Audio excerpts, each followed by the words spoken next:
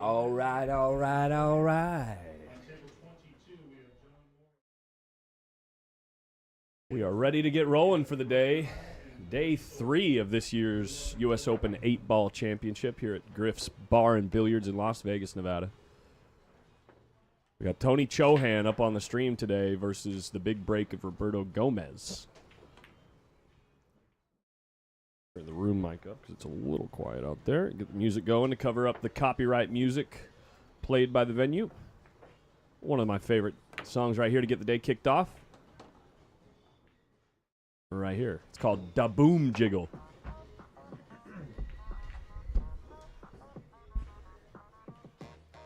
Players left on the one-loss side. You can see here we got the score tracker set up today.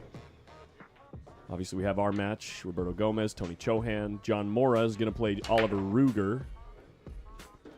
We have this match that's already getting started between Alex Pagulayan and Jesus Atencio. Who do you like in that one? Probably Jesus. He's just been playing top-notch pool all week. Breaking big, getting a nice spread. And then we've got Billy Thorpe versus Jordan Nile Homan. Come on in. Hey, do you want to hang out with Jay this time? Yeah. Yeah, you keep score? Yeah, of course. Give me 5 minutes. Okay. So Mike's going to hang out with Jay Helfert for this match. Nice.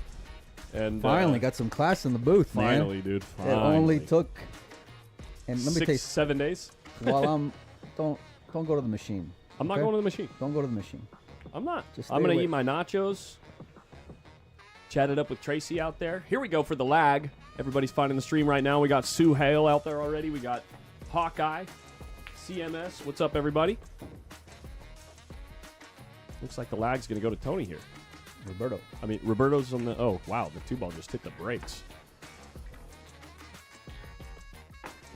Big shout out to all of our sponsors who help make this event possible. Lucasi Professional, Kamui, Michelle Griffin Realtor.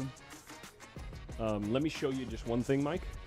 If you want to go to the overhead to get a second angle on something, Okay. it's button 1 on the right switcher. Right here. Okay. See that? Just And then- push it. Yeah. Okay. But then you got to turn the chat off, which is this button right here. It's got a little chat box right there. Okay. So turn the chat off. Okay. Right. Then you can see it, and then go back. 3. Turn the chat on. Easy. I'm dogging this for sure. Yeah. You want to leave the score tracker up there the whole time? Yeah. Yeah. Okay. Yeah. Cool. You know me. You want to get a little sweater in. That's right. You got a sweater in. See who's going. Who's getting what where. Who's getting what where? Good morning, everybody. Ooh, let me get this up over here. We'll be down to what, 4 players after today? I believe so, yeah. Nice. That Okay. way we'll have 3 matches to do tomorrow.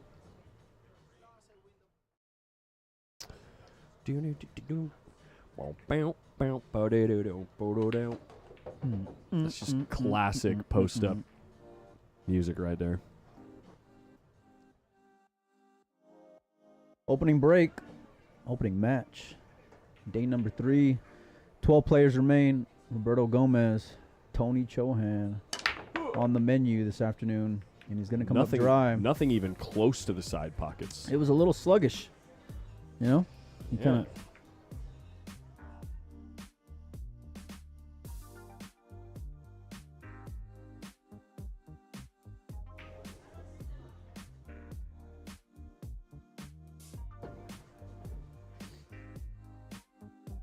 Stay tuned. We're going to have the legendary Jay Helfert. Hanging out in the booth with none other than Molina Mike. Did you hear how excited he was? I know. I have no What? idea why. No idea. My man. Who paid Jay?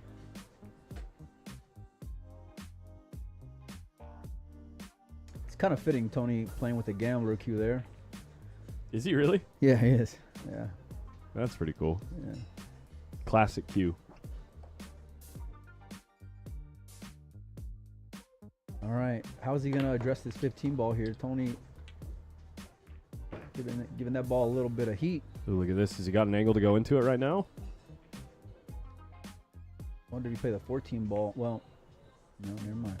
Because he's also got to move the 8 out, right? 8 ball goes. The 8 ball goes? Yeah. Well, he's got a plan. I'm not sure what that plan is, but Where's the 8 go? In the side pocket? how is he going to get on this 15 ball?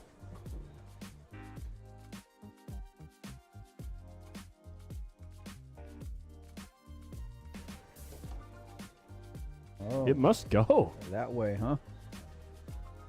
Nicely judged there from Tony. On the rack, too. Imagine if he gets a funny skid. Yeah, well, he hit the Dude, 5 anyway. You jinxed him. I don't think he got a skid there. Well, maybe he did, actually. Maybe he did, and maybe that's why he hit the 5 ball. He's thinking about it. He ain't going to move. He just said, you know what, Roberto, just shoot around me.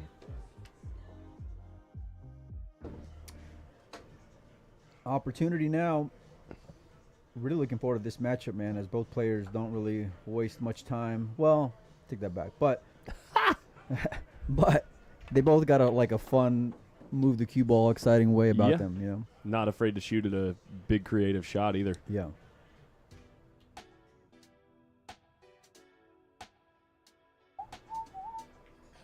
Another classic. A classic song right here.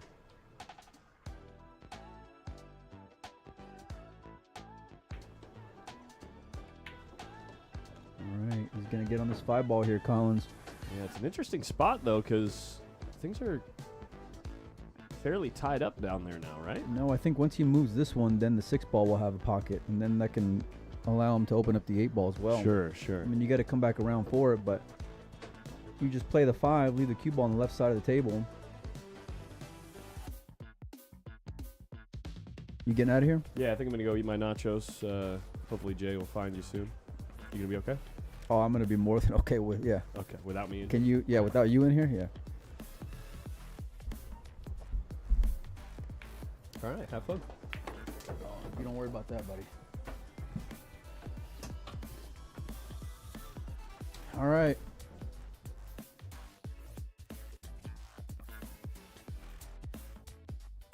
You got players in the room. You got action in the room. If you're in Vegas, stop by Griff's. There's a lot going on here.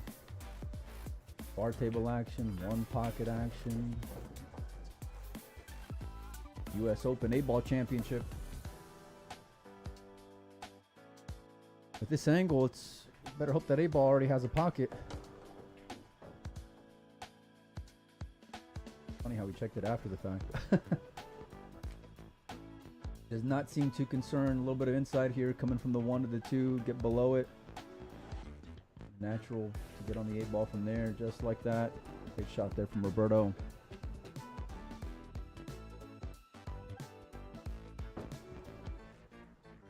He won the lag, but came up dry on his break. Missed by Tony, and Roberto's looking to get one on the board. There it is, a little stop shot there for rack number 1.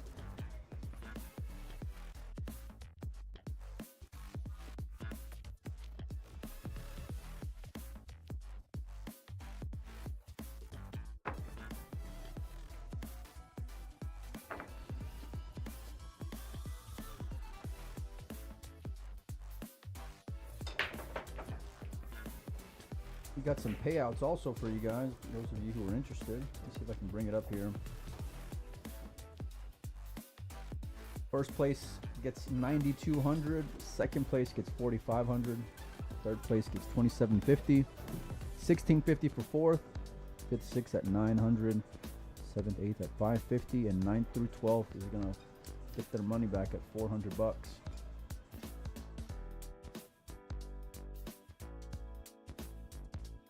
All right, let's see here. Rack number 2, alternate break, race to 8 here.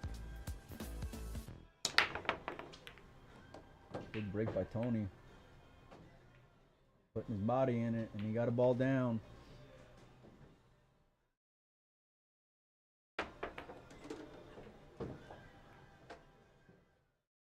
Oh, it's looking pretty good here.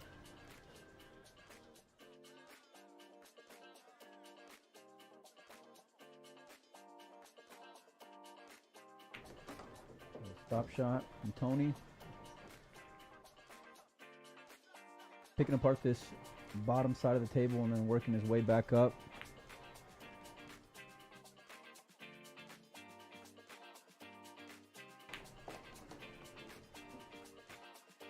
Looking to land on this 2-ball here. Ooh, the 3-ball actually helped him out.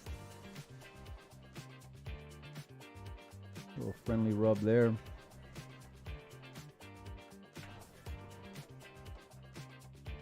Tony making his game look easy. It's real fun watching him whenever he's got so many options. A really underrated ball pocketer. We all know his creativity. Just want to get funny here. Been playing with fire just a little bit. Now he's got a difficult cue ball.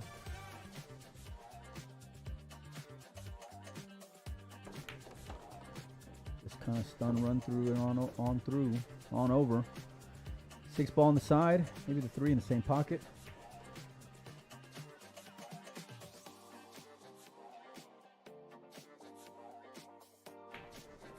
Yeah, just like that. Tony having to work for it a little bit towards the end here, but he's looking pretty good. Perfect here on this 8-ball. Looking to tie it up at one game apiece. No, you're fine. Well, we got a legend in the booth. You guys are in for a treat. Jay Helford himself is hanging out with us.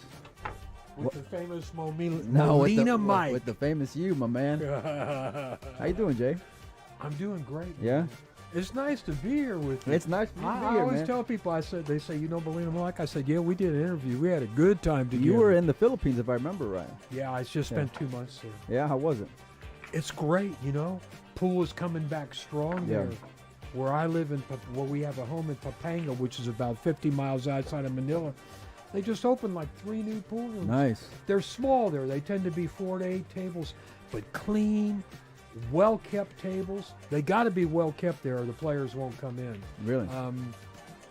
They're not as good as a diamond or a gold crown, but they're close. Yeah. They're close. And if they're taken care of, they play good. Nice. And so I can go 10 minutes to 2 or 3 different pool rooms there and play. Yeah, we had the privilege of, we were in Manila for the Reyes Cup, the opening, the inaugural one. It was a great event, man, but I got a chance to go hang out at Marboys, and that was like my first time going to a pool room there in the Philippines, and it was top shelf, man. Serious action there, right? Oh, yeah. You walk in, there's just champions just sparring like nothing. The pool rooms in the Philippines are like it used to be in the United States when I was a young man. You walk in a pool room in the Philippines, and right away, guys will come up and ask if you want to play. And they want to play for money, too. Yeah. You know, it might be a small bet, like Cheap a few action. hundred pesos, but you will get a game there immediately. Are you still hitting the ball, Jay? I didn't. After I moved, Mike, after our interview, after I moved, I sold my pool table.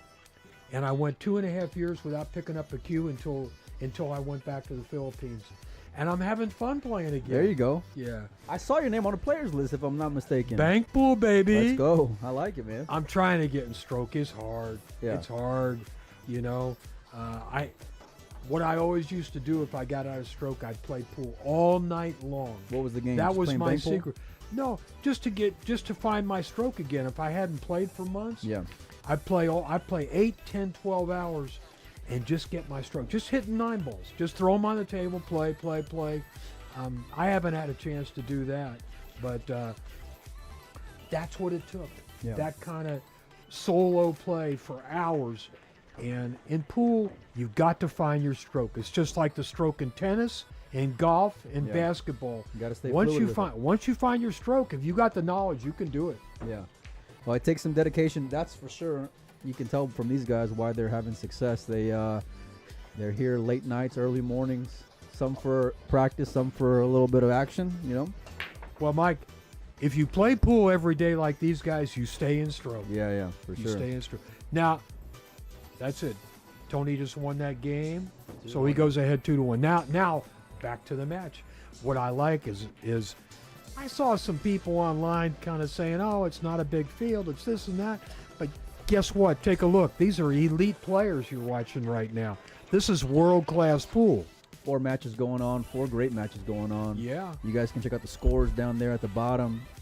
A little bit, I think people probably would have favored Roberto just a hair in the 8-ball over Tony, but Tony's showing early on he can play. He can play patterns. He can run out with the best of them. He can play all games. He's known as a great one-pocket player, maybe the best right now. But I've seen him play all games. A lot of debate about who's up there up top. I think you got that kid from Russia maybe up top. You might see him dance with Alex. Yeah, Filler is great. I know that these great players. It's a different game now with that European style. So aggressive, but yet smart with the cue ball, bank the ball well. Let me ask you something. Yeah. What we're looking at here in this booth, is that the same thing that people on the screen see? Oh, yeah. Yeah. With all the scores down below Everything. and all the chat and everything? Everything.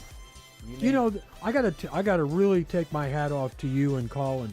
This is the nicest looking screen I've ever seen for any stream, where all the information is right there. Well, we had the privilege of doing this event last year, and I told Collins whenever we finally got the green light for the gig again at the beginning of the year, I said, we got to change it up, man. Like, we got to just continue to up our game. And for me, one thing I always enjoy is being able to sweat everything. A lot of times you'll fire, at different games if you're at the house. And so I said, let's put the score on here so that way guys can see where they're at and see how maybe their favorite player's doing. And really you can follow the tournament along better that way, I feel like. And with Collins' his freedom here, he can also change tables at any spot, so you can see what all's going on with the camera as well. So, well, you guys have done a great job. I love it. Sitting up here, I can see everything that's going on too. And by the way, look at how clear this camera is. I mean, the color is just so pristine. You can see all the balls so clearly.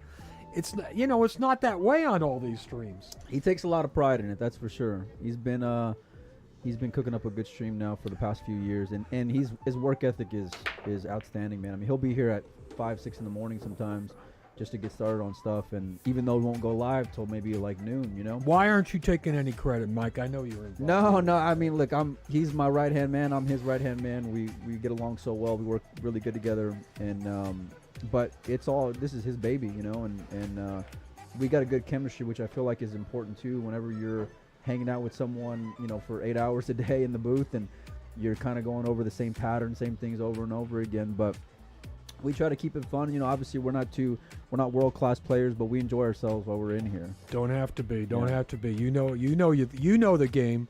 Whoop. Oh, mistake from Tony there. He got a little careless there. What's the name of the stream? How do you find it online? It's under Griff's Billiards on Facebook. I think under YouTube it's like Griff's Bar and Billiards or something on YouTube. So it's in the same ballpark there for sure. Well, what's Colin's like a company name? Oh, Post Up. Post Up is his baby. It's his child. So you can always find it if you go. Oh yeah, Post Up. Okay. yeah. He streams a lot of like local California action, a lot of local California tournaments, and then we'll get a chance to do some national stuff throughout the year. But it's tough because there's this and I've had this conversation with him before, but there's this like resistance almost like in the pool industry where there's like an old way of doing things, and so you get a guy like Collins in the booth doing his thing, which is very different than traditional. It can be met with some pushback at times. Don't worry, shake it up, buddy. Shake it up. Yeah. When I see new things come along in pool, I like it. I like your it. attitude, Jay. When I came here, I just decided I'd only played. I played pool 3 times in the last 2 months, and even then, only for an hour or two. And I said, "The heck with it," because I love bank pool. Yeah. That was my high speed in Yeah. pool. You know how we all got speeds. I was what they called a shortstop back in my day. I thought you were more of a one-pocket connoisseur. You know why I played a lot of one pocket and 9-ball? Those were the gambling Yeah, games. You didn't get many bank pool games, but I grew up in southwestern Ohio where bank pool was very popular, and for some reason I had an affinity for the game, and I probably played 1 speed above my one pocket speed at bank pool. Bank pool. I beat some good guys playing bank pool in my life. Shh. But I can't play. I've been trying to practice the last couple of days, and how are you hitting I'm them? 2 speeds below where I was once upon a time. But anyway, Oh, but that's the fun of it, though. You can kind of like, a little bit of work ethic and knocking the dust off. You can get yourself back in gear.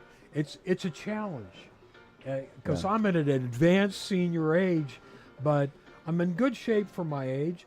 And I think that if I really got back into it and played, if I could get back to 80 to 85% of my top speeded bank pool, I'd be happy. I'm probably banking at about 50% right now. Hey, that's all right. That's probably like 75% better than me, buddy. So I don't know. I don't know about that. I love playing banks too, but it's because I got a janky stroke, So, but I love the creativity, and and you get that from these two guys, especially. I mean, they play all games real well, and Tony and Roberto have had some battles playing, one pocket also. But I love seeing like the vision that you get whenever you watch different games, because then I feel like it further serves you when you play the traditional games like 9-ball or 10-ball and games like that. But seeing these guys and the way that they can spin it is unbelievable. Like I was watching Evan Lunda the other day, a great bank pool player, and he was just hanging out, and he's got the cue ball frozen to the cushion, and I'm thinking it's an impossible bank, and he's just twisting it, and jawing it up consistently. And in my head, I'm like, I can't wrap my head around it, and I don't want to go interrupt the guy while he's just banging him around. But it's just like in awe of seeing how they can manipulate the cue ball and the object ball, and it's amazing what you can do playing bank pool if you know how to work the cue ball and work object balls off the rail. You can shorten them way up or lengthen them way out. And hello from Dayton, Airway Billiards. I used to go there when I was a young man. But you know what I love about bank pool? It's the purest game of pool. And by that I mean there is no luck in bank pool. There is no luck. You can't luck a ball in. Every shot must be made cleanly. So you watch. It's all skill as to who the best players are. So you've seen it all, obviously, been around the game for as many decades as you have. What was the radar gun when you're playing bank pool, back in the 80s and 90s? Because you didn't have, like the Fargo rate of today, and you didn't have the internet to go and clock someone ahead of time before they were coming into town. Did you just have to pay your dues and just peel off in order to learn that lesson? You did, but you knew. Yeah. I mean, listen, I saw Eddie Taylor play. I saw it. Hang on just a second. Let me turn that off. No, you're fine. Okay. I don't know what's up with the scoreboard, you guys. I have it 2 on mine, but it's not showing up on the screen there. I'll get Collins in here in a little bit, but it's 2-2 right now. If you were a bank pool player, Mike, you could watch a guy play and you could gauge his speed pretty quick. I mean, guys like Eddie Taylor and Bugs, they just stood out. They were just so far above. And to this day, I don't see anybody that bangs any better than them. Yeah. No. Eddie Taylor was probably the best ever. Even more modern players like Bugs came along later. He said Eddie Taylor was the best banker. A lot of respect there, huh? Yeah. Well, I'll tell one quick story about Eddie Let's Taylor. hear it, buddy. He was doing an exhibition in Dayton, Ohio, a place called Q and Bridge. And he come in the afternoon, and I was working the counter. I was a 19-year-old kid, but I was behind the counter. And we gave him the balls for the table that he was going to do the exhibition on. And he's practicing there. I'm the only one watching because that table's right in front of the counter. And there was very few people. This is like at noon or 1 o'clock in the afternoon. We just opened. And he'd throw all 15 balls on the table, take ball in hand, and start banking. And he'd bank 4 and 5. I saw him, one rack, bank all 15 balls without missing. And no one I ever saw did that before or since. And later on in an interview, they did a video interview that's online, and he said he only did that 4 or 5 times in his life. I saw him do it once. That's pretty strong, though, man. And the funny thing is, he acted like it was no big deal. He didn't even know I was watching him. And he just threw the balls on the table and started the next rack. What a shot there from Tony. He just banked this 2-ball into the combination up top, and now he's got a shot here on the 2-ball to get on the 8. This is a testy shot on this table. These are not soft tables. You better hit this pure. All he's got to do is make it. See what I mean? Oh, okay. I called another there one. There you go. Yeah. Look at that. He was hooked on the 8-ball too. Oh, Tony would have figured it out. He would have gone 1 rail at it or something with check side, or 2 rails at it, actually. You know, it's a weird thing that happens, Mike, when you watch pool all your life. you can feel it sometimes when Oh, a yeah. guy doesn't look right on a shot. You can feel it. I don't know if he's going to make this shot, you know? Now, Roberto, he's in good shape. Look at the way the balls are all spread out. Oh yeah, He's massive okay. favorite He's here. fine. He's fine. I don't think anything can stop him now.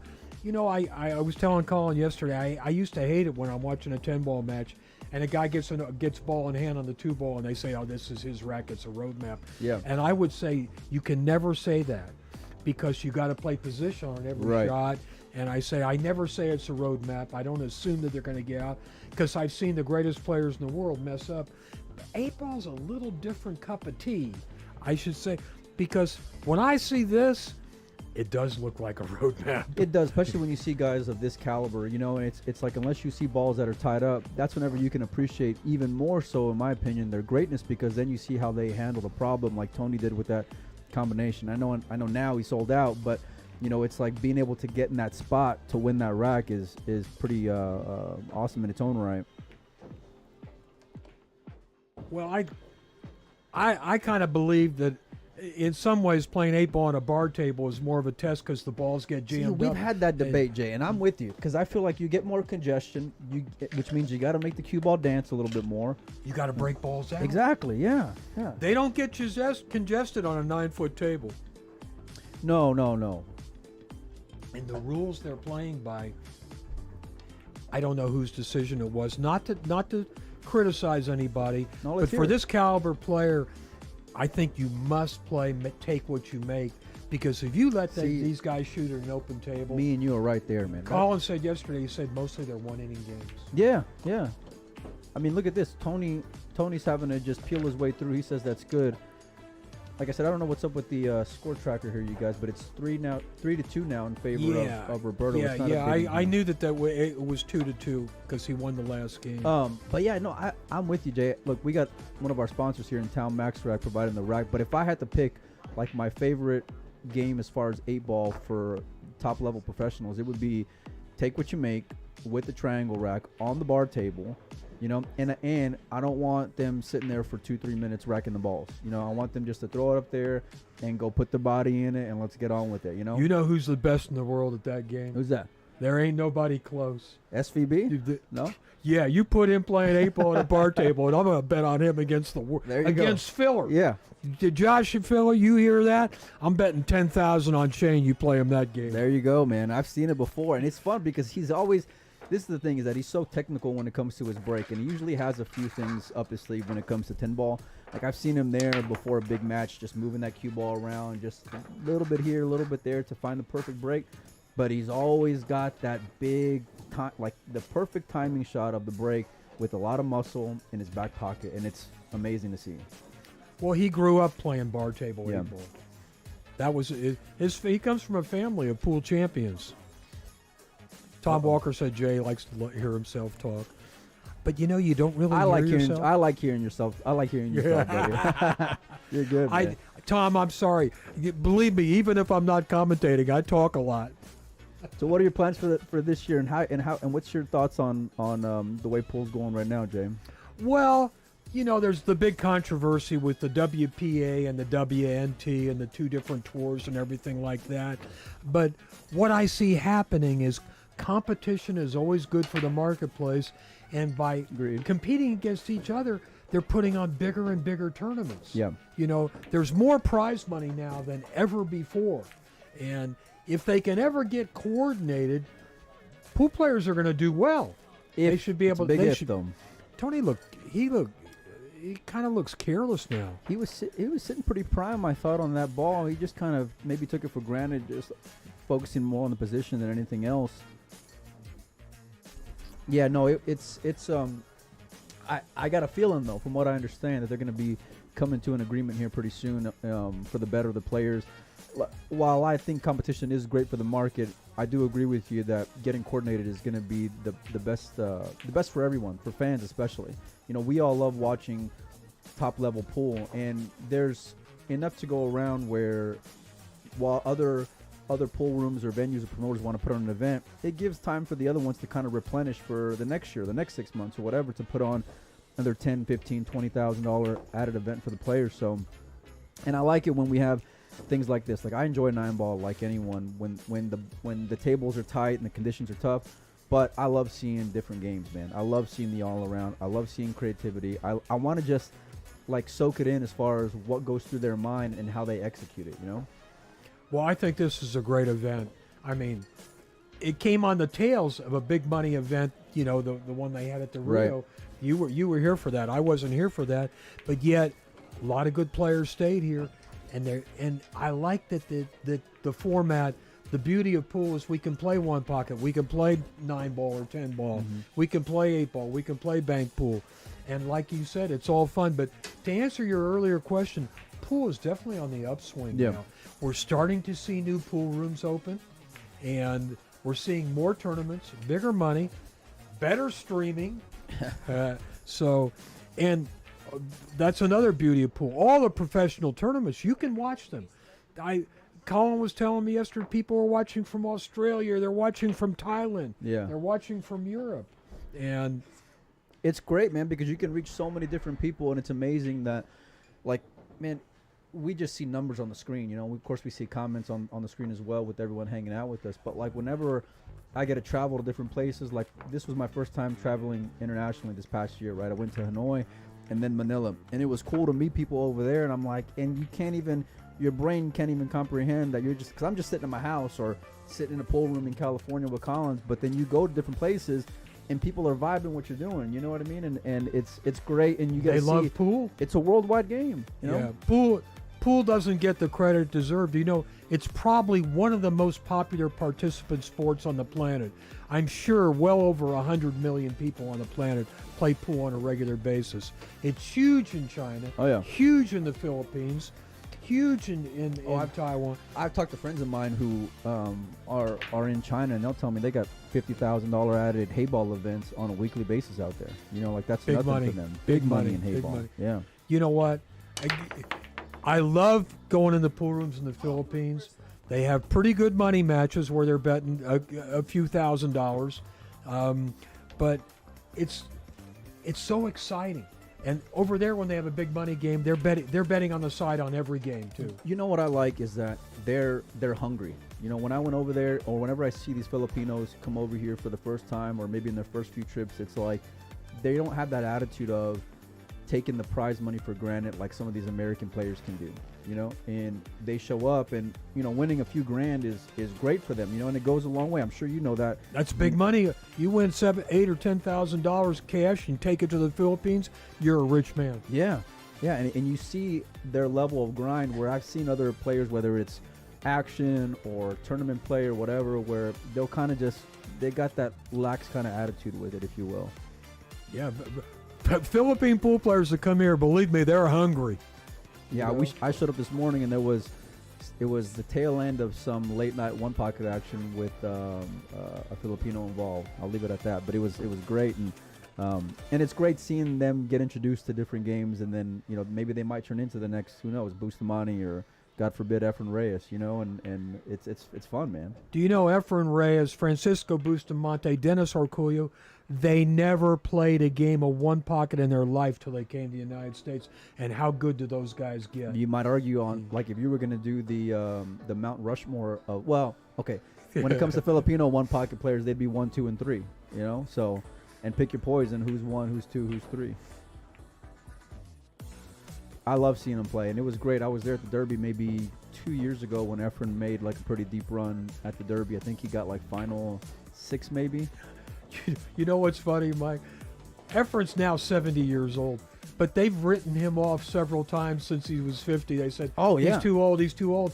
And every time they do that, he comes back and starts winning again. Oh yeah, I remember it was probably like 10 years ago. Whenever we were having like the same discussion, like you said, during that window of his age, and then he ends up snapping off a 10-ball tournament in the Philippines. And this is like when you got unknowns that are just monsters out there. I mean, you know that, Jay. And there he was. He was the last guy standing, and it was just amazing to see, you know.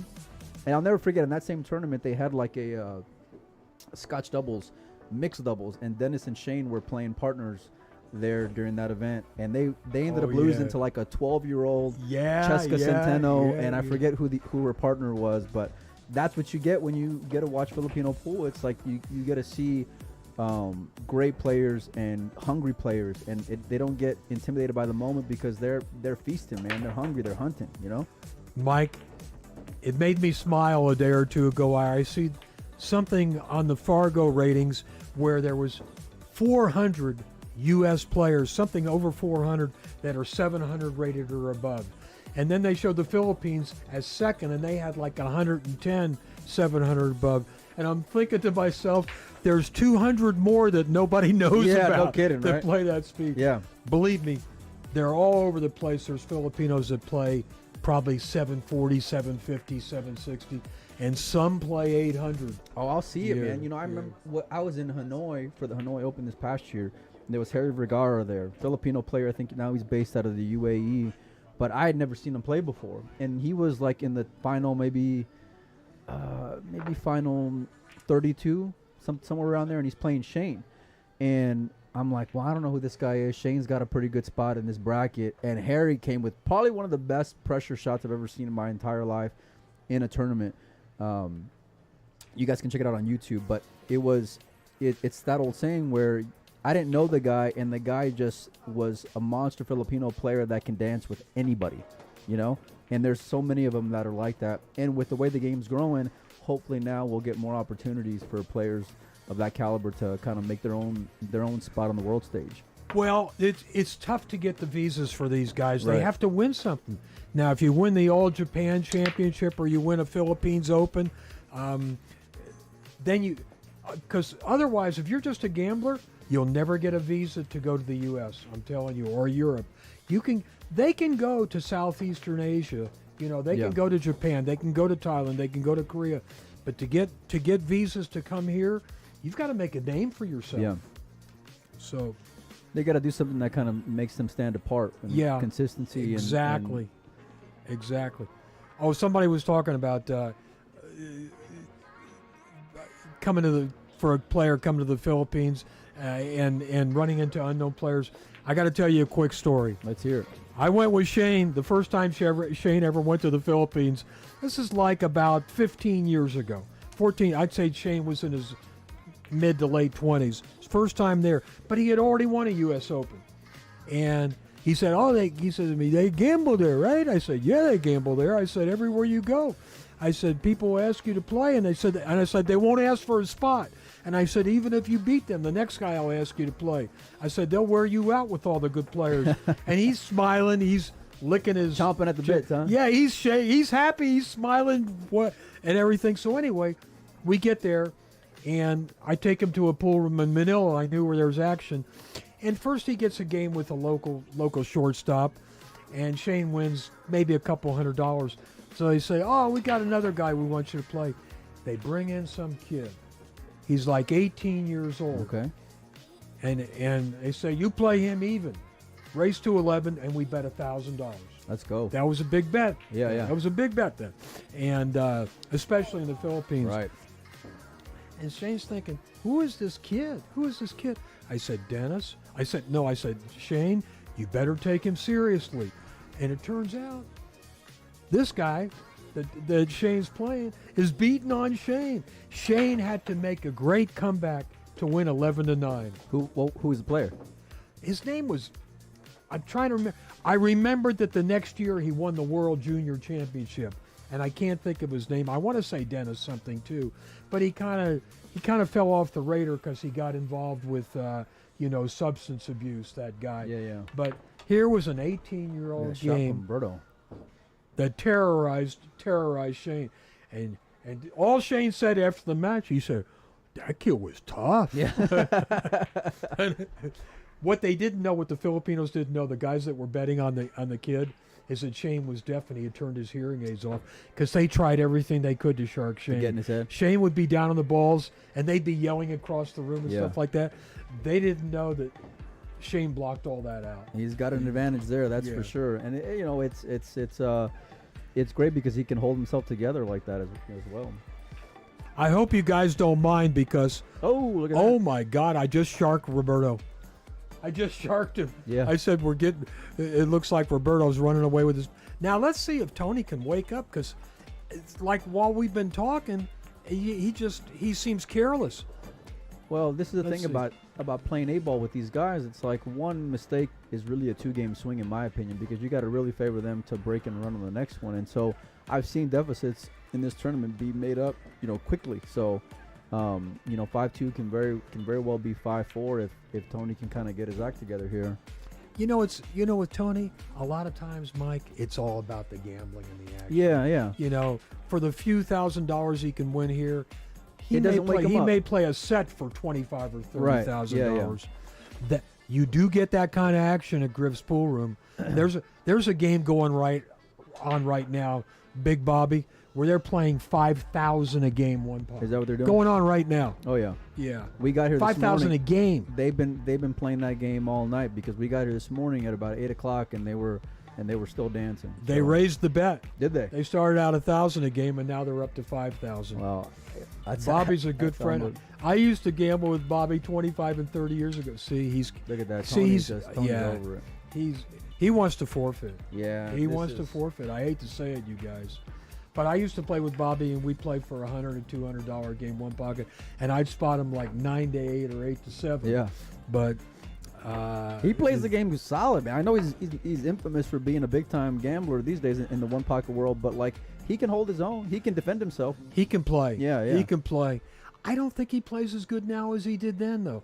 But back then he was hungry. Yeah. He was trying to beat me out of some money. Yeah, this is like kind of that debate we were talking about earlier when it comes to, how motivated are they by the prize fund or the payouts or whatever. You see a guy like Tony. If let's say there was 100,000 for the winner, you think he'd be raking the balls? It'd be all different then. Yeah. Believe me. Listen, Dennis Arculio in his 15-year streak in the United States, where he won championships in all games, Yeah. including 8-ball, including straight pool, 9-ball, 10-ball. Dennis was unique. He won at every game. He won a total of about $2 million in prize money. Nice. Do you know he won triple that gambling in the same period of time? Triple. So that's how big the gambling was. How's Dennis doing? He's doing okay. He's doing better now. He's playing pool again. He laid off.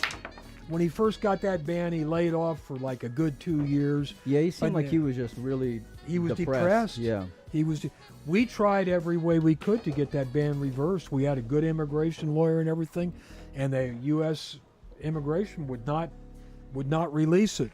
So he's still got 2.5 years to go before he can come back to this country. What's his optimism like as far as being able to come back after that ban is? He'll probably try. Or do you think that his ban will get lifted even after the 5 years? I think after 5 years, he's going to do what he should have done in the first place. He's going to get an O1 visa, which is like what top athletes and entertainers get, where you can travel as you. He'd been traveling all those years on tourist visas, and that's what got to him. Yeah, it caught up to him. Yeah. It's Yeah. amazing to me that he lasted 15 years doing that. I saw him in Da Nang in Vietnam Yeah. for the first time, and it was good seeing him. And you can tell he's doing the best he can given the situation, but you can tell he still wishes he was here in the U.S. His game has slipped Yeah. badly, because it wasn't the tournaments he missed the action. The action, yeah. Well, like Tony, I mean, that's what got him up, and he was the guy where he would give up the world to play these guys with a lot of money and like a JRB type player and have to outrun the nuts, and that horse could run. That horse could really run whenever. I've seen some amazing outs with some big spots on non-camera, on camera and off camera by Dennis, and he was just a different animal. Well, I partnered up with Dennis for a long time, and he amazed me sometimes. As far as I'm concerned, for a good 10-year period there, he was the best pool player in the world. Right before Filler and Gorse came along. But right at the tail end when Filler was here, Dennis was ready to play him any game. Yeah. Oh, yeah. Filler was not anxious to play Dennis. No. I can tell you Yeah. firsthand. Well, that's part of the unfortunate aspect of it is because from the competitive fan standpoint, right? Because we all are enamored now by Federer and Filler, and of course Shane still being timeless. But Dennis could have just as well been as timeless at this point, had he been given the opportunity. He was like 42 years old. He was still in his prime. Now, when he comes back, he's going to be in his late 40s, and whether he can regain that form, although look at Efren, look at Bustamante. Right. Francisco's 60 years old, Yes. still beating everybody. Right. I thought he was going to be here for this one too, but I guess not. Or maybe I don't know if he's still. I haven't seen him. I haven't seen him either, and it's been a few years since we've seen Francisco back in the States. But given bank pool in one pocket, he'd certainly be a top 2-3 threat in that, even with Alex and Tony here. He played at DCC this year, didn't he? I think Francisco played. Yeah, I think he did. Yeah, he did well. Yeah, I think he did well. He finished, top 10 in a couple divisions. Well, he's still. I mean, he's unbelievable, and his creativity is just still amazing to watch. Let me tell you something. Where our home is in Papanga, Efren lives there, and he's in action almost every night. Is that right? He's playing young guys. There's young. Listen, just so you know, is it he's because they playing want to young get guys. Efren in the room, or because Efren is still doing pretty well when it comes to his game? He likes to play. He likes to gamble. He plays young guys that are 18, 19 years old. They have to test themselves. Yeah. It's that tier system there, and they're giving him like the 8 and 9 ball or the 8 and 10 ball or Right. something like that. These young kids are spotting him. In one pocket, they don't spot him yet. No. Is there one pocket there in the Philippines? Yeah, now there is. Yeah. Now there is. Not very much. I'll tell you the game they play mostly over there, 10 ball. Really? They love 10 ball. Yeah. It's kind of bypass 9 ball. Because 10 ball is a little bit more of a test. Look at that. Tony's giving Tony's up in done. this match. Tony's done. Yeah, I see. He kind of gave up from the time I came in here. He did. Yeah, it was real interesting because he started up 2-0 and then Roberto snaps off 8 in a row. So yeah, like I said, it's just more the mentality I feel like than anything else. Tony will be barking, looking for some action here today and tonight. I'm sure. I saw him. He was trying to make a game with Shane. Oh yeah, Yeah. and he's still willing and able. Anyhow, thanks everybody for hanging out with us. I'll get Collins back on in here. Jay, it's always a pleasure. You're welcome anytime while you're here. And please stop by some more. We'll get the camera panned over you guys. Make sure and keep your notifications on. Get your popcorn. What's the other match that you got on camera here? Collins can get it over anywhere, but I don't want to start pressing buttons because then I start dogging it like this. You know what I mean? I'll sit here with him for a minute or two because it wasn't much of a match. I thought it'd be more competitive than what it was. Let me get him in here. This Jay. time our conversation was better than the match. I hate to say it. Huh? I'm gonna get Nui on in here with Jay Helford. You guys hang out and we'll get you a match here just momentarily. Okay. You guys. I'm just getting my appetite. There you go. Hold on. Do me a favor, Mike. Yeah, what do you mean, buddy? Get some Dr. Pepper. I got you. Like a half a glass. Well, it's nice to be here with all you guys. We all love pool. I kind of missed it because I didn't come around for a while. And I enjoy watching great players play pool to this day. I'll be honest with you. My favorite game is One Pocket because it's so creative.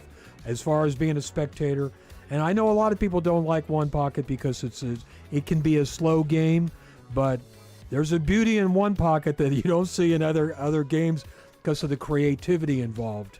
And Let me see if I can start pushing some buttons here. okay, thank you. No one was ever more creative than Efren. The only guy ever close to him was Ronnie Allen. I wish there was more video of Ronnie. Ronnie did things playing One Pocket that no one else did before or since. There was a reason. Before Efren came along, Ronnie was considered the premier One Pocket player for like 20 years. He had moves. He had one special move that he'd make at the beginning of the game where he'd bank a ball 2 rails out of the corner. He'd be on the wrong side of the pack, and he'd find a ball down by his opponent's pocket, bank it 2 rails into the bottom of the pack, and all of a sudden 3 or 4 balls are all rolling towards his hole. And if one of them fell in, he'd run 8 and out from there. So I saw Ronnie run out 8 and out or 10 and out from traps 100 times. It was just unbelievable what he could do. And he kicked as good as Efren kicked Ronnie kicked better. He would do one of his great moves was his 3-rail kick shots for safe. He could kick 3 rails and hide you behind a ball. He was that good, believe me. And people always say, who was the best player? And Efren probably had the most talent, but if they had ever played, Ronnie would have been hard to beat because he had the gift of conversation that he could get into your head if you were opponent, and he would come with some shots that would make you shake your head and say, where the heck did that come from? How did he get out of that trap? He could get out of traps just like you see Efren kick and hit balls where he's trapped playing 9-ball or 10-ball. He was a beauty. Jay, you having fun? Hey, Colin. What's up? I don't know if you watched that match. I didn't have a chance to It was watch a lot of disappointing, Colin. Really? Tony just gave up. I see. He just gave. I mean, I have to be honest with you. He just gave up. Yeah, sure. He kind of quit in that match. So basically, what happened for the last 45 minutes was a conversation between me and Mike. Sure, that's how it goes sometimes. At least, I don't know. Mike and I both kind of enjoy that style of streaming sometimes, where you just kind of treat it more like a podcast. Yeah, we kind of had to fill in there. Sure. Because I could see Tony wasn't trying. Yeah. He's focused on the gambling here. You know that as well of as course, I do. yeah. And the one pocket. Yeah. That's important to him. The to next win 2 that. events he's looking forward to Yeah. for sure. And just for you folks at home, pardon the camera shake. It's kind of windy here in Vegas, and where the camera is mounted is actually connected all the way through to the roof. So sometimes when we get a big gust, it'll shake the camera. It was really windy yesterday. Yeah. Windy and cold in Las Vegas. That's the weather report every day. Listen, I think it's beautiful. Look at the clarity of the balls, the color of the table, everything like that. This is a TV broadcast quality Let's stream go. as far as I'm concerned. Hey, did I you, was bragging on you, Colin. Oh, Don't I worry. appreciate it, Jay. Come on. Well, I thought your whole screen with all the scores you put on there, Sure. and all the information in the chat. Yeah. I think it's beautiful.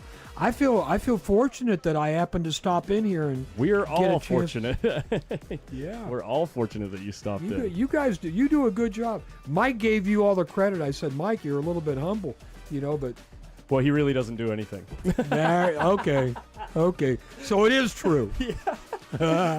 No, but yeah. Anyway, I'm super interested actually in that match next door. Unfortunately, we're not going to have a great angle on it, and I'm sure a lot of folks at home want to watch this match with Billy Thorpe, but especially with Billy being behind, they want to see if he can come back. But next door we got Oliver Ruger, a guy from Northern California, playing John Mora, and he's up 4-1 as well. So we got. I just met Oliver a little while ago. Yeah, he's a real nice guy. I didn't even know he's from. Well, he's originally from Estonia. Yeah.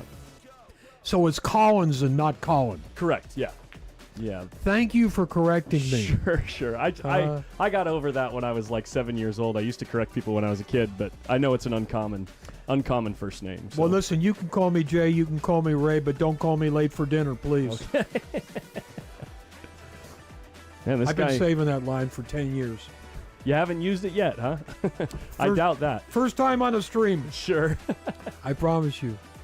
Yeah, this guy, Jordan Nile, is putting the hurt on Billy here, and he's running out with an open rack. I love this. I don't even know this guy. Yeah, he won a recent Fargo Capped event here at Griff's. I think it was $1,000 buy-in, something big, decent size auction and side pots and all that stuff. I think he won like somewhere around $25,000 I in that think I event. remember that. Collins, what I want to say about that is, and Mike and I touched on this, as pool becomes more popular and there's more money, you're going to see more young guys get into the game. Yeah. When they see Fedor Gorst won $250,000, Absolutely. that makes pool kind of attractive. Yeah. And what's happening with this competition between WPA and WNT is more big money tournaments. Yep.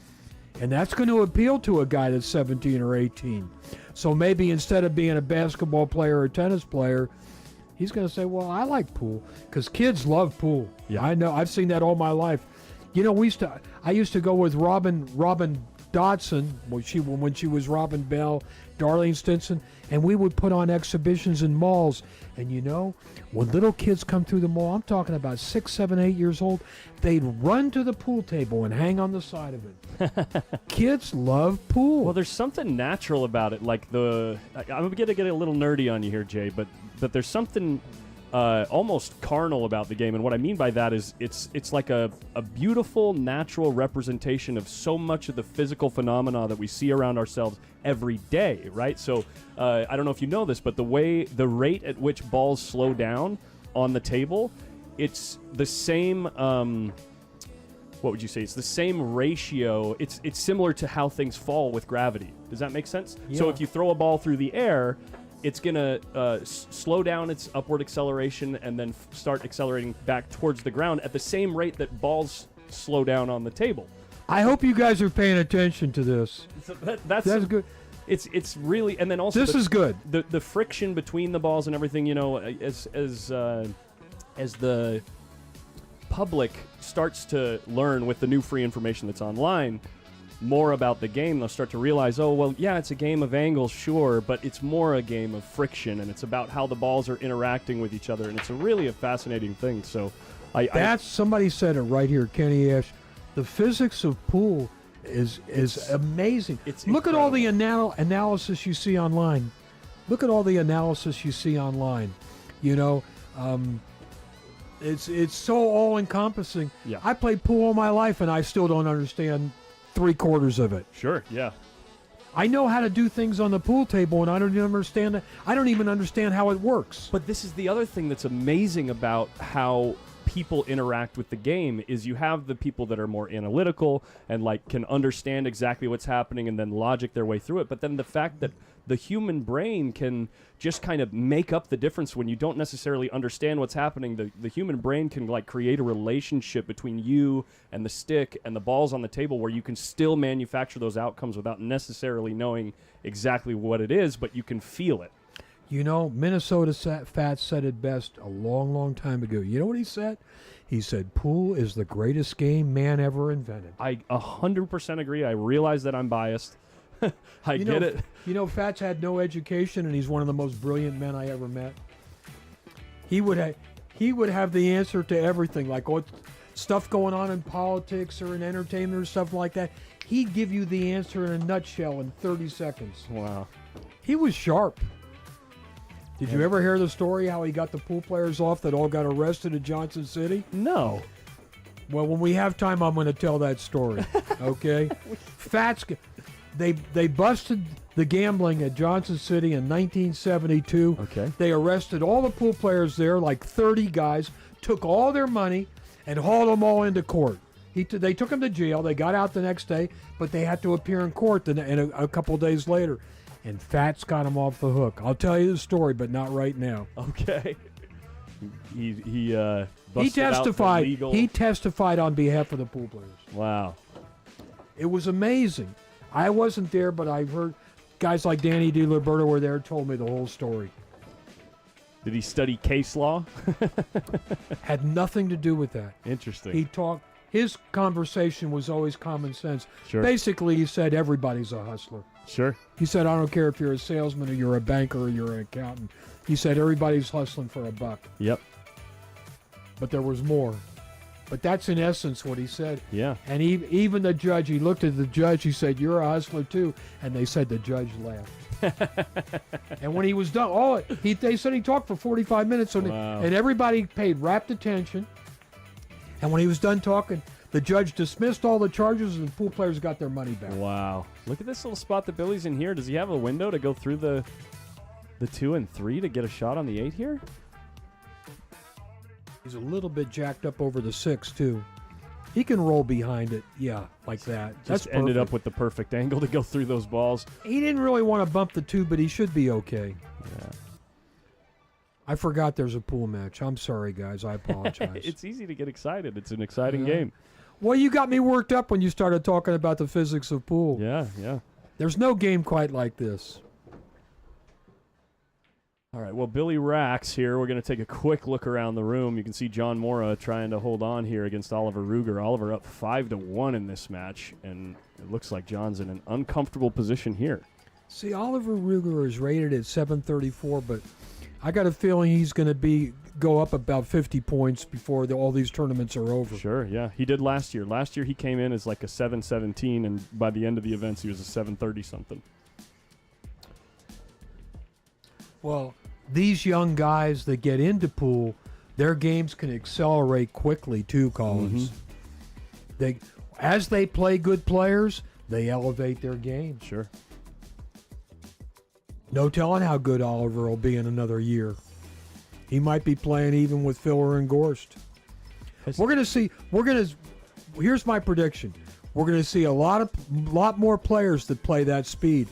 The level of pool is higher today than I've ever seen in my lifetime. Oh no! Don't tell that to some of the guys that I know. They'll tell you that 20 years ago they were playing. Oh, they were good players. Don't get me wrong; they were great players. I agree with you. Yeah, but I watch, and I'll tell you, the guys playing top speed 10 ball, 9 ball today, they're a speed above the best players of my generation. But specific games like one pocket and even bank pool, there were players 30 and 40 and 50 years ago that played as good or better. Yeah. There's nobody that banks the balls any better than Eddie Taylor, believe me. Not even close. He was in another world. Huh. Yeah, he I'll was have that to look good. up some videos. He was Eddie Taylor. Eddie Taylor. I'll have to look it up. Well, he's the one that has the record for 37 bank shots in a row. Holy. And he really did it, too. Wow. And that was a gambling game. That was a money game. Yeah. It wasn't an exhibition. And in one pocket, Ronnie Allen, 40 years ago, was every bit as good as Efren Reyes, believe me. In some ways, he had certain skills at one pocket that were better. Huh. And somebody asked me to compare Tony Chohan with one pocket, with Ronnie at one pocket. And I'll tell you what, they're close. Tony plays a similar kind of game to Ronnie, although Ronnie had moves that Tony doesn't have. Ronnie's ability to kick, especially 2 and 3 rail kicks, is superior. Was superior to anybody. Wow. And his knowledge of the stack, how to play balls off the stack, again, superior. It's unfortunate that there's not more video of him. The only one I got is the match he played with Danny DiLiberto, where Ronnie was already in the twilight of his career, but he still played good. I think I've seen that video. Unless it's not on YouTube. I produced that match. That was like 1987 or 88. Wow. I'm old, Collins. You're with an old timer. Stop it. But I'm getting younger as I sit in here. I'm reverting. I'm reverting to my childhood. Come on, Collins. Eddie Taylor is a legend. Yeah, I can't wait to see. Yeah, he is a legend. Yeah, I'm showing my age on the other side. I'm 35. I've been playing this game for 15 years, and I've really only been in the grease, really following it for like 7 of that. Most of it was very casual, just hanging out with friends. So that's enough. That's more than enough. Yeah, you've been involved for 15 years. But people say, well, Jay, it's almost like you could tell them. They say, how do you become a good pool player? You know what I used to tell them? I said, become obsessed by it for 3 years. Yep. And my first 3, I didn't start till I was 18 years old, but for 3 years I played pool nonstop, night and day. I'd say an average of 10 to 12 hours every day. Mm-hmm. The only day I take off is I was sick. And I remember it took me about a year to learn how to make balls. It took me another year to learn how to control the cue ball. And then it took me another year, the third year, to gain some knowledge. Sure. And after 3 years, I started beating people playing pool. Slow rolling into the window here, it looks like, for the 13 ball. Yeah.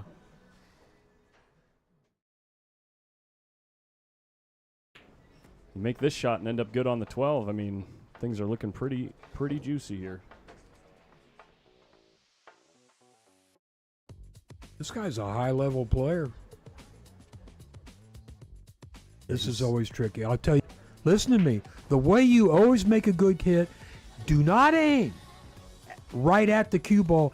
Aim at the cloth right behind the cue ball, a fraction of an inch behind the cue ball when it's frozen to the rail, and shoot into it that way, you will never miss cue, I promise you. Just shoot center ball right into the cloth behind the cue ball, you'll never miss cue. Don't tell anybody I told you. Yeah, you only told about 2,000 people.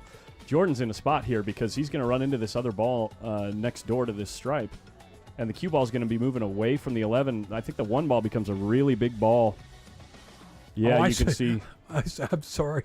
I said Oliver, and this is Jordan. Yeah, this is Jordan, yeah. I don't know either of these guys. This is the first time I've seen either one of them play. And I'm impressed.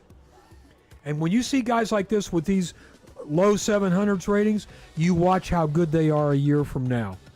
Because, like you said, using your term, they're getting in the grease with the best players in the world. And guess what? What they want to do is they want to beat them. And they're going to keep working on their game. They're serious. Guys like this, they're going to be playing Filler and Gorse and Shane. They're going to be playing that speed in a year or two. Big shot here. He's trying to kiss off the side of the 2 and go past the 1 ball to take a long shot on the 11. What's happening here with the 2 and the 1 ball? Big ball, just like we said. And Collins, you know what this is. This is disaster in 8 ball. If you listen, at 8 ball, you better get out when it gets down to the last couple of balls or you're dead meat. This is what I always tell the players back home that ask me tips, or like if we're playing together or playing on a league together or something like that. If you're planning to run out, you better get there. And if you're not sure that you can get there or feeling extremely confident, then it's probably not time to run out. It's time to make a couple moves, Obviously, you're not going to see a lot of that in this style of competition with the template rack and this level of play. But the vast majority of 8 ball is more about like decision making and making sure that you're not getting ahead of yourself. Because, when you're in this spot with one of your balls on the table and the other guy's got everything out in the open and you got no shot. This is hard to make a good hit even. Yeah. He could foul here. He's not careful. It was a foul. Yeah.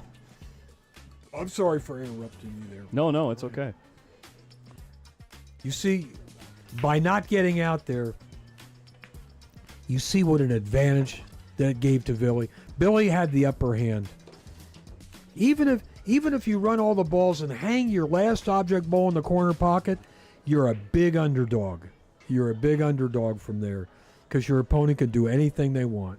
Hey, if you're in the chat and you're asking if the audio's choppy for any reason, it's YouTube's been having an issue for the past week or so, especially when streams get over 1,000 or 1,500 viewers.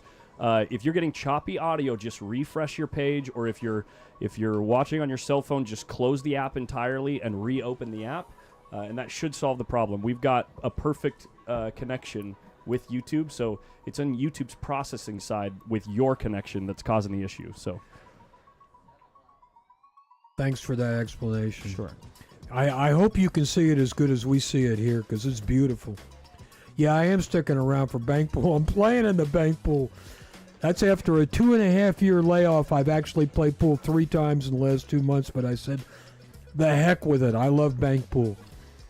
So I'm here for that. Collins, I need to ask a technical question. Can you message me? How about you send me a message, and I can respond as soon as, if there's a lull in the action or something like that, I'll let you know. See, you're the go-to man now, Collins. You're the go-to man. It's actually astonishing how many, especially after an event like this, I'll get 15, 20 people that are wanting to start their own streams, asking me questions, and I think it's great. The more streams you have in local areas, like in hometowns for people, the more that the local region will start to be able to be aware of what's going on with pool in their town, and then the interest for these professional events will grow as well, because the people in your own town will be like, well, this is kind of cool what they got going on here, and then they'll be like, well, who's Billy Thorpe? Oh, there's a U.S. Open going on right now? Let me go check that out, So, well, it's great streams like this because they get to see high-level pool and what it looks like. They're not watching local guys that play 500 speed. Well, the local, you'd be surprised, Jay. The local players want to watch their peers play. So like my stream, for instance, I'll have a couple of 450 Fargos playing for $100 a piece, and I'll get 350 people watching. So it is it's a community thing going on with the local streams, and so I think that's really cool that people want to be able to offer that for their hometown too. So. I noticed there's a lot of streams, regional streams, where it's local guys gambling. Yep. Local guys gambling. Yep. It's good stuff. This is a pretty good match right here. Johnny Box, you can message the post up page. Message the post up page. And post up is the one you look for all these different streams. Now you're going to continue here for the next two events, the banks in the one pocket. Where do you go after that, Collins? Back to California? Yeah, back to California. I do regular weekly streams out of Hard Times. In Sacramento? Yeah, in Sacramento. And we're actually, the following weekend, we've got a Lucchese West Coast tour stop in San Diego. So I'm going to San Diego starting on the 22nd. We'll be live there. And then the following week, I'll be back home. I'll probably cover a couple of matches from my tournament series that I'm running back home. It's kind of like a remote style tournament thing where, anyway, without going into too much detail, we draw the tournament and players schedule the time and location of their match, and they have a week or two to complete that match and report it. It's more like a league/tournament mashup thing. But anyway, we'll stream a little bit of that, and then we got the Amar King Memorial happening at Hard Times. In April. Yeah, April 3rd through the 6th. It's 10 ball and one pocket. I just saw that online today. Yeah. Before I came down to the pool room, and first of all, Amar King was a dear friend of mine. He was just a hell of a guy. Oh man, he was greatest. a damn good pool player in his prime. He could play. We lost him too young. Yeah. We lost him too young. I feel terrible. And now that I saw that in April, which could be a good time of year, I said, I haven't talked to my wife about it. I'd like to take a vacation and go up north because we live down in L.A. and Southern California. And if I can, I'm going to coordinate so I can stop in and see you then. Yeah, it's going to be a great event. So it's the second annual event. Look at this shot by John. Just perfect cueing there. Opens up the whole rack. Put a little pressure back on Oliver here. He needs to because Oliver's been running away with the match so far. But it's going to be a great event, and it's one of ours at Hard Times. I mean, all the locals there that play currently, I mean, they all knew Amar. It was 2 years ago. Yeah. And they love to show the love and the support for that man. Well, a lot of people don't know he's Tony Chohan's cousin. Yeah. And they were a team. Yep. They traveled all over this country like 20 years ago. Amar was a much better player first, from what I hear. He was a great money player. Yeah. And Tony, the story that I hear is when they were like, I forget, like, I'm probably misquoting this, but around like 17, 18, 19, they went on a trip to Texas, and Tony lost a ton. Like he couldn't win a match, and he wasn't running out. And something happened when he got back after that trip where he just turned into T-Rex, Yeah, he became T-Rex. I'll tell you a story about when I played him and gambled with him. I lost, but I'll tell you that. This guy's amazing. Yeah. I don't know if everybody watching knows this, that for the first 10, 15 years of his pool career, he was a right-hander.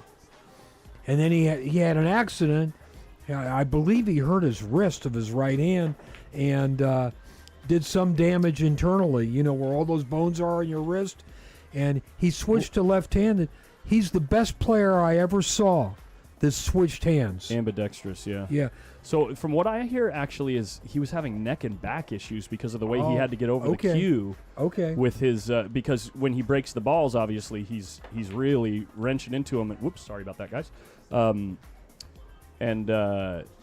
Because was cross-eye dominant, right? He was right-handed with the left eye dominant, and it's extremely left eye dominant. So he had to bring his neck way over the cue. And he did, too. That was the way he got down to the balls. Yeah. His stance is completely different left-handed. It is. But look at that. He made himself a world-class player switching hands. That's unbelievable. Ridiculous. It's actually ridiculous. It's upsetting. I'm upset by it. Now, there have been many great players that were ambidextrous. Buddy Hall played good with either right or left-handed. Keith McCready was terrific. Keith used to hustle He'd go in pool rooms and play the best players left-handed. He'd say, "I'll switch to my right hand and play you now," and they think that was his offhand. And that was he his played, main hand. He played a speed better right-handed. Yeah. Mike Siegel could switch hands. You know, these guys got so good that they had to learn to switch hands just to get games. But John is a different story. He basically went from right-handed to being a left-handed player. Although once in a while, you will see him reach out and shoot a shot, an easy shot right-handed. He breaks right-handed as well because okay. he's got more control on the big 10-ball and 8-ball break. He's got more control and power with his right hand. Yeah, you don't get down the same on a break shot as you do. Right. Yeah. The break shot is a completely different shot than any other shot. Well, Jordan Let's see. Niles. Jordan Niles, he was hoping to shoot the 6-ball before the ball in the side pocket on the left, but got a little treetop by the 11, so he had to change his plan here. And now everything kind of revolves around getting straight on the 6-ball at some point. Probably looks like I would have thought that he'd play it before the 8 because the 8's on that side of the table. Yeah. So you go 1 ball here and then back to the 6 and hopefully end up fairly straight on it so you can. You know, he could almost shoot a stop shot on the 6 and shoot the 8 in the side. 8 in the side, yeah. All I can share with you about position play is take the simplest route you can. Yeah. That means the least cue ball travel possible. And some of these guys that are always trying to move the cue ball all around the table to get perfect position, better off move it a lot less, just like a few inches, and take a little bit longer shot. Because the farther that cue ball moves, the more room for error there is. He might be trying to draw back. Maybe it's a stop shot. Let's see. Yeah, it's a stop It's shot. a He took stop the shot. stop shot. He's This got a is little to get way. on the hill as well, and Billy will be breaking next. A high See, when pressure moment. Yeah, when the 8 ball's out in the middle of the table like that, the side pocket is much bigger. But if you're at a sharp angle, you know, then I it say becomes very hard. Once you get past here on the spot, Yeah. it starts to become a real small pocket. He swished that one. Billy to Jordan's break. on the hill. And Jordan on the hill, yeah. Let's swap back over here for a second. John breaking. We get to see him break right-handed here. He takes the glove off. How far do they go today? You go down to the last 4 players? I think we're today? going down to 4 players, yeah. Okay. Do we know the prize money yet? Yes, actually. It was just announced in our group chat. Oh, okay, good. Let me go check that out.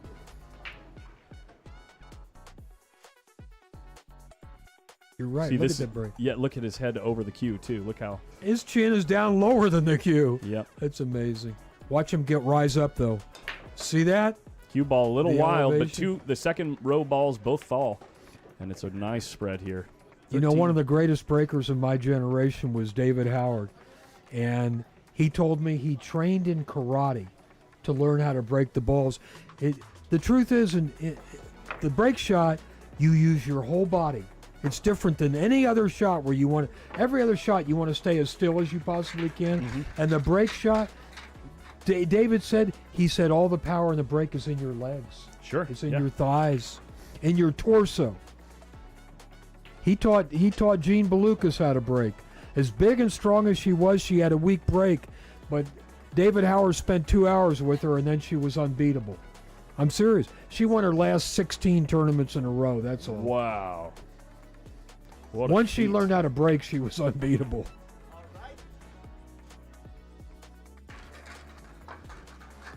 You know what? I have to step out real quickly. A cord fell down from one of these cameras. I got to go pin it up. Be right back. I'll stay here and watch the farm. Nice shot there by Billy. Ooh, did it stop in time for him to shoot the 11 ball? I don't know. Let's see if he takes a look at this. Yeah, he's walking around there. I wonder if the 8 ball got him. Yeah, he's got to shoot the 9. Be a little careful here. It's a sharp angle. Yeah, he's okay. He had a better angle than I thought. But the 11 ball is going to be a problem. He might want to find a way to break that 311 up. It looks like he's just going to take all these balls at the top of the table. I want to see what he does on that 11. I mean, the 11 must pass the 3. Shame on me. That makes it nice. Careful, Billy. Oh, he wants to shoot the 14.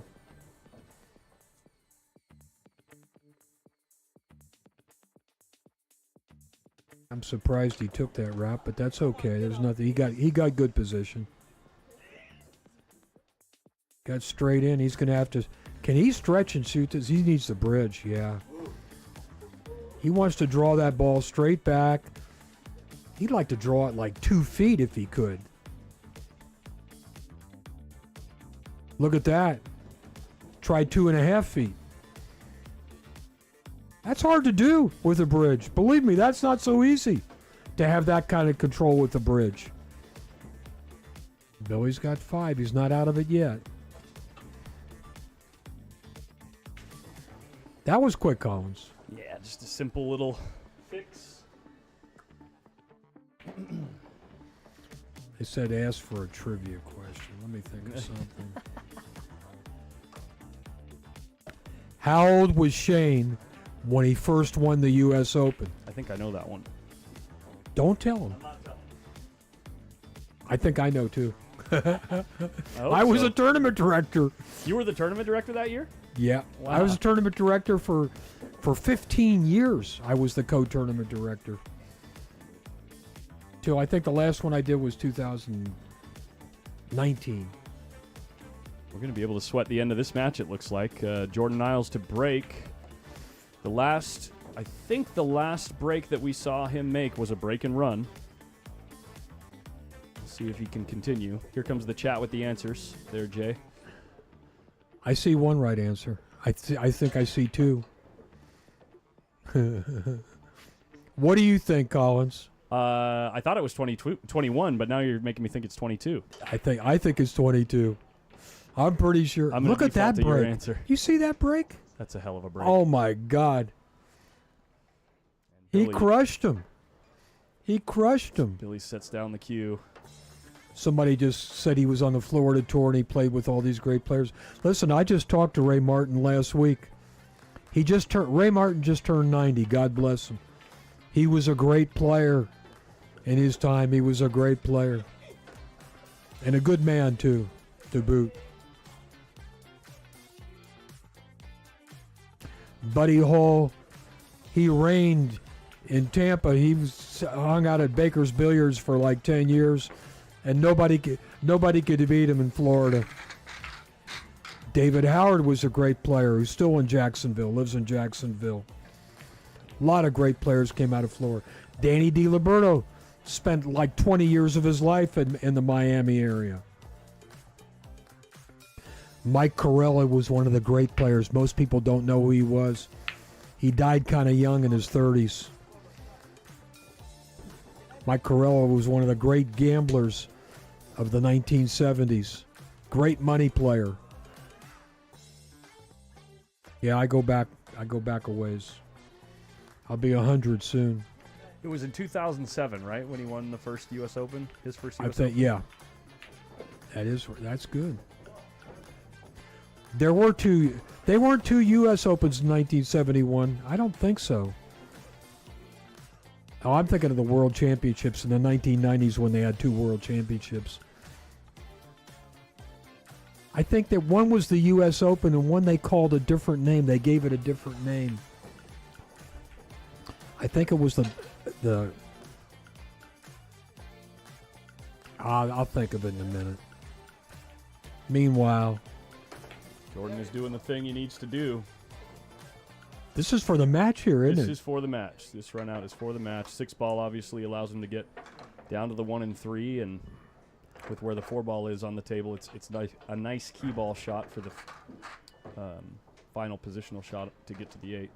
Oh, David, I answer your question real quick. I knew Steve McAnich. He's still around in Indiana. I think he was in Indiana. My friend Danny DiLiberto played him. I'm sorry. no worries. Go ahead. No, this is. I'm trying. When they ask me a question, I try to answer. No, it's good. That's what the chat's there for. Interaction. Dennis doesn't get to come back to the U.S. for another 2.5 years. Ooh, he's getting a little.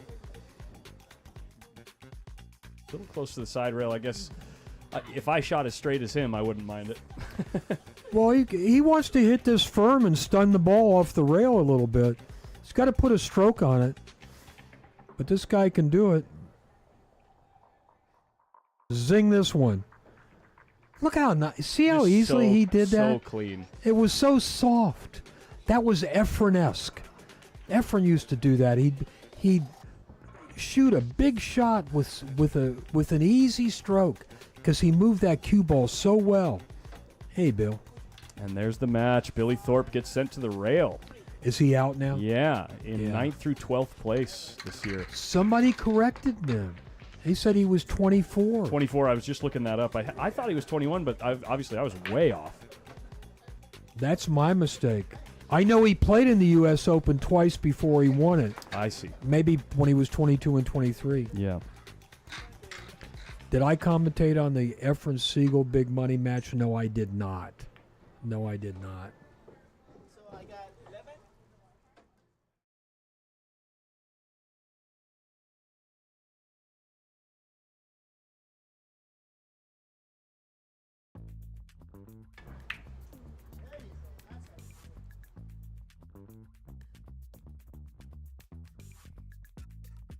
Nah, he was younger. He was like 24 years old, 23 or 24 when he won the first U.S. Open.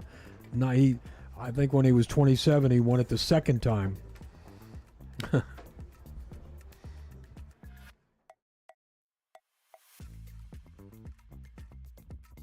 If there's still a U.S. Bar Table Championship, Ozzie Reynolds is putting it on because he owns CSI now. I did that event for 15 years, and I sold it to Mark Griffin like 12 years ago. I sold that event to him. Maybe more. It might have been 15 years ago. He took it over. How is Freddie the cornerman? Freddie is great. He's a good commentator. He can play pool. Don't worry.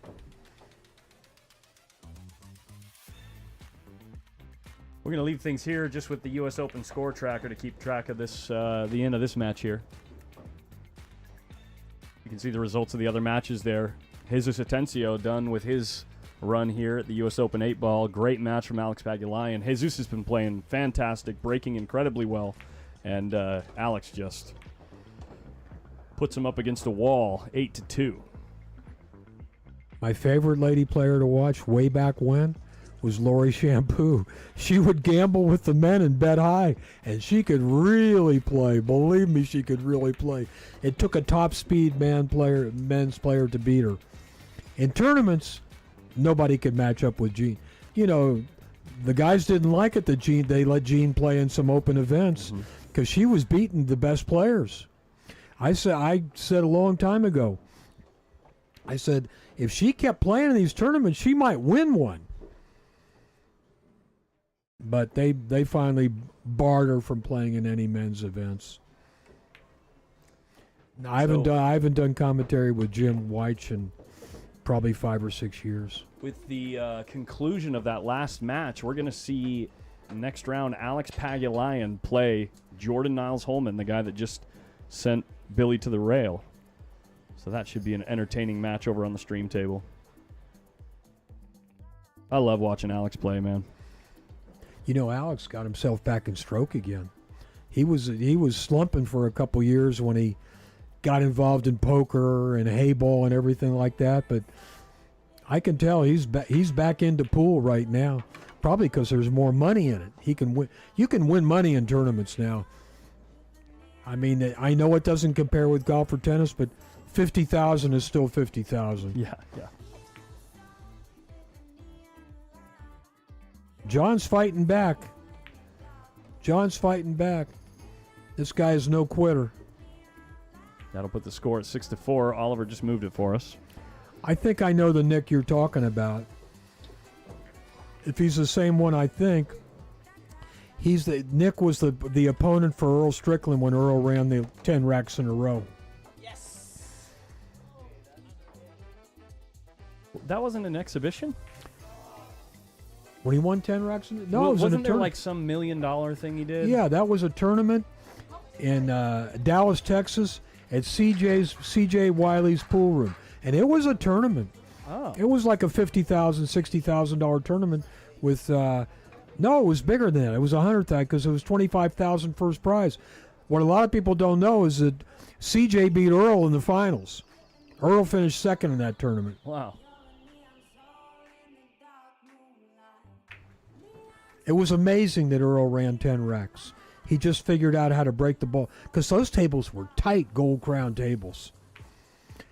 I remember when they announced the $1 million prize pool for. I was a co-tournament director of that one too. When they announced that prize fund, I said nobody's going to run more than 3 or 4 racks. Yeah, Nick Menino, that's the guy. He's a friend. He was a friend of mine. He's still a friend of mine. No, that's me. I'm the better-looking commentator. What are you talking about? Where's that other amateur and better-looking commentator Collins is usually with? That's funny. I was gonna ask who paid you to say that, and then I saw the name. Doggin' It Podcast said that. You know who that is, Jay? No, I have no idea. That's Mike. Mike made the comment himself. Oh, okay. Well, yeah, he's definitely better looking than me. I go along with that. Don't put me on camera. You'll find out that I look like the super senior that I am. Wonder where Mike is. Probably over at the poker machine.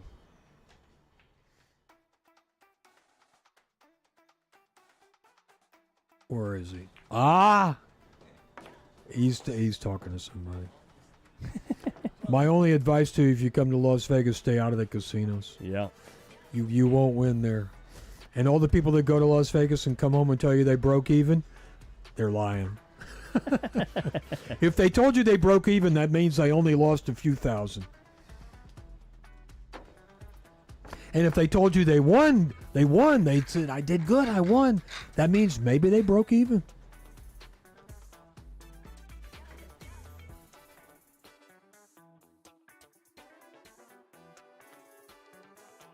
Ray Martin's amazing. The last guy like that from pool was Jimmy Moore.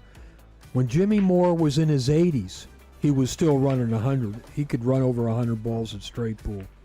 I think Jimmy lived to be like 95 or 96, something like that. Pool was fun back then. When it was mostly gambling, there were very few tournaments, only maybe 2 or 3 tournaments a year. And it was all about gambling. And a good pool player had to be able to hustle up action. That means they had to generate action wherever they went. So they had to have some personality. You can't go sit around a pool room and wait for somebody to come looking for you because you wouldn't get a game. Hi, Mike Meager. Come on, let's see your comeback, John. Yeah, John's really taking his time with this opening shot here with this rack. I call him Lefty. Looking for a little nudge. Not sure if he got enough. Maybe the 1-4 wired up. You think the 4-1 might be playable? Tough to tell. Might be able to sneak a look over. Yeah. Well, the 1 will go in the upper left corner if he has to. The problem ball is that 5 ball down there tied up with the 9. Yeah, that 1-4 does look good. You're right. It's definitely makeable. Even if it's not perfectly. Let me tell you, there's a way to make shots like this. I don't know if you guys know, if those balls are frozen and aimed at the point, you can definitely throw the ball in the pocket. Mm-hmm, mm-hmm. Here's an interesting fact that Dr. Dave, I'm sure you're aware of who Dr. Dave Billiards is, yeah? Yeah. He, with his Colorado University billiards program, he found out that if the balls are 3/8 of an inch apart, it doesn't matter how you cut it, how you spin it, and what speed you hit it at. It will almost always go, like, unless there's, obviously if there's chalk on the balls or something, or some type of issue with the cloth or something, then it can throw off or bump off. But 3/8 inch gap cancels all rotational throw, like gearing throw, and it cancels all cut throw as well. There you go. There's some physics of pool. Physics of pool, baby. I didn't know that, but I know it inherently. Yeah. That I know what I can do. But when the balls are frozen together, it's amazing what you can do. Oh my gosh, that wasn't even close. Oh, he was trying to break up that 5-9, and he missed it. He went around the 9 ball. Yeah, I know Freddie Boggs. I think Freddie Boggs is still alive. He might be in Ohio now, last I heard. Freddie Boggs would probably be in his 60s. There ain't too many pool players in my lifetime that I didn't know, the real pool players. Listen, I played a match against Willie Mosconi in my life. That's how far back I go. I was gonna say, I played an exhibition against him. If you were worried about aging yourself, you just did it right there. Yeah. I could tell so many stories about Willie.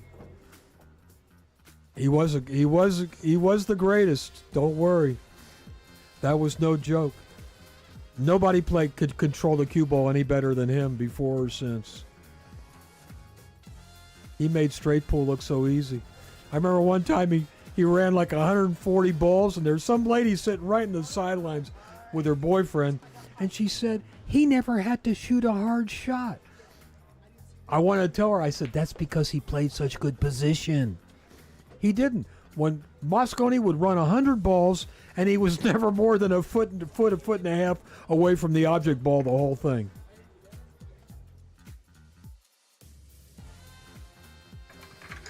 Who was the best money player in the 1960s?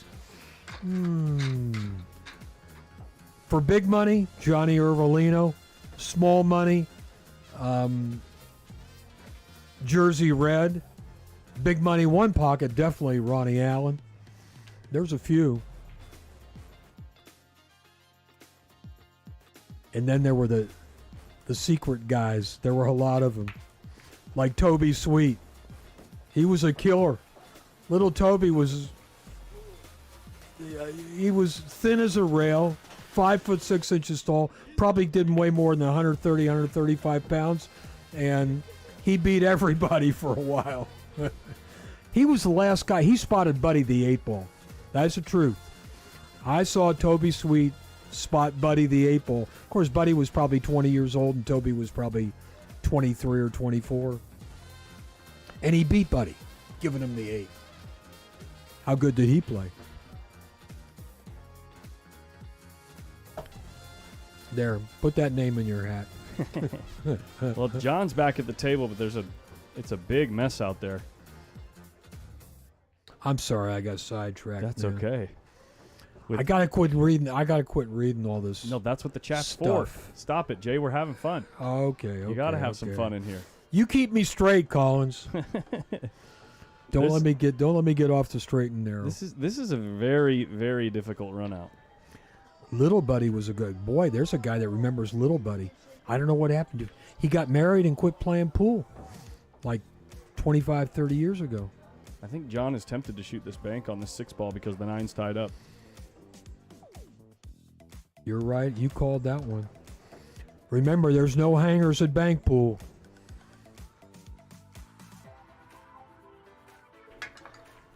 Oh, he's playing. He was ducking all the way. Ball, yeah. Smart guy. Oh, Scotty Boggs. Yeah, I knew Scotty was the better player. I'm just going to move this to see these balls down here. Just like the Vanover brothers, there was Bob, and Bob Vanover in Texas was a great player. And then his brother was in Washington, D.C. His brother's still alive. Bob's gone. Bob Vanover was another guy. He was a regional player, had a good job, never traveled outside of Texas, rarely, let's just say that. And he was the best player in Texas. That's all I know. There's a guy that knew Toby Sweet. Nobody ever cut those balls any better than Toby. He cut them down the rail perfect. Buck-tooth stories? I got about 100 buck-tooth stories. I don't know where to begin with him. He was something else. He was a high roller, though. Did he just call a ball in the bottom left corner here? Well, I guess he could kick the 11 in. Well, he was looking at... The 11's a big ball. He put his hand on this corner. I don't know Yeah. why. Oh, okay. I don't know what that's about. You see, to kick at the... What's he shooting? Is he shooting stripes? He's stripes. Yeah. The 11's a big ball. He's also got a rail first on the stripe by the 10th. The 13 up there. But he's jacked up over the 11 to get there, you see here. So he's calling. What are we?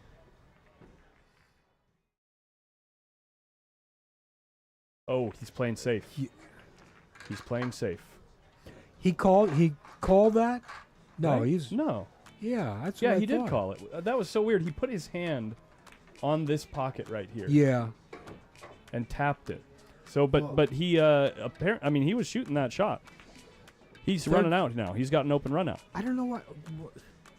I just got confused by his gesture of his hand, I guess. Okay. Yeah, he's got an open run out now. Oliver Ruger makes a good pot on the 9-ball up table. Another nice young man. He's a young guy, but he says he lives in San Francisco now. Yep. Oh, so you know him? Oh, yeah. Plays out of Family Billiards. He comes up. He's played on my stream many times. Many times. Plays all the big events out there at Hard Times. Whenever the Lucasi West Coast Tour is close to that surrounding area, like within 3 hours or so, he'll come to the event. You know, I go back over 30 years with the Markoulis family. They had varsity billiards, and I started doing little tournaments for them at varsity, and then they opened Hard Times Bellflower, and that became the premier pool room in the whole United States for tournaments in action. Yeah, that was the hangout spot for all the pros when they were anywhere near here. Yeah. Oh, they would come they'd come Yeah. to Hard Times just to be there. You could get a game for any amount of money there. Keith was holding court, Ronnie. I was going to say, if Oliver plans to use the 15 ball for insurance here, the 10 ball can get tied up. And it did. And it did. Yeah, he played the combo and drew the cue ball back because he wanted to make sure he had a shot, so he decided to do that with the 15, but because he had to hit it so hard to draw the cue ball back, he lost the 10 a little bit. And now things get real interesting. John's probably the favorite to win this rack at this point. The only pocket for the 10, he's got to go below it and shoot it all the way down in the corner, a long shot. All the way Let's see, down he's over walking here. around there now. That's what he's looking at. He said, oh, I can make...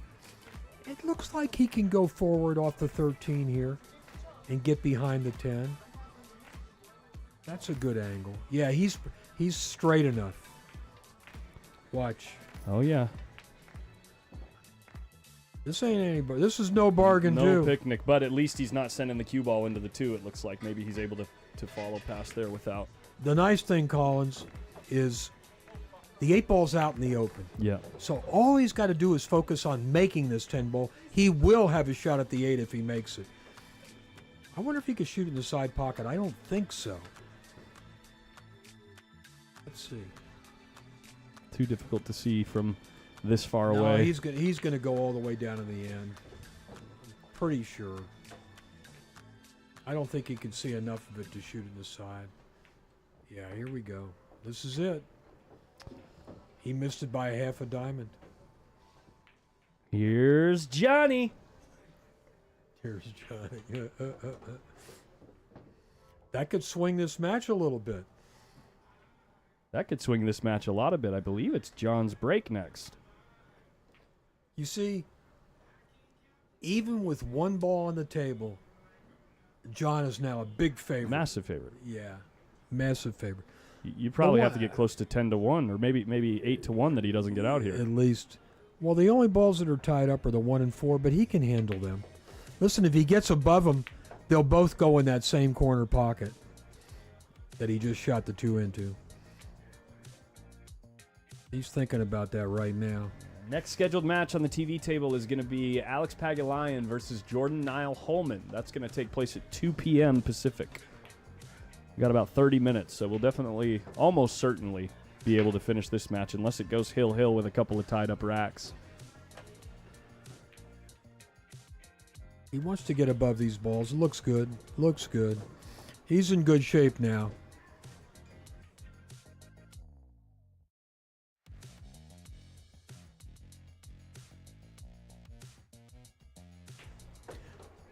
Ron Rosas was probably considered first or second best player in L.A.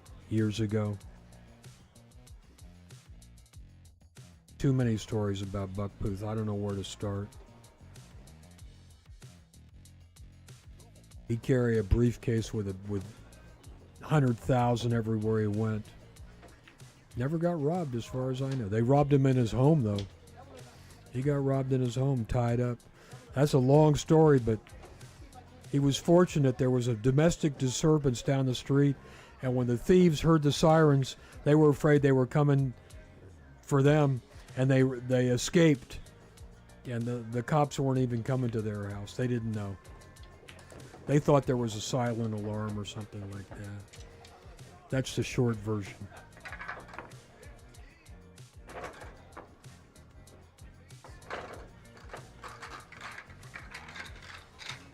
And that's it. John pulls another one back, 6-5. Oh, it is. Bucktooth had some gamble if he thought he had the best of it. Many, many years ago in Vegas, he matched up with Billy and Cardona.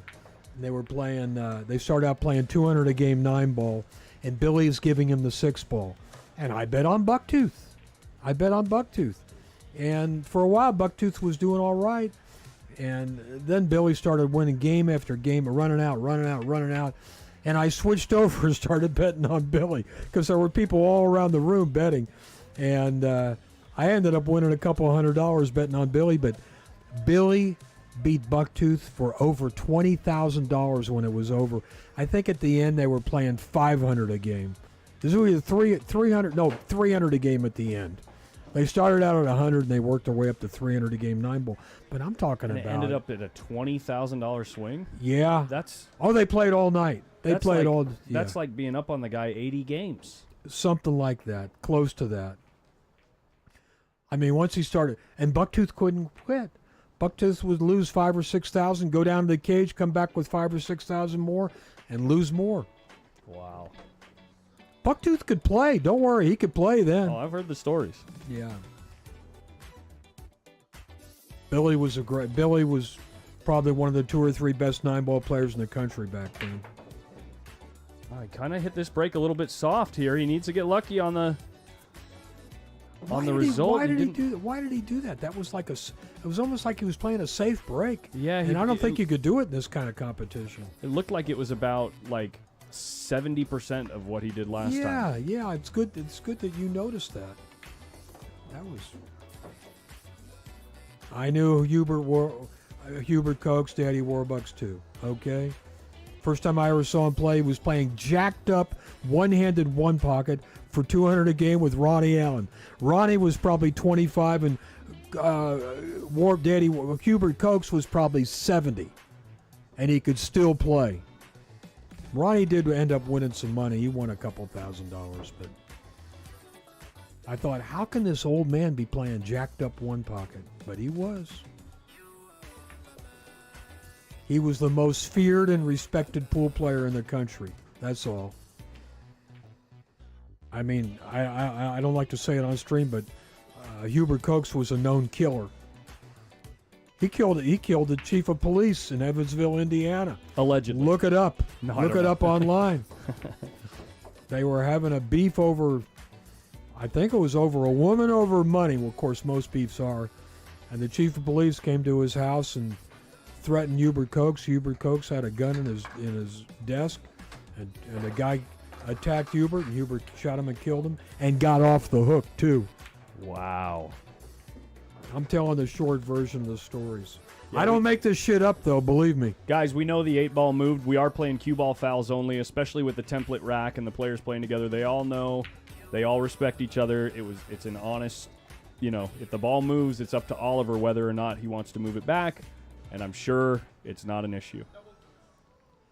As far as what happened in Vegas in 1991, guess what? I was the tournament director of that one, too. I ain't going to go into that story now, though. I'm sorry. Yeah, the fix was in. That's all I'm going to say. The fix was in. Enough said. I love watching Johnny play left-handed. It just amazes me.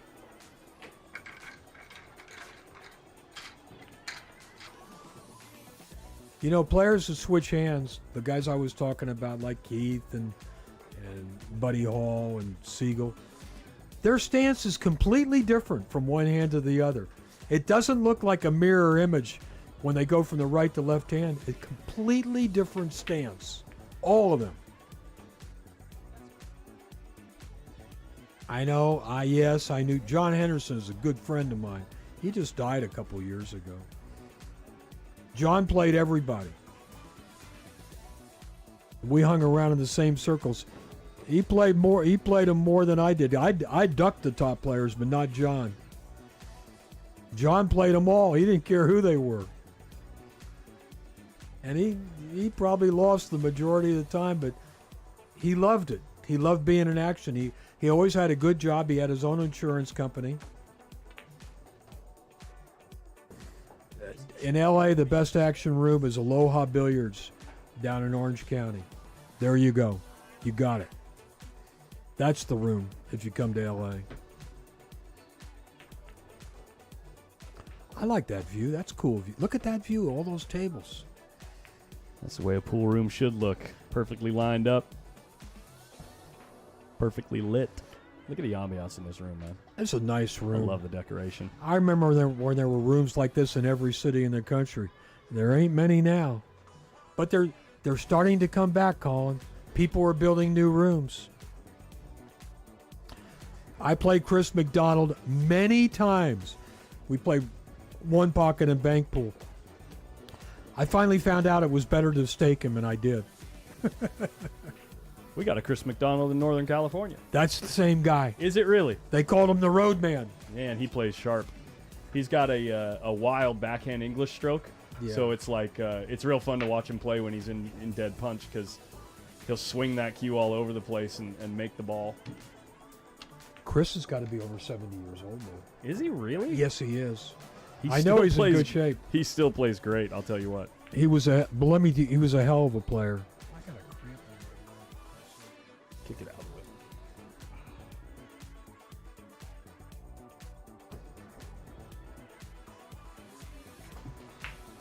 And John does finish the rack, so we're looking at tie game at 6 apiece here. John Mora breaking to get on the hill. I didn't play Danny Medina, but Danny and Medina was my road partner. We had one or two good road trips where we did well. Let's just say that. I think I told stories about that in my first book in Pool Wars. Danny was a good horse. He was fearless. And I talked about Dave Howard's break. Well, Danny broke just as good. Danny wasn't afraid to play anybody. And he could beat most of them.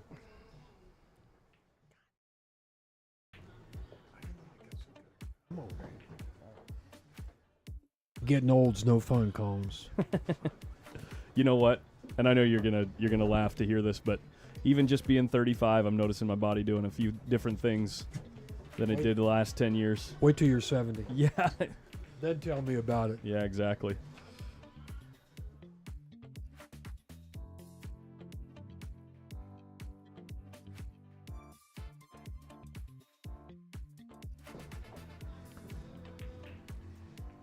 We got a match here. We got a match. This John, is come back. breaking to get on the hill here. Well, in this game and with these rules, it's all about the break shot. I'm sorry, you guys. I'm getting sidetracked from the match a lot. I'm watching. That's the style we do this here. When the game gets interesting, we definitely dive in. But if it's looking like pretty standard stuff, then we let the conversation go sometimes. You're a good analyst, Collins. Believe me, and so I'm your color man. That's right. That's what I need too. I need color. Oh, is this There's a dry not- break? There's not too many players they can ask me about that I actually didn't know personally. Wow, look at this. Is this a dry break? Yeah. The body language from John, totally dejected. Notice again, the balls are all wide open. They're all Wide spread open. out. This is perfect for a guy of Oliver's style and speed. He's almost certainly going to take solids. Almost certainly. Stripes aren't bad either, though. It's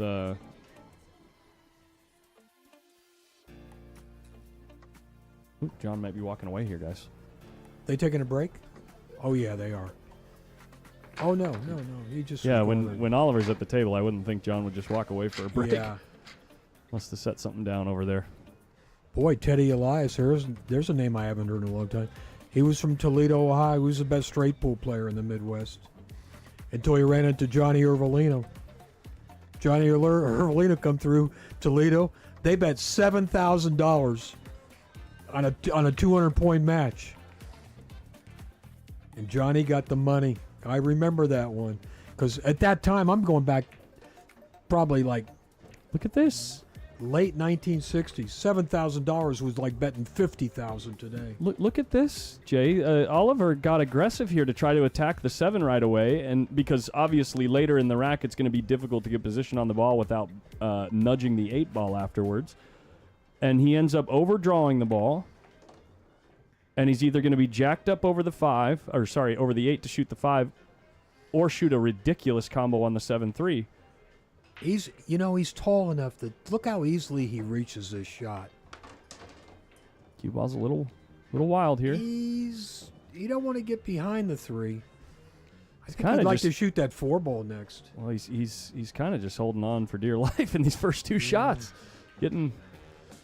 At least he's got options. Obviously, solid. That's the thing. When you got all the balls spread out like this, Yeah. he knew that all he had to do was keep that cue ball in play there. He went like 6 inches further than he wanted to go, but it's all right. You see, he can take the 2 ball. He's trying to figure out his pattern right now. How does he finish up this round? You got to deal with the 7 and the 6, obviously, before the 8, and you don't have a rail to work with shooting the 7 ball. I think he'd like to. It looks like This he's is- going to oh, take if- the 7 now. If he gets real nice here, yeah, he's got the 3 for insurance in case his stroke gets funny or something. That surprised me. I thought he'd kind of get the 3 and the 4 and to come over, shoot the 7 and then the 6, and he's straight in on the 8. Now he's doing it backwards, at least in my view. Yes, I played Jim Barber in San Francisco. He was a good player. You guys know all the old-time players. You're surprising me. The best player from San Francisco ever was Denny Searcy. Even better than Cole. Although Cole was right there. Denny Searcy, San Francisco. Cole Dixon, from nearby. He was actually from Carson City originally. And then the other great player from Northern California was Kim Davenport, of course. We had great. It was tough to make money if you were a roadman in California. You wanted to duck those guys, and you wanted to duck Swanee and Keith, and definitely duck Richie Florence. Nobody wanted to play Richie Florence. It was kind of murderer's row to try to win money in California. I think this 8 is playable in the side pocket here. He's checking it right now. I don't like that. That's a tough angle, it looks like to me. It might be better than it looks. Let's see if we can get a better angle here. He might try to draw all the way down. Remember how he drew the ball before? He might try. Oh, look at this. He's not drawing the ball. Oh, you're right. He's shooting in the side pocket. He got straight on it. Yes, Get I on the know hill. George It's a Miller. reasonable shot, I think. He's really down on that. I like that. He's got good focus. This is a guy that's going to make the ball. See? He had good focus on that. First to the hill. Okay, I knew Roy Futterneck. I knew George. Roy Futterneck's still around. George Michael's still around. I played George Michaels when he was in Chicago a million years ago. I played Roy Futterneck in a tournament in Reno 100 years ago. Roy Futterneck was a strong player. Little bitty guy. Roy Futternick, I know him. He's from Sacramento. Yeah. Yeah. Yeah. He's been in Reno. Is he in Sacramento now? Or Well, he in was Reno? for a while. I actually haven't seen him since, before COVID. He used to come out all the time. He was a great guy to talk to. Like, real sharp guy. He's a smart guy. Yeah. He was a dealer in Reno for many years. He was smart about all kinds of gambling. He might be Roy's- watching right now. Roy's an interesting man, and he was a winner at what he did. Ooh, it looks like we've already called the match here on the TV table. Okay. I knew about Jimmy Matz, but I never saw him play. Don Willis, of course. James Walden, I knew. I bet against him a couple times when he was playing Jack Cooney. I don't think they've started yet, though. Scoreboard isn't live there on the side, so I think we still got time to finish this match. I don't know Junior Indian from Cleveland, Ohio. I'm sorry. I knew Buddy Wallace from Cleveland. And there were a couple other good players up there. Oliver's racking right now. He's on the hill. They haven't updated the scoreboard yet, but looks like Jack is headed over to the table to update the iPad. And Jordan Nile Homan still practicing here. Practicing the break. I did play with Minnesota Fats, and Jimmy Reed was my first road partner.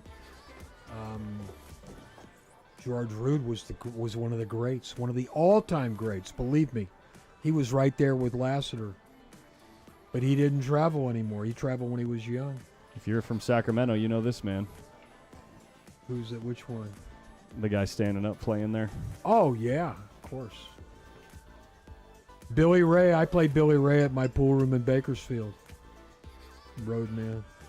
Tony Anagoni was a dear friend of mine. It's kind of sorry how it ended for him. Junior Norris was a friend of mine. Burrow I knew about, and I saw him around, but I never really watched him play. See, he really cranked up on the break that time compared to his last one. He still comes up dry. Both these players coming with dry breaks late in this set.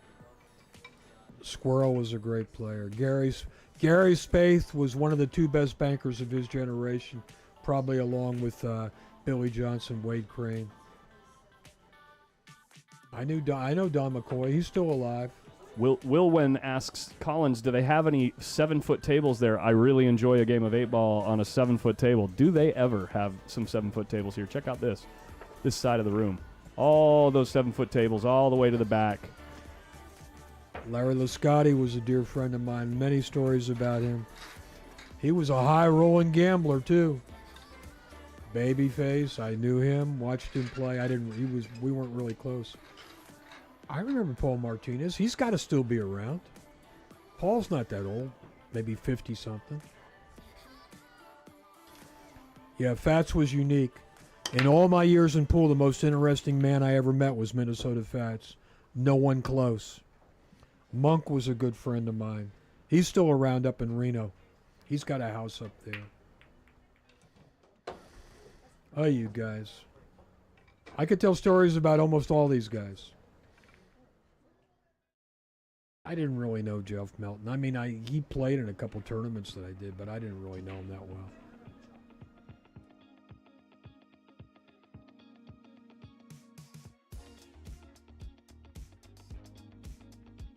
See if we can see past Jordan's hair there to see Oliver. There we go. All right, John, looking to open things up. Okay, let me watch this match a little bit with Yeah, Collins. we're getting close here. Oh, my God. You guys are hitting me with everything. Oh, my gosh. The very first shot, John bobbles a stripe, and now Oliver's going to have the pick here. This is still an open table, guys. He might shoot that 14 ball on the side. He's pretty straight in. The 15? Is that the 15? 15, Oh, yeah. okay. Thank you. Yeah. Yeah, the 14's the green 14's stripe. down here, yeah. I'm learning. I'm still learning. First time on the mic. There you go. There you go. They got me when they started changing all these colors. That's right. They sharked me on that one. You see, that will indicate to you, that shot right there, how tight these pockets are. These are not forgiving tables. He just hit that 10 ball just a little bit into the rail, and that was too much. Not only didn't even jar. It spit it right back out and said, "You can't do that to me, sir. That's an insult trying to cheat me."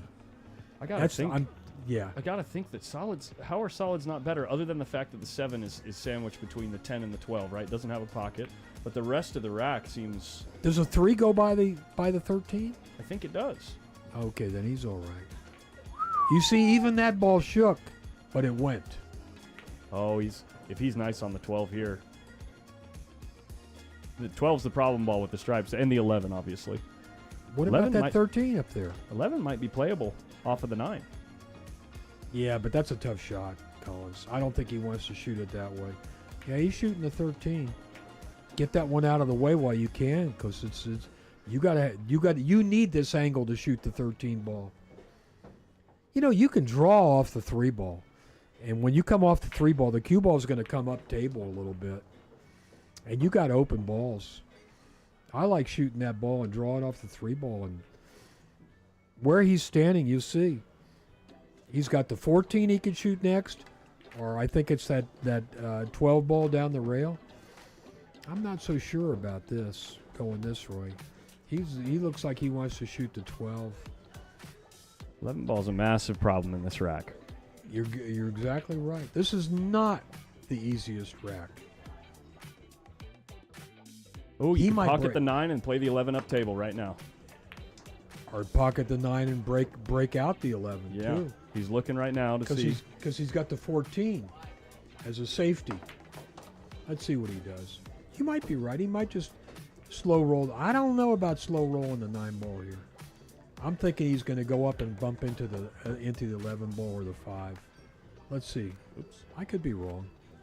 I've been wrong before. You're right. He's shooting the 11 up in the corner. Now he's got to fade the You're 5. He got a little bit more of an angle on it than he wanted. He'd like to be a little. See that? Yeah. He's got to hit the 5 ball. Yep. Or he's going to have to punch to the rail and then maybe shoot the 15. But then how do you deal with the 14? The 14 later. He might just punch to the rail here and take a long shot on the 15. Oh, he went the other way. And missed it badly. Oh my goodness. See what happens when you get a little bit out of line? Yeah. Have you ever noticed in pool when you're running the balls, if you get out a little bit out of line on one shot, it gets harder on each successive shot. You're more out of line on the next shot, and the one after that, you're way out of line. So, Buddy used to say, stay in line. You'll be all right. Stay in line. And I always got out of line. That was my problem. Where is Jordan from? I believe he's either a local or from Los Angeles. I don't know. But he came out here for that $1,000 entry fee MOB tournament recently, 730 Fargo Cap, and won it. You won big money then. Yeah. Those are big money tournaments. Yeah, I think you won around $20,000 to $25,000 in that event because there were side pots, auction, all that stuff. The same people that are running this tournament Correct. are the MOB people. Correct. Jack Murray and Rebecca. Yeah.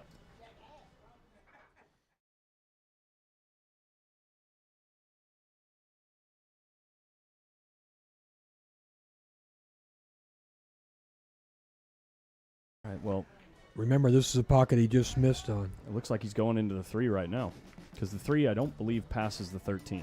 Let's see how clean he hits this 7 ball. And he See opens that? up the 13, hangs see- the 9, solves a problem for Oliver, and now Oliver has the 11 ball on this side of the table and the 14 with a large pocket for each one of them. That was his bad. That's his taboo pocket. Yeah. Remember, he's missed twice on that. You see, he hit that ball good, but he hit it with so much speed. If he'd have slow rolled the ball the same way, it would have gone in. You can't reach that. I mean, John, you can't reach. Oliver, you can't reach that. I mean, you you're- need the bridge, you're dude. tall, but you're not that tall, man. Come on. You're not 7 feet tall. You're like 6'2". You're not Ruslan Chinnikov. Close. He looks. You notice how he puts the bridge on the table and he holds it with his hand. That's the way you're supposed to do it. Now shoot the 14 and this 15 in the side. Mm-hmm. This should be the last difficult shot of the run out if he can get ideal on either the 11 or the 14 here, assuming he's going to go 11 next. He can, but he's got. It looks like he's got an angle on the 15 where he's going to have to shoot a long shot next. Yeah, he's going around the table, I'm assuming, trying to play pretty close to this region. Yeah, you're right. He's got work to do. This is not so easy. The position. You got to focus on making the ball. Yeah, he's got to go. He's got to go 3 rails. 3 rails, yeah, to the other side of the 2. 1, 2, 3. Oh, he's going at the 14 ball here. Perfect He looks zone. good. Look at the perfect zone. Yeah. That's where he wanted to drop, in between the 5 and the 14. You're right. He couldn't hit it any better than that. Game, set, match. Game, set, match. What'd you do here, Jay? What'd you do? Well, He's thin here. He would rather have been on the other side of this 14 ball, but he wants to go around that 4 ball. We got drama here. This ain't over. He's got to make a good shot here. He's got a pretty good path here if he's careful. All he's got to do is make sure he gets around the ball. Don't hit the 4. Yeah, he's fine. Ooh, if he almost clipped off that 5 ball for the scratch. But you know, I knew that even if he hit the bottom side of the 5, he'd have still been all right. He'd have had to run directly into the 5 to mess up. And this 8 to send John Mora to the rail. I like that concentration. It's down. That's going to do it for John Mora in this year's U.S. Open 8-ball championship. A couple of new names sending some top-name pros to the rail in this last round. That being Jordan Nile-Homan over Billy Thorpe, and now Oliver Ruger over John Mora. So they move forward. We'll have Alex Pagulayan versus Jordan Nile-Homan next on the stream table right here. Well, I'm going to take a break there, Collins. It's been a pleasure, of course, Jay. Thank you so much for hanging out. Maybe I'll stay for one more match if I can. I have an appointment at 5. Oh, it's only 2 o'clock now. Well, we'll see how it goes. Can all 3 of us do it? Is it possible? It's a little tight in here. All right. Yeah, well, let's see. I don't have a third mic. Yeah. Okay. If Mike comes in here with you, that's cool with me. All right. I'm very much looking forward to this next match. Thanks, Collins. Thank you, Jay. I am too. I'm going to watch it either way. Yeah. Take care of yourself, man.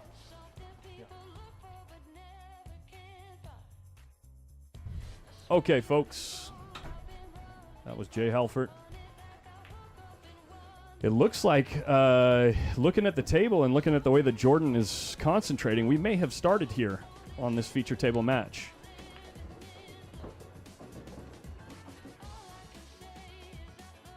Take a quick look here. Is Alex sitting down? He is here. I believe we've kicked off.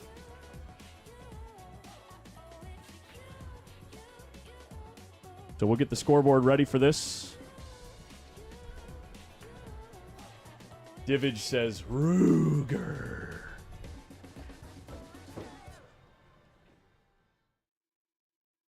We'll get the scoreboard ready for you guys and we'll get rolling here.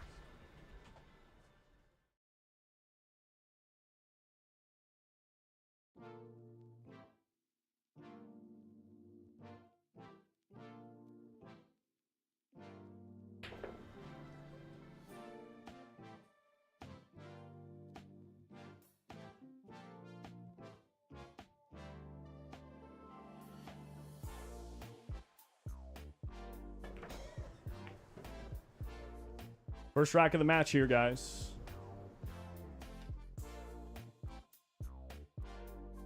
We are down to 8 players total.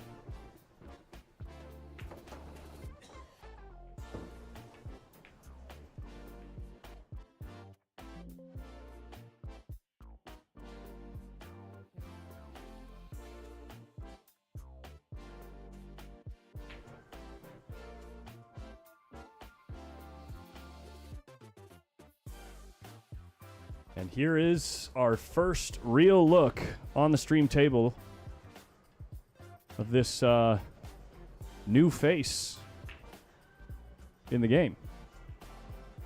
Trying to make a name for himself in this 8-ball tournament here. Little out of line on the 6-ball. He's going to have to swing the cue ball to get to the 8. He does put it down. 13 ball's a big ball on this line. And he's probably going to have to pull out the jump stick and fire at this. Edie, we are here. Edie Sedgwick asks, hey, Collins, when will you be back at Post Up? We're here in Las Vegas until I probably won't be back in Sacramento until the 16th.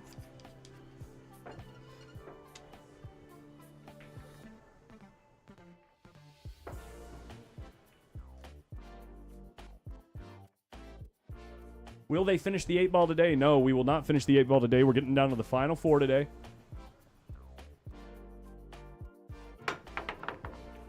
And he does put it down. Wow, what a shot from Jordan Niles. Wow. Sorry, Jordan Holman. I keep calling him Jordan Niles. Get a replay on that one.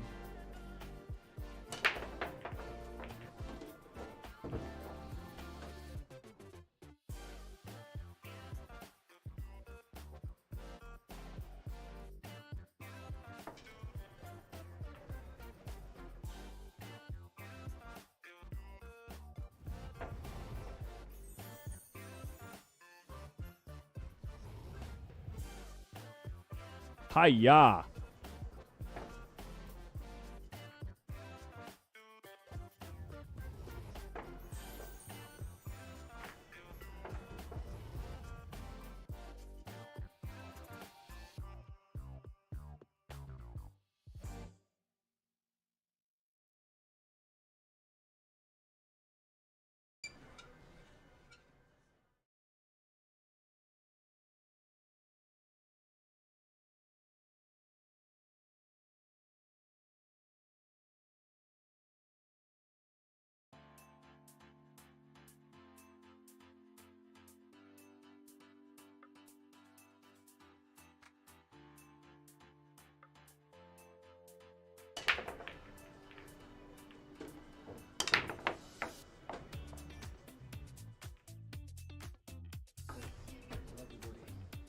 Here we go. Huge break, but ends up with the cue ball off the table.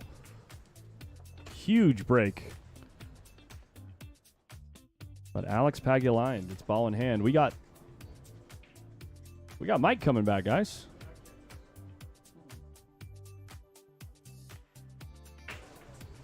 Look who's here. Oh. Hey-o. You have fun with Jay? Yeah. He's great, ain't he? He loves the chat, man. Oh yeah. Yeah. Well, he likes the interaction. Yeah. You know. He's of that era where they were just great. They had great personalities. They were showmen, you know, and I can hang out with that guy anytime.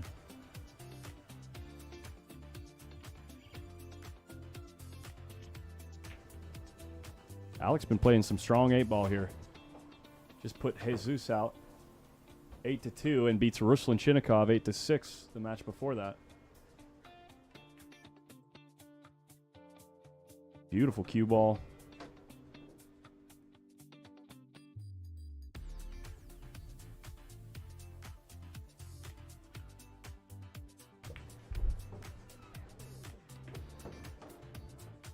You been learning a thing or two over here? Well, yeah. Like how to be a professional? No. No? Okay. That's what I'm talking about, Billy.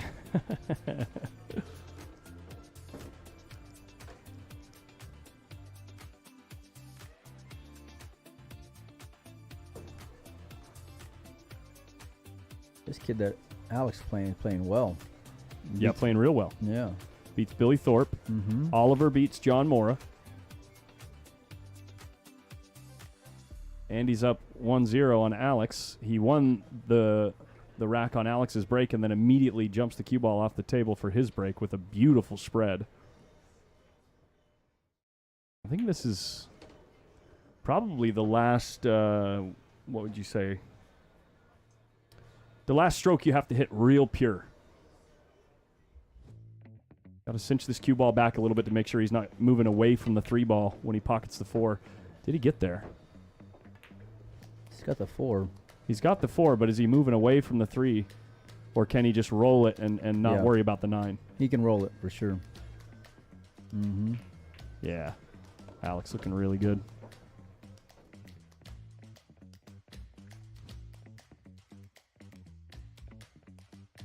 Oh, yeah, title change coming up. Thank you, Sean Adams. Can you give me a quick mic check, my friend? Check, check. Wait, one more time? Check, check.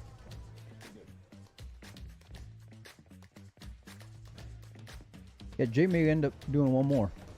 All right. Yeah. He said he was going to hang out. He's got dinner plans at 5.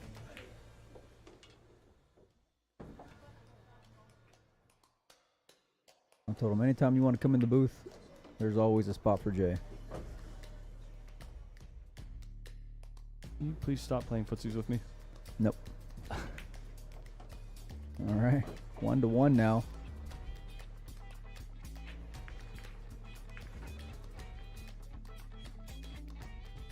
We got rounds all day today, huh? We doing winter side next? Winner's side next. We got matchup between none other than Jeff DeLuna and a guy you might have heard of. Take a wild guess. Are you gonna like say his name or? I want you to guess. Never mind. Hold the phone. Something more important is happening.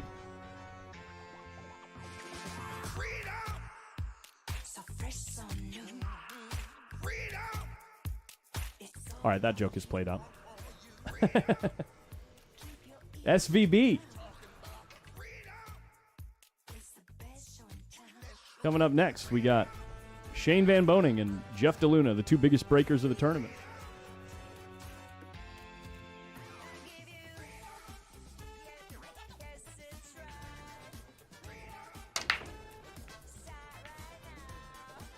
Alex gets a little kiss on a stripe to go into the corner. And the only opening shot he's going to have is either the 13 in the top left, or the 2, I think. Might be able to play the 5 past the 4 and 1, but you're probably not taking solids.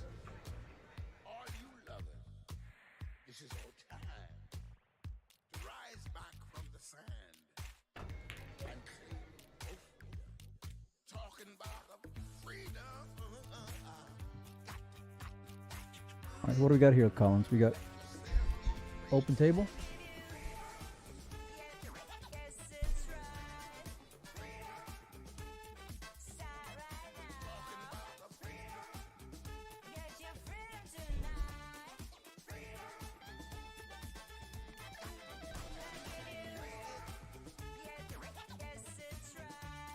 All right, we got some stuff to give away. I've already had it. I don't think we gave enough stuff away yesterday.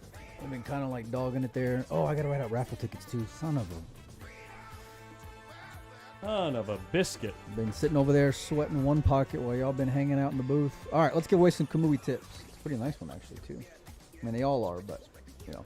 Yeah, if you haven't been following the stream and you're new to this event, oh yeah, in order to get involved with this giveaway, you got to be subscribed on the YouTube channel to be able to chat and give an answer here. But we're gonna give away a Kamui tip. The way that we give it away is reading out the serial number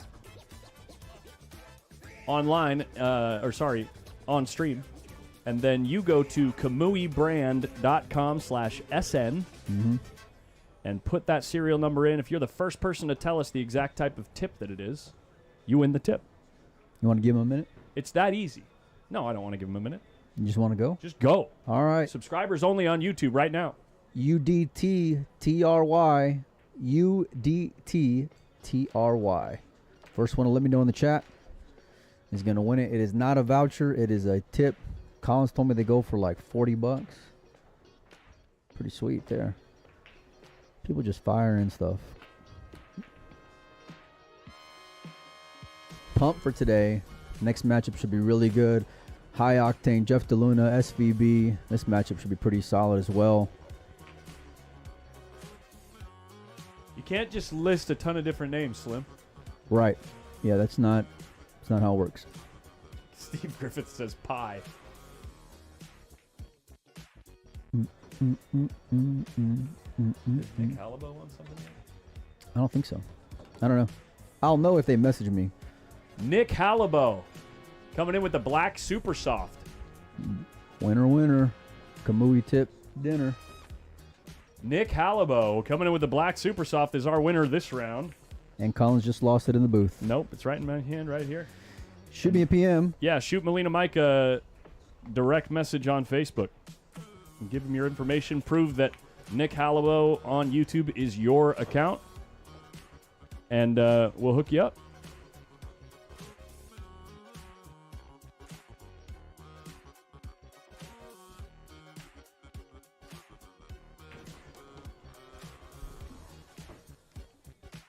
Shout out to Kirk Hunley for getting in the raffle, writing those out. If anyone else wants to get in, hit me up on Messenger.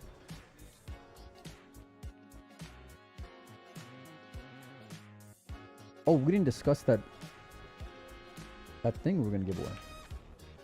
Yeah, we'll discuss it today. Yeah, we gotta figure that out. I told you during the banks anyway. We do a big one during the banks because Why are you so aggro right now? you don't listen. Ah, well that's true.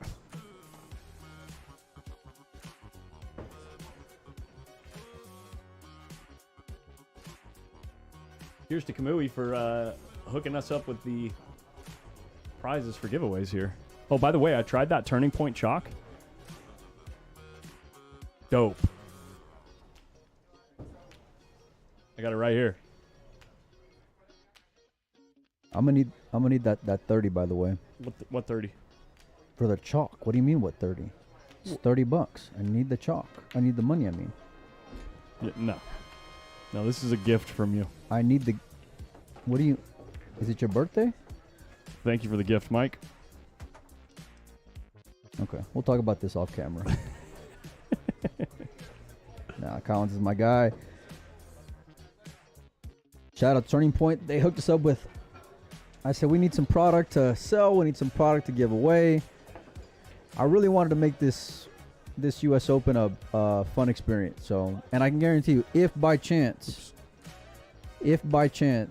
we get a shot at doing this for a third year in a row, I'm There's gonna. a magnet right there, inside there. It's not a magnet in there, dude. What do you mean? It's not a magnet. It's like a metal thing that's in there. Then how's it magnetized to metal? Oh. It's not. I got a magnet on my phone. Oh. Here, look right here. Put it right here. No, wait. Let go. Sorry, I got two other phones. Boom. Shake it. Shake and bake. I ain't going nowhere. I might have sent money to someone on accident. Did you? I don't know. Okay. It's all good. All right. Anyhow, like I said, if we get a chance of doing this for a third year in a row, Not a magnet. I wanted to correct you like 3 days ago, but I decided not to. Yeah, no problem.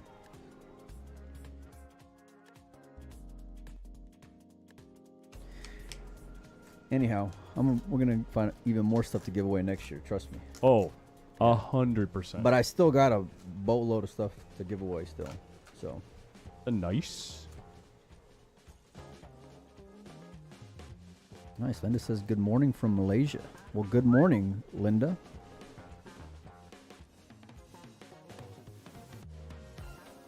Okay, score update. It is 2-1, I believe, Yeah. in favor of the man at the table.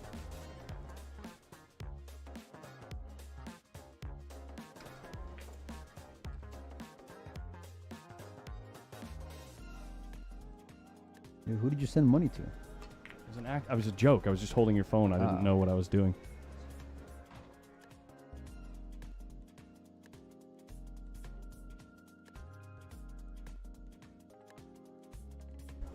Looks like the match next door just now getting started between Roberto Gomez and Oliver Ruger. Yeah, I think they were giving Oliver a couple minutes because he just got out of that battle with John. With Johnny. Yeah.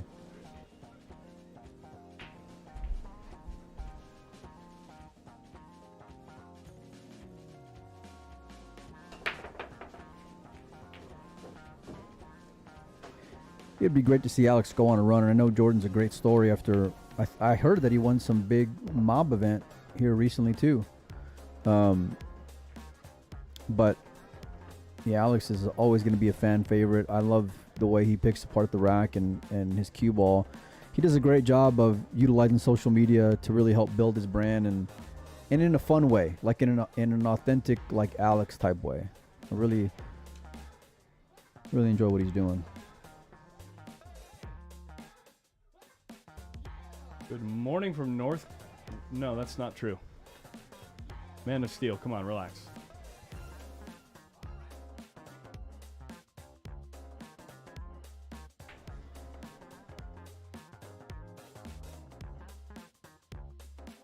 How many players in the 8 ball to start? We had 35.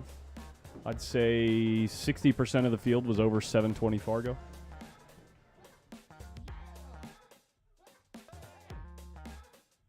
And maybe 10 players at that 780 plus range. Mm-hmm.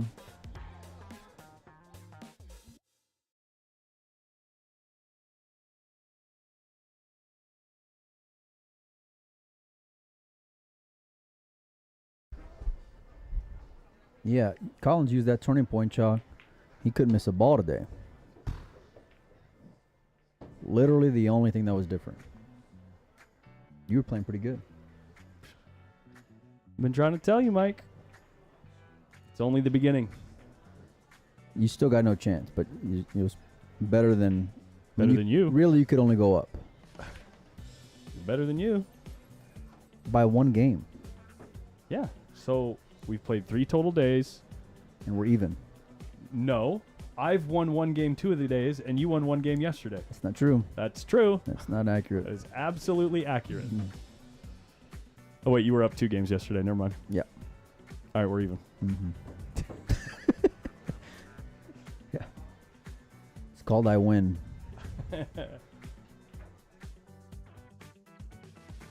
All right. This 3-7 to the 8. Thanks for the help in the chat. Sometimes it's tough to keep track of everything. I got to update each round. First time I've done a scoreboard this way. Here we go. Round 7. L.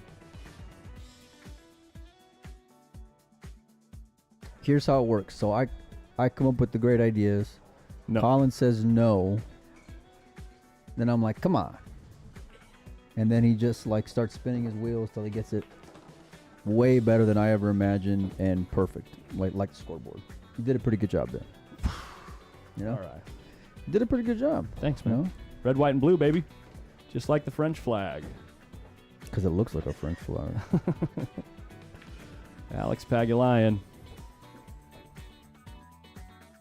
Taking game number 4. Pool Shark asks, how was the steak and potatoes dinner Collins promised to make the other day? Well, let me tell you what happened. Okay. It was worth it. Jay's good at telling stories, so I'll tell a story in his honor. Okay. So that was the plan, and then we ended up, Playing roulette. which I'll give y'all a guess how that went. Not good. What? Well, Yesterday it was fantastic. oh, yesterday was.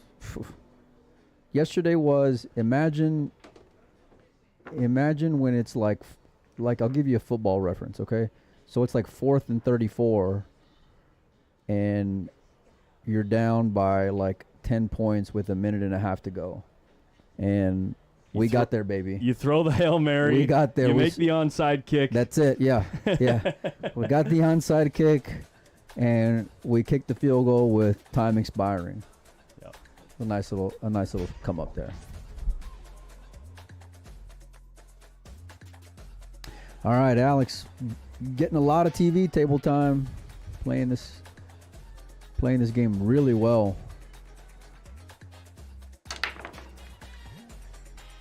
And as I say that, he's going to come up dry unless No, that 3 ball gets down. No, he ain't. He's been making a ball up in those corners quite frequently.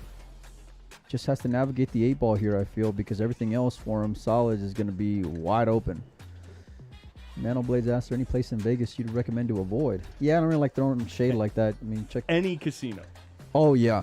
I mean, like, Don't for go. sure. Yeah, never. Don't go. Mm-mm.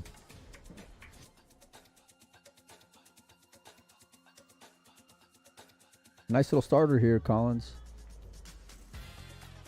Does that 8 play in the upper left? What? Does the 8 ball play in the upper left? The upper left? Yeah. Do you see the 7 right there? Well, obviously, once the 7's gone, that just was kind of automatic.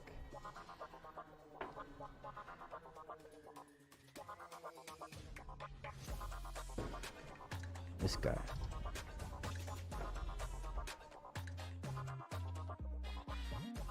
How about Meow?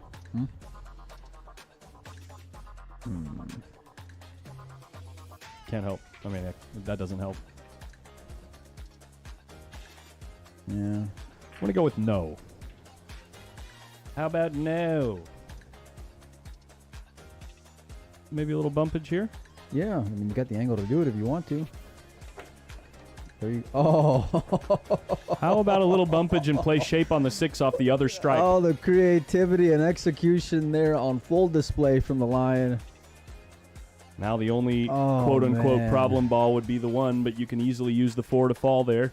That's a problem? I know you shoot bad, but that's not a problem. Okay? That is not a problem. 6, 2, 4, 1. It's about to be 4-1. You're right. Life is good. 6, 4, 1, 2, I mean. 6, 1, 4, 2. I'm just going to sit and watch.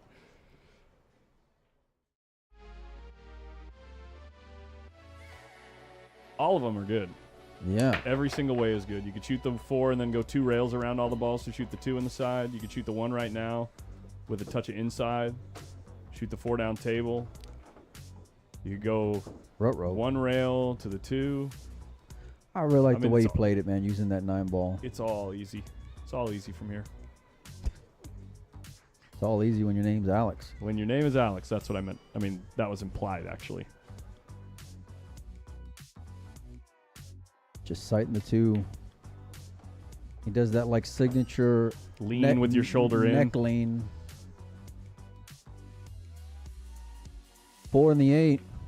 SVB watches on over there in the corner. Just creeping. He's just waiting. He's got a date with Jeff DeLuna up next on the TV table for you guys. What kind of watch you think that is? Man, get out of that man's business. Well, He's putting I them know the on guy off. likes his watches. I putting know them you off. like watches. I would like what? You don't know a thing. It's like you don't even know me. I haven't worn a watch ever. Well, you and Oscar always talk about him.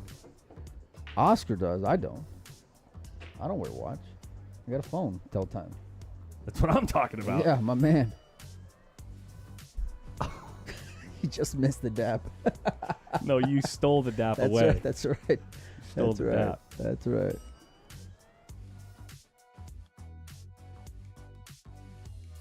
All right, let's give away some more of that turning point chalk, huh?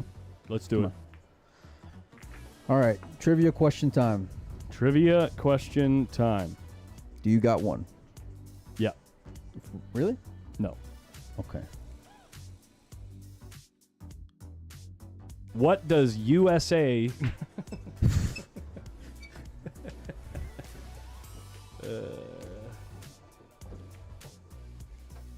I don't know, man. You got to figure it out, man. We should really start preparing whenever we Let's do these things. Let's ask. Ask the chat for the question and the answers. No. Is that what you want to do? Yeah. He's running out of innings breaking like that with Alex at the table.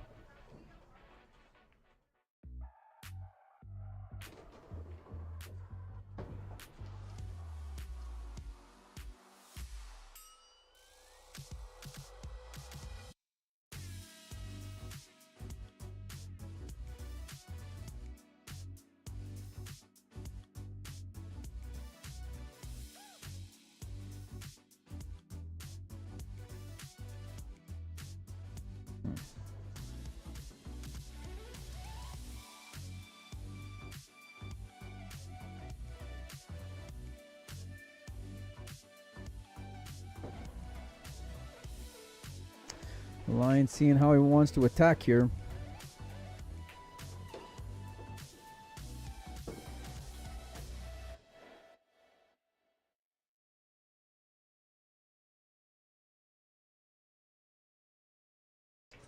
Colin's cheating using ChatGPT. No, to come this up is with the not question. ChatGPT. This is Grok. Okay, well, using some kind of AI to come up with the trivia question. I'm being a little rude because it gave me a very boring question the first time. Yeah.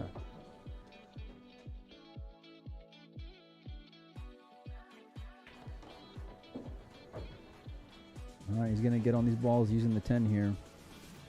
Roll this 9 with the full hit. for the 10 ball in the right side pocket.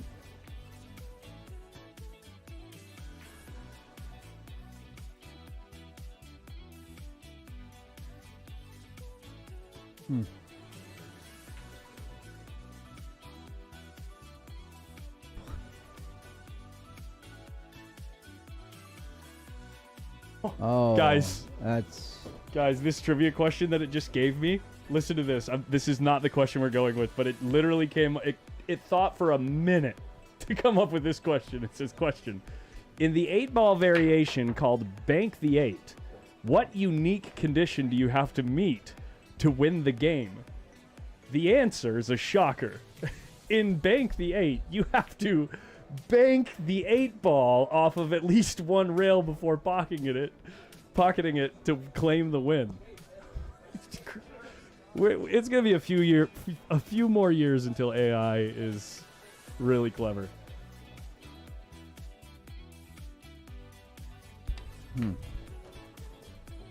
What a big shot there from Alex, but where's he going to end up with the cue ball? That gap of the 3-1, is that where he was trying to fall into? It's tough to tell how much of the 10 ball he can get. Looks like he's got enough.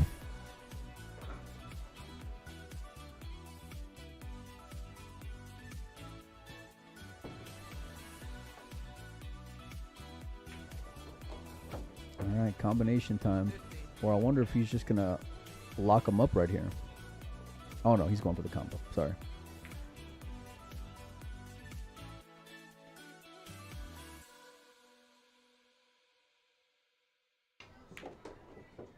I think Alex might be able to beat Shane here. Alex played some good stuff here. Called the bank shot. Playing one pocket or banks, you'd think that this is an extremely high percentage bank.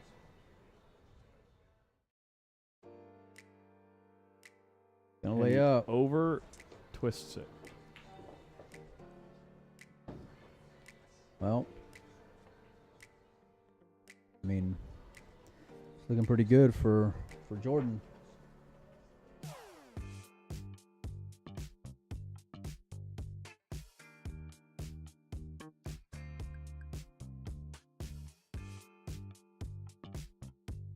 Meanwhile, Collins is insulting AI over here. We're arguing. And arguing. We are arguing right now.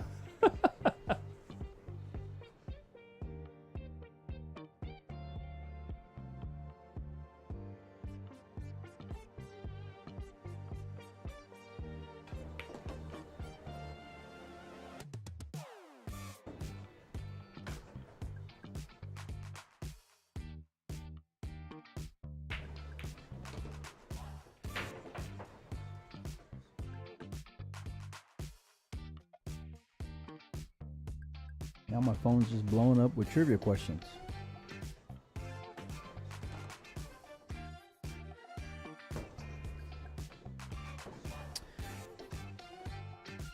After this rack, I'll have Collins pan over to that table where we got all the cues and some of the product laid out.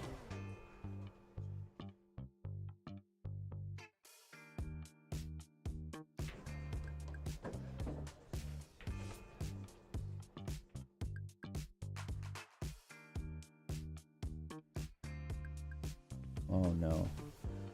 Collins may get kicked out of AI here in a minute with the way he's talking to that guy.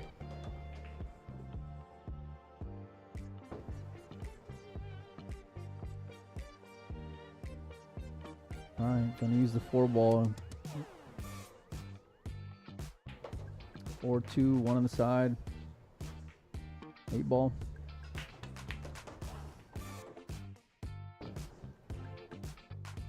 Do this. What's up?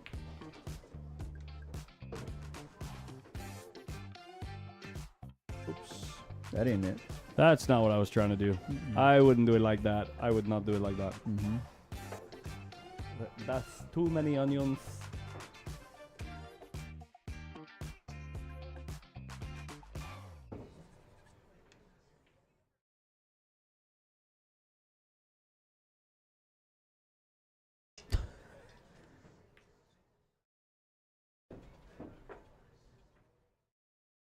All right.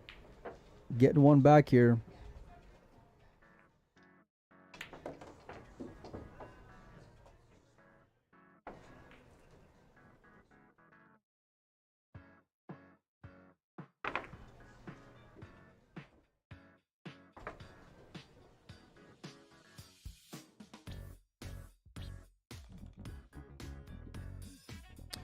We got any scores from the other tables? There's one other table. One other table in play? One other table in play, baby. The Ruger and Roberto match? Gomez. Ruger.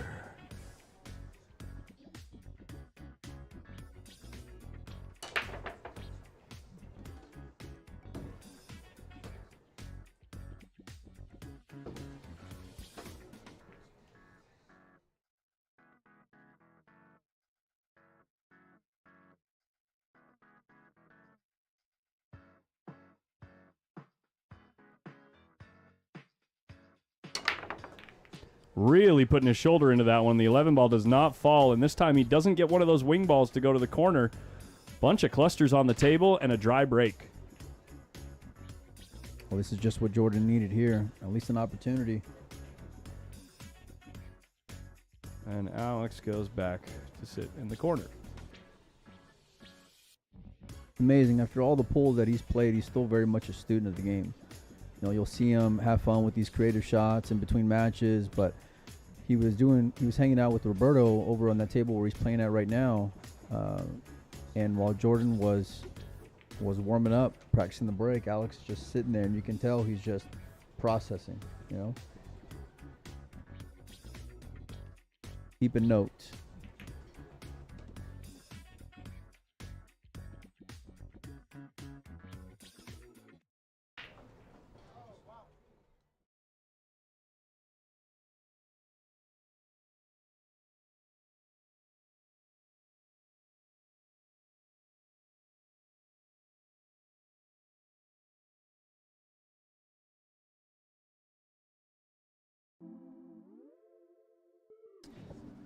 I think you ought to turn off that website. This is the last time I'm Because trying. you're really...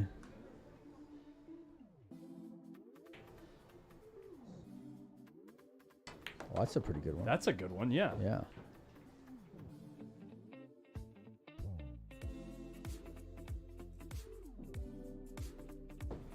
You want All to right. go with that? Yeah. That's a good one. Good. All you're arguing with AI paid off, my man. All right, guys. Wait, what are we giving away? Turning Point Chalk. All right, we'll give you... I'll tell you what I'll do.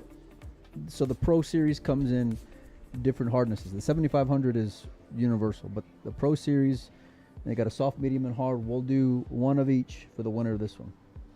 So they'll get 3 pieces of chalk. Okay. Hal Turner, yeah, I got your info. Thank you, buddy. I got you.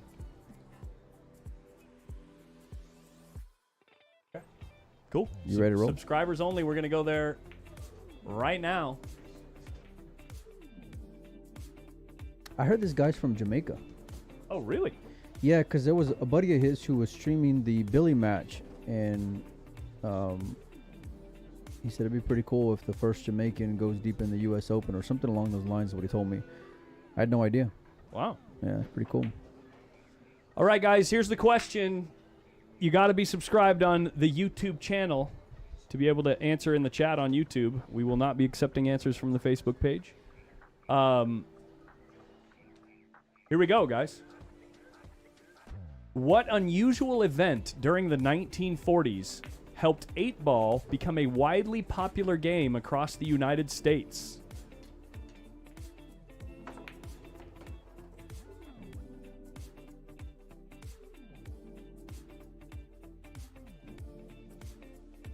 What unusual event during the 1940s helped 8-ball become a widely popular game across the United States?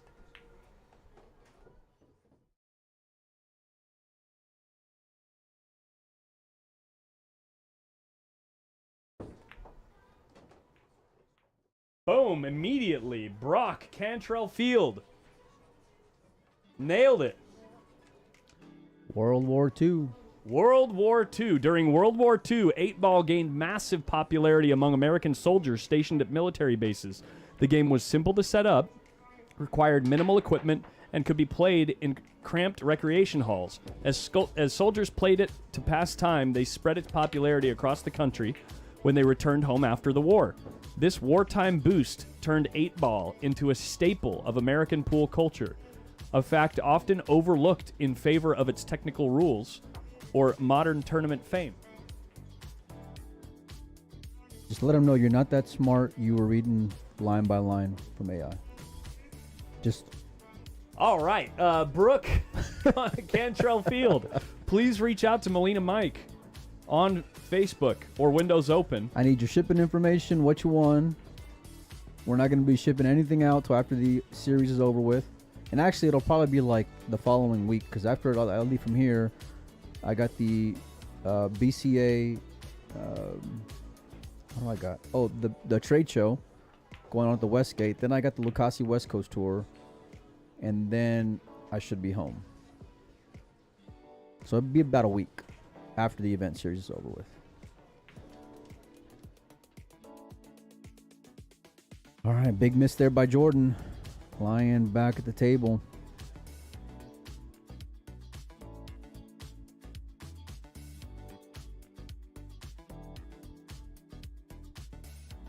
I literally just said, "That's lovely, thank you so much," and it's been thinking for 30 seconds, and it gave me another trivia question. Gave me the same one. Scared of you now, the way you were talking to Good, him. good, it should be. I'm about to go turn it off, you know what I mean? Just go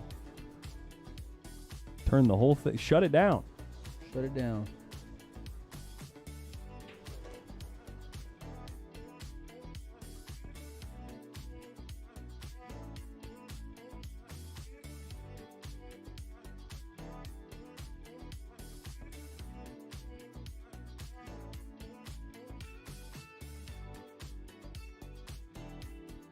Ooh, missed by Alex. And nothing laying up here for. Nothing laying up for Jordan. He's gonna have to come with a couple of big shots.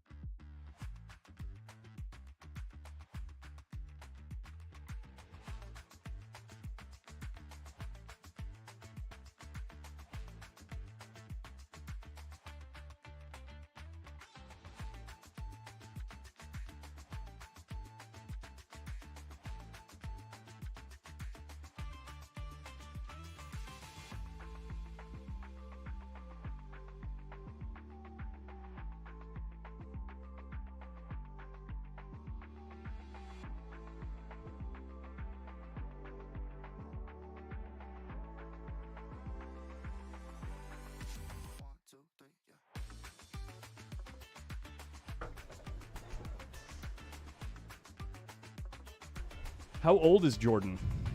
I don't know. He's a young guy, though. I'd say mid-20s, mid to late 20s. Mm-hmm.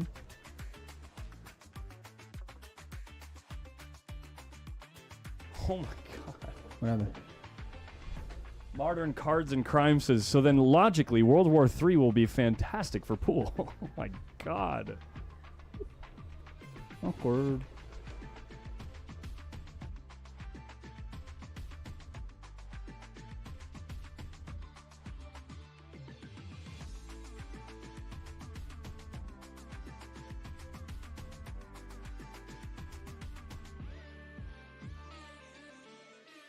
See what Alex is grabbing here. He's pulling out the bag of tricks.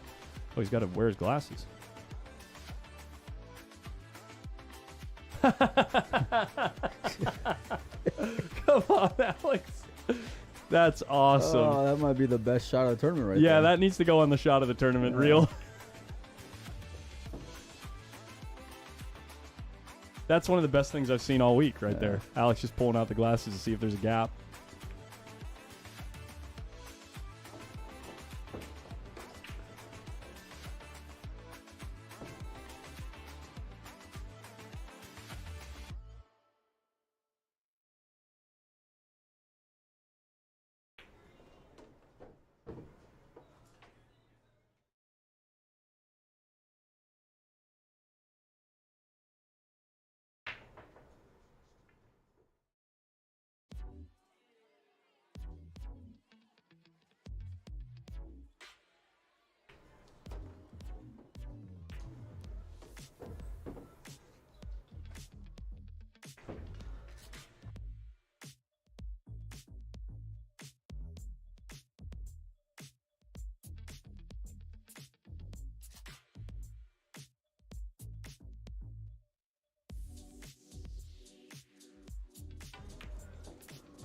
Oh, nice, nice.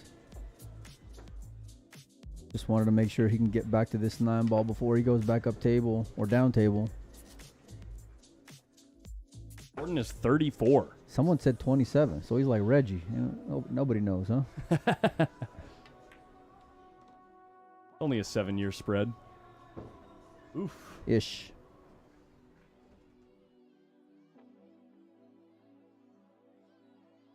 How many players are we down to now? We lost 4 in that round, no? So we're... How many does it say on the screen? Well, that don't mean nothing. You lose track of that quickly in the day.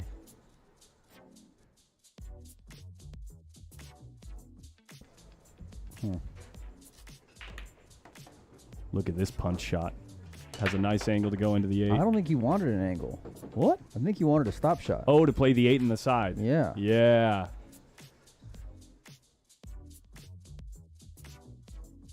Now he's going to have to gamble a little bit.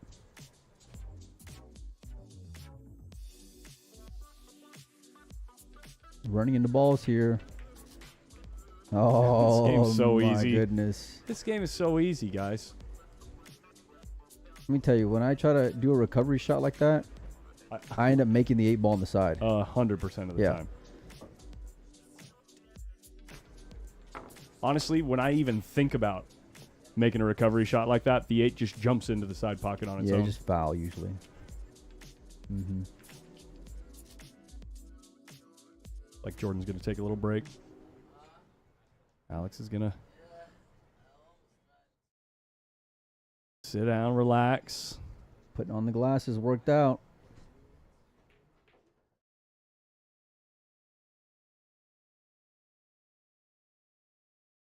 I got a feeling that might be the one pocket you were watching earlier. That was.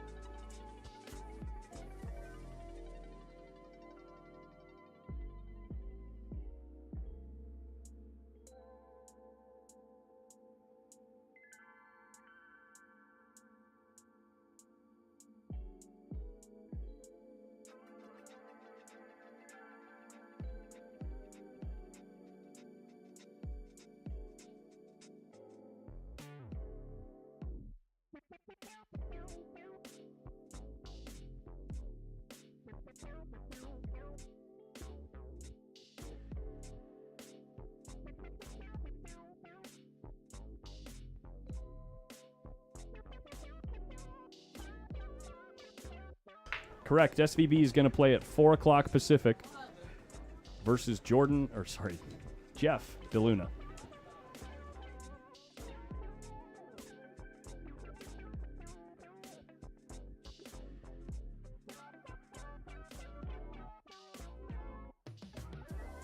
We'll have 2 more matches for you guys. 3 tomorrow, right, Collins? Yeah, should be Something like that? the 4th place match, 3rd place match, and the final. Okay. Final is a single race to 11.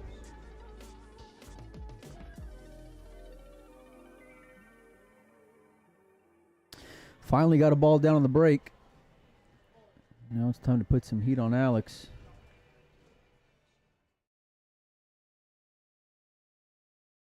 Marcello says, I can't wait for that Alex Federer one-pocket match. Who do you like in that match? I mean, I'm biased. I know you are.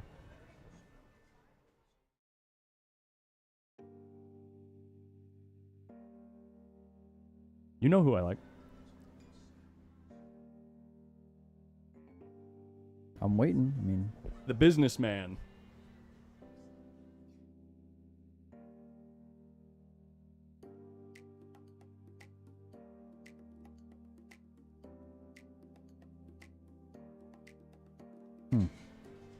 He said.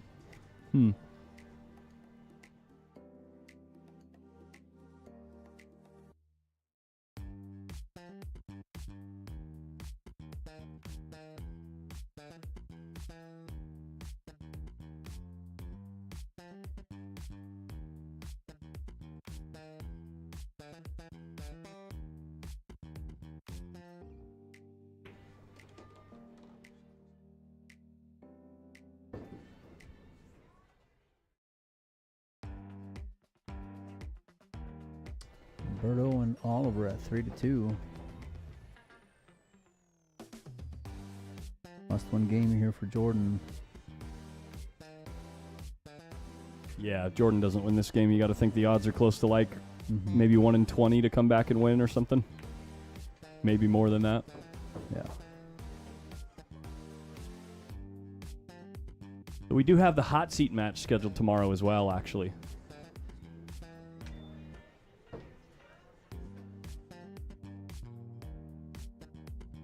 So the schedule is for 4 matches tomorrow. We're going to have 1 more match tonight at 6 p.m. One more match after the SVB Jeff DeLuna match.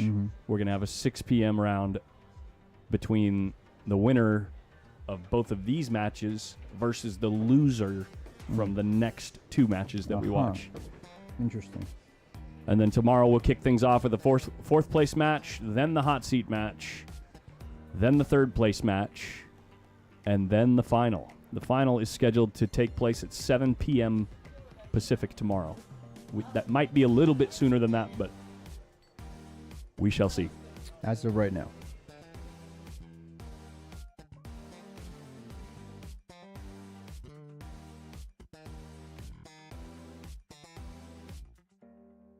I got to go with the Ghost on that match. The guy just don't miss. That's going to be a mistake there. He made a fantastic jump shot on the 8-ball on the last rack. Did he? I think he might still have the 4-ball, though. Oh, okay.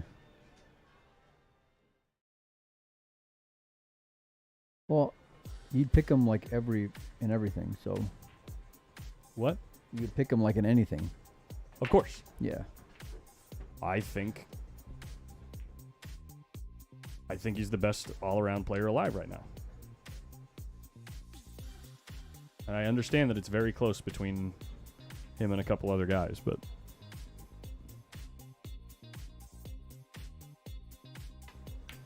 oh man, did you see his wrist in that one? Yeah.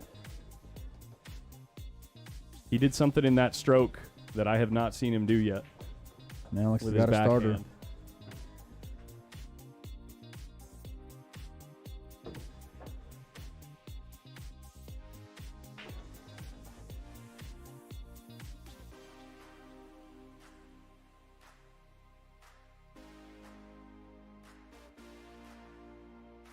No, he's just not even going to attempt anything offensive. He's looking to squeeze here. I take it back. I rewatched the video. His stroke actually looked really good. I think he just was misaligned on the shot, I guess. Just missed. Sometimes we just miss. Sometimes it's often. Oh no, his tip did go down and to the left though.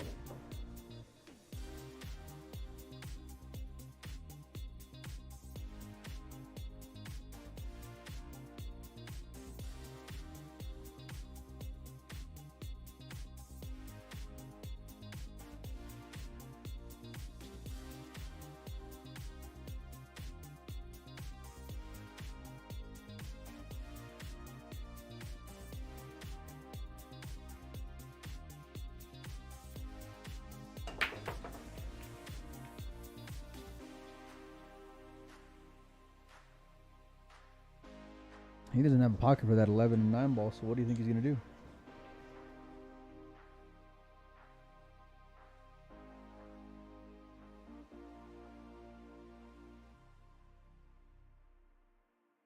Get down to the 13 right now.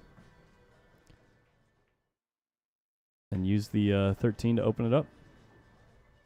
I mean, it's doable from here. It's not exciting for him, I'm sure. Look at where his tip is aimed right now. And then look where it follows through to. He'll stroke eventually. Spence is killing it. Yeah, See how far to the left his tip went there? So he didn't go for the breakout, Alex. Oh, he must have a pocket then. He must. Maybe the 11 goes clean. Oh, 9 ball. Yeah. Yeah. Easy game. Did Shane get knocked out? No, he's still on the winner's side. He's waiting for this table to open up so he can play Jeff DeLuna at 4 p.m. Pacific. Meanwhile, Alex over here solving problems. The Professor Pagulayan. Looking to get to 6 here.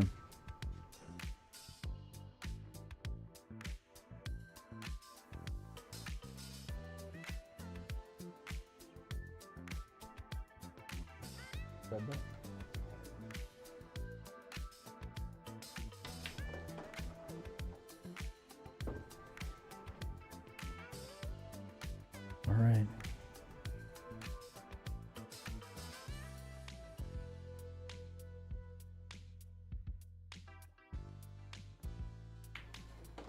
There you go.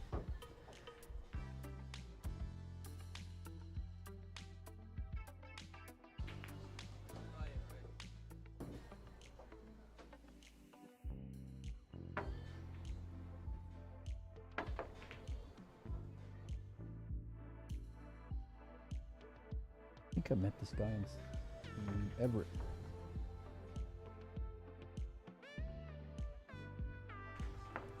Oh, sorry. My bad. All right, 6-2 now.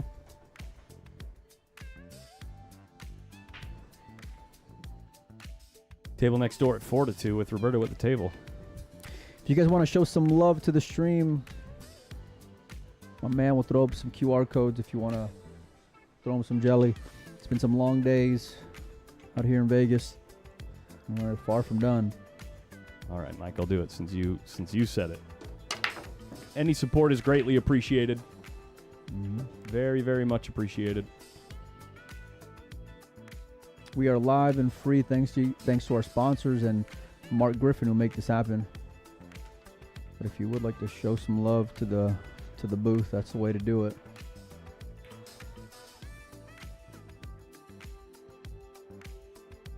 And Alex is going to be doing Alex things here again. Scary when he's got options and he's playing well. Yeah. And his cue ball's top Sick. shelf. Yeah.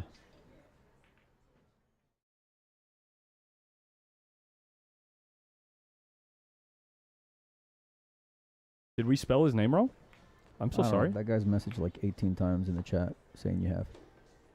I thought I copied it verbatim from the...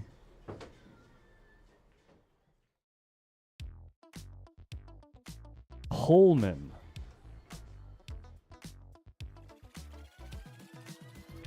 Apologies, Jordan. Felcher. That was way off.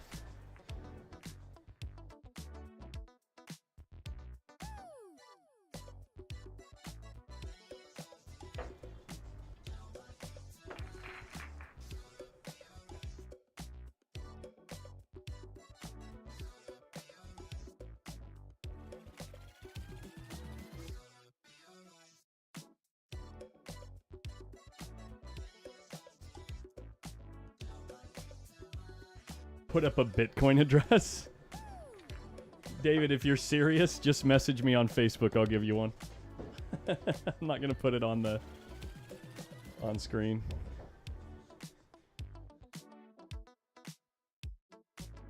I do have a wallet, so I can, any currency you want. I can do that. If that's more convenient.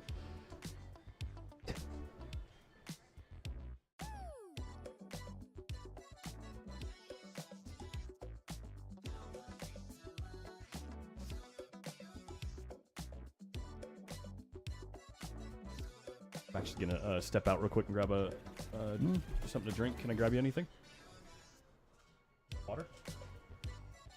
No, just take out the trash. Do you want a little Arnold Palmer? No, I'm good. I'm trying to lay off the sugar. I'm good. Thank you though. All right, here we go.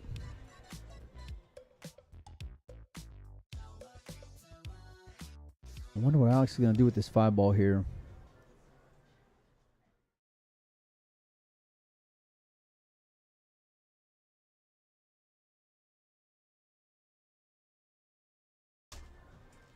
Look at that. I said I'm trying to lay off the sugar, and he throws some sour worms in the booth.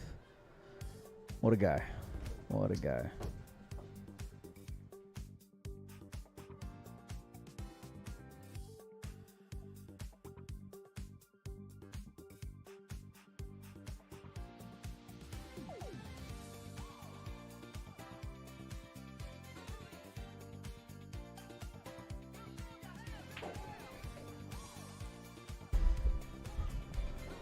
All right, this transition is going to be to get Alex to the hill here. Did he call the bank? So he must be trying to hold the cue ball on that side then if he's playing the bank.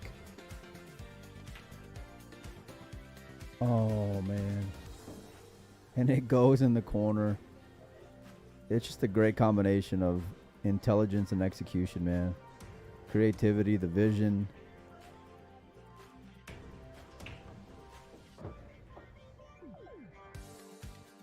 Such a treat to watch him pick apart the racks and just figure out problems. Alex PAGULAYAN is at 7. He needs one more.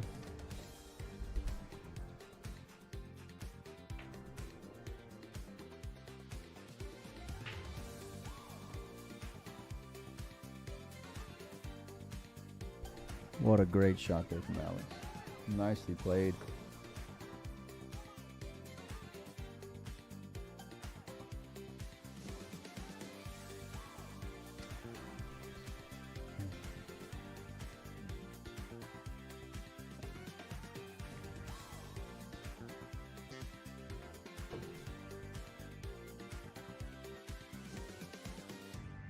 Alex won to playing the loser of the Jeff DeLuna Shane Van Boening match.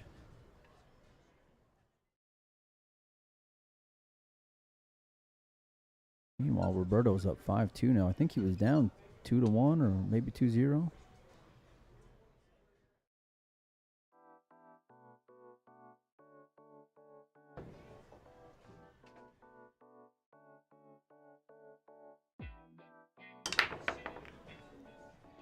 Ten balls down. Cue ball is getting kicked around a little bit.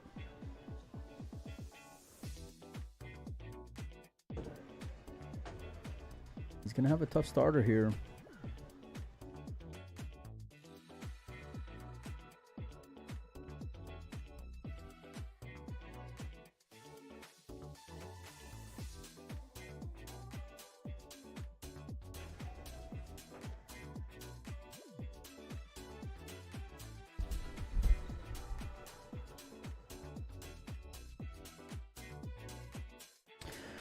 All right, playing this 14 to get shape on the 15.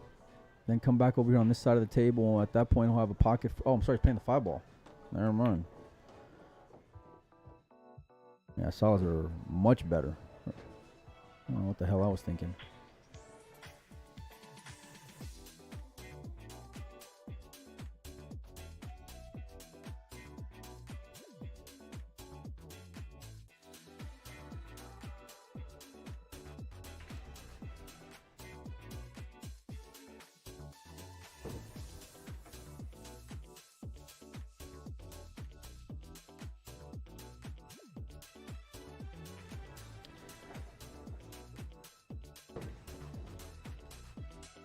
Yeah, Jordan's in a tough spot, like mentioned in the chat, but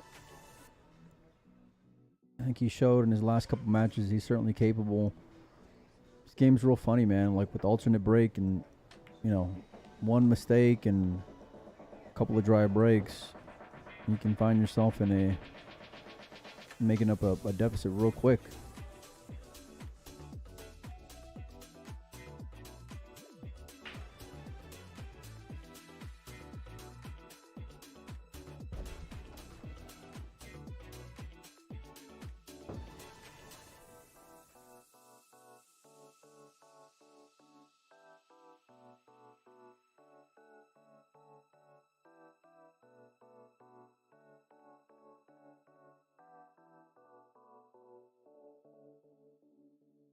It's a good looking cue he's got there too. I like tuxedo style. White points, ebony nose. Looks like a keel with shaft.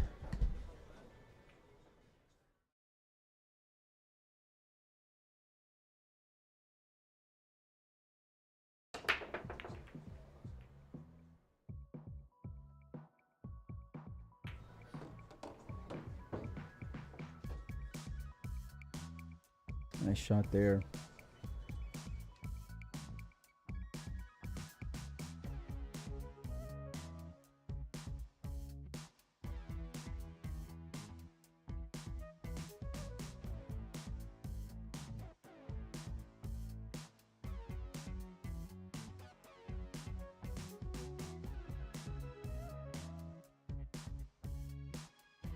Well, all he can do to try to get back in this is just take it one game at a time, not to get too far ahead of himself, and he's doing so now.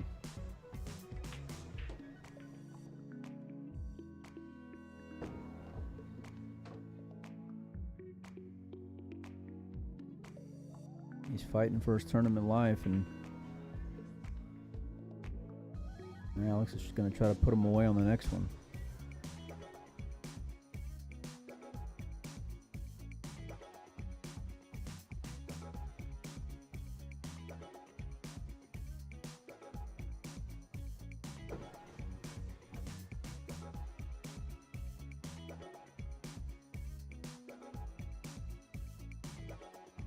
Checking to see if the 8-ball passes the orange on the right side. He's trying to just draw the ball back. Looks like it does from here, so we should have no problem.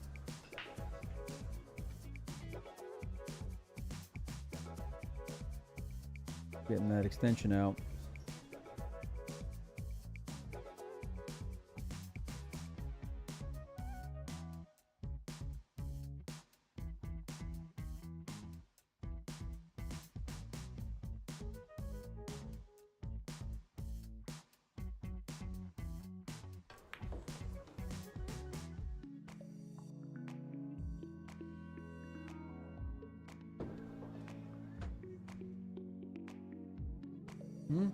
Huge line up there. A lot of people. It's a Friday night. Yeah. Shout out to everyone who sent a little love. Very, very much appreciated, guys. Oops, that's the wrong one. I wanted to do that. The guy didn't follow up about the Bitcoin address, though, which makes me think that that was a joke, which was a good joke. How we doing here? Alex on the hill. Alex not at the table.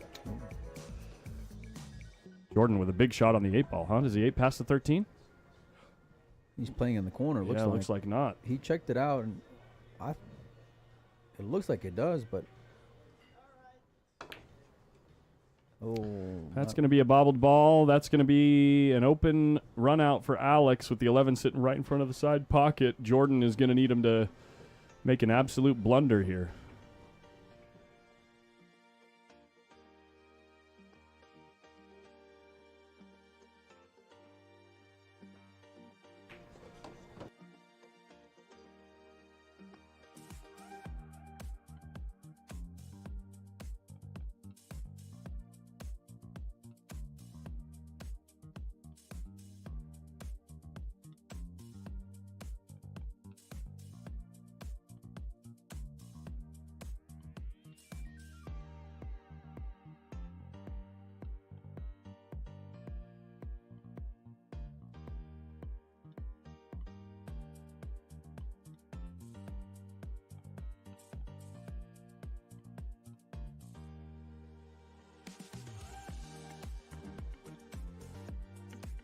Alex doing good work here.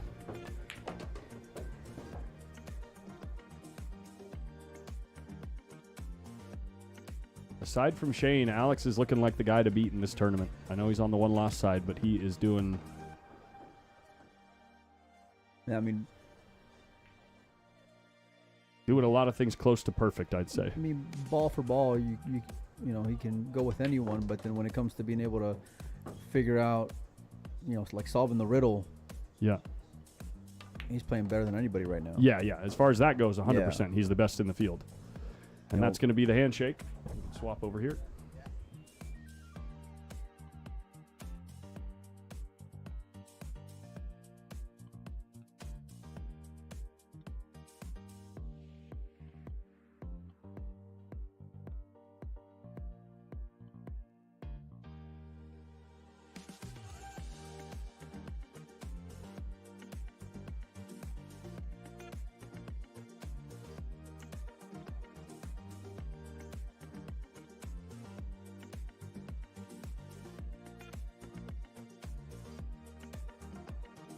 Oliver trying to stay alive over here on table 6. Or sorry, not table 6. Table 11.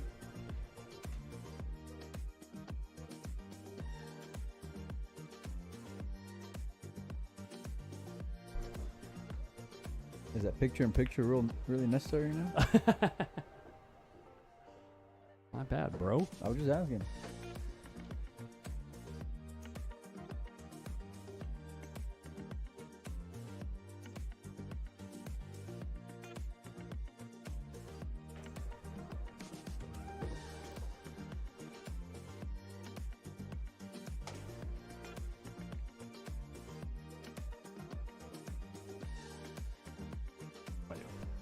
Mm-hmm.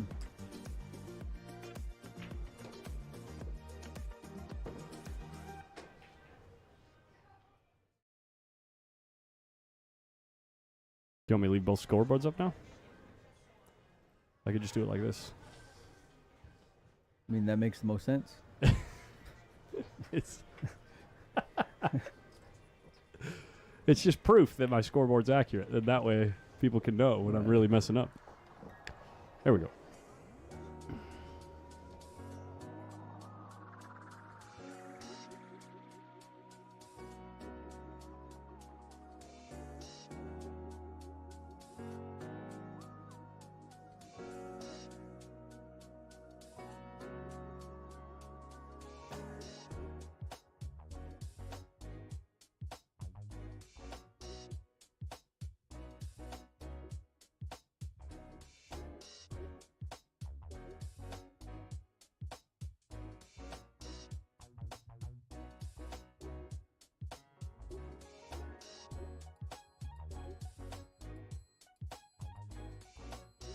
Oliver Ruger takes one back.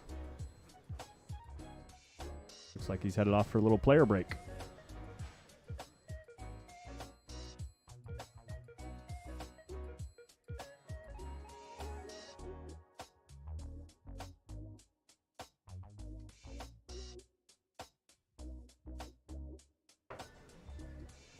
Check out that raffle. We got a bunch of stuff to give away. Shout out to raffle.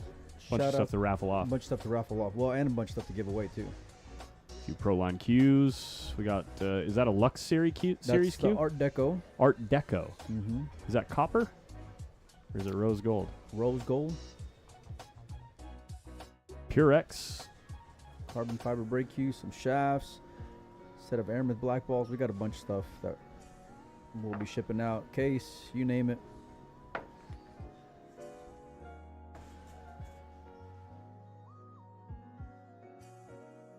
As Jeff DeLuna makes his way to this table to start practice, dial in the break. I can tell you what, the break will be everything in this match. Even more so than the others that we've watched. Well, you just know that Shane's incredibly high probability of getting a ball down, you know, and you know what he can do with an open layout. So If you guys want to see the bracket or the results of the tournament, you can see the link to the bracket in the video description. All the information you could possibly want about the tournament is right there. So just in case we are unable to see something as it passes by, to answer those questions, that's where you can find that information.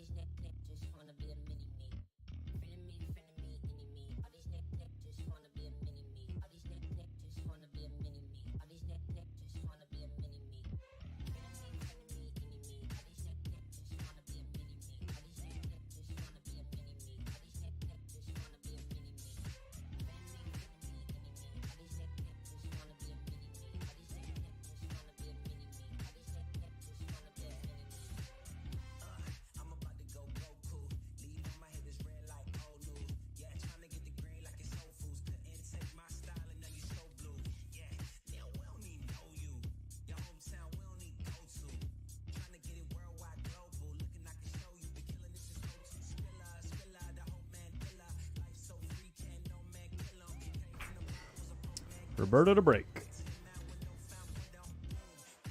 How do you enter the raffle? The raffles, you're going to reach out to Molina Mike or Windows Open on Facebook. You can get 1 ticket for 10, 7 for 20, or sorry, 7 for 50, and 20 tickets for 100.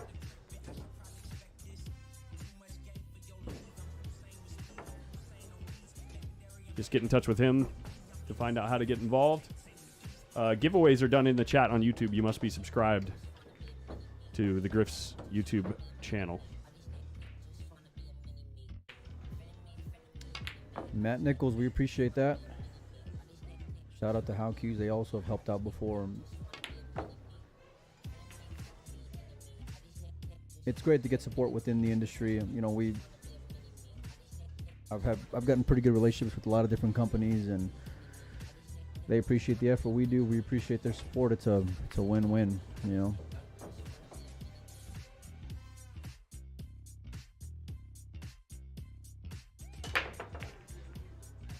Leg in the air. Oh, and the cue ball's down. Just kissed straight into the corner. Yikes. And look at the layout for Ruger. It's not fantastic, actually, with where the 6 and the 3 are sitting. You can't take solids. No, you can take stripes. You take stripes and just shoot the 13 immediately, right? Yeah, for sure. What's the score here? 6-3 in favor of Gomez. So, yeah, it's a huge mistake on the break there.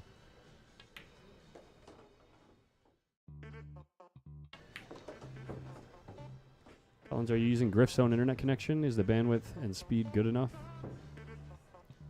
And if not, what's your solution for streaming? I definitely rely on the venue for, rely on the venue for a reliable connection. So if the venue does not have a good enough connection, I try to stream in 720p. We did that last year at the Lukazi West Coast Tour stop in San Diego, which we might have to do again this year. We'll see.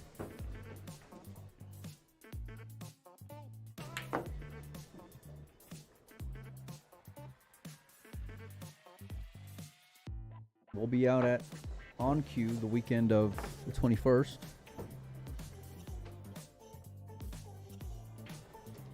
Probably be out at Pockets on the 20th. You can go, buddy, by the way, for that. I probably won't make it, actually. I'll be working. That's a shame.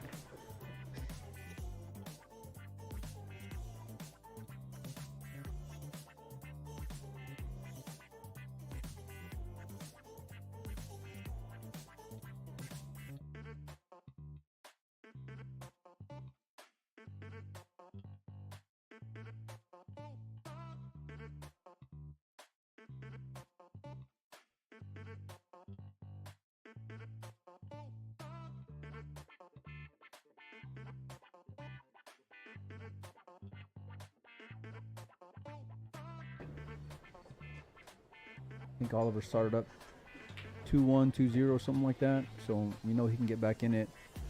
He's gonna need some fortune, and it started with that scratch on the break from Roberto. Only issue from here is just getting back to the 12 ball.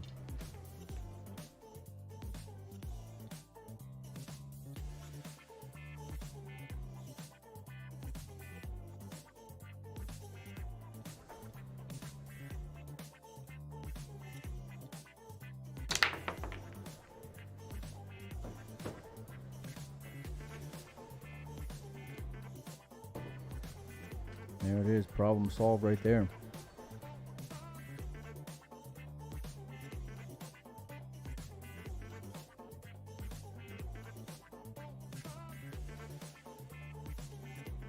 He's got a big window to get back into position here for the 15 ball. Don't get too far ahead of yourself though, just make sure and put the ball down more than anything.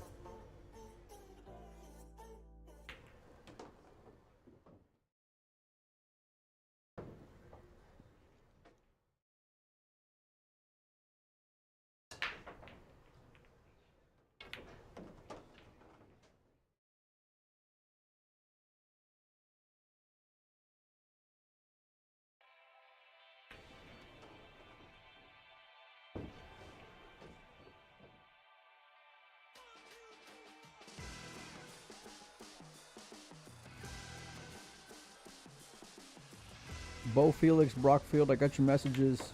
Adam Hart, Matt Cole. See y'all's messages as well. We'll get y'all taken care of for the free giveaways as soon as the event's done with. Okay.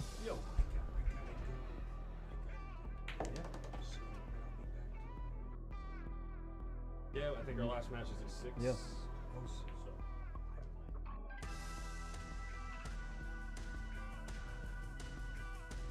But if you're gonna be here tomorrow, you come on in. Yeah. Let's do it. We're glad you came, man. Yeah, for sure. That's awesome, man.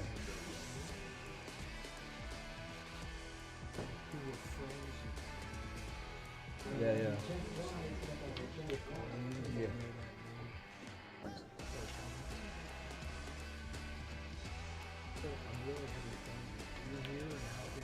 Well, come on in whenever you come back, man. You're more than willing. More than willing. All right, Awesome. brother. Thanks, Jay. Good seeing you, Jay. Hey, these are your cues here. Yeah. Are these your cues? Yeah. Is it okay if I leave? Yeah, we got you. Yeah, we'll put no him in problem. the booth overnight. Yeah. Yeah. I'll probably be back. All right.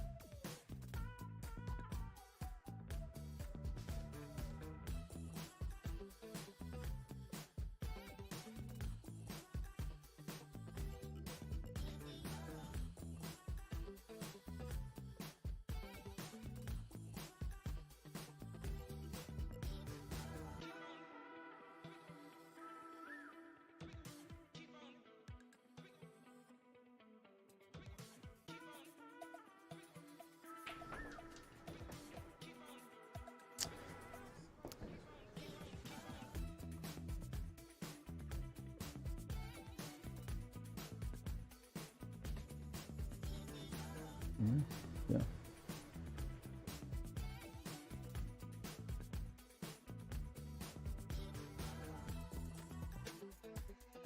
Roberto in the blender again. Bunch of balls down here near the foot of the table, causing problems, as well as the 6 and 12 potentially. Looks like they might be playable as long as you play them in the right order, but still a bit of a headache.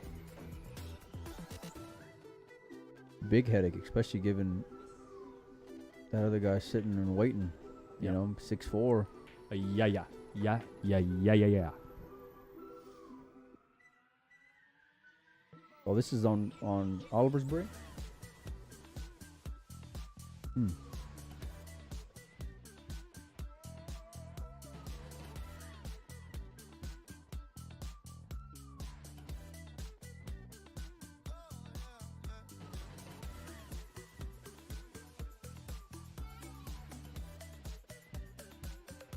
All right, looks like he's made his decision here.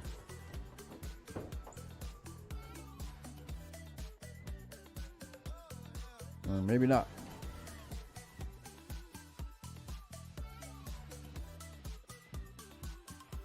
That'd be a much better solution because, like, I don't care if I gotta, stay there with you till fucking midnight. I'd rather. Pardon me, guys. Sorry we weren't muted. I really apologize.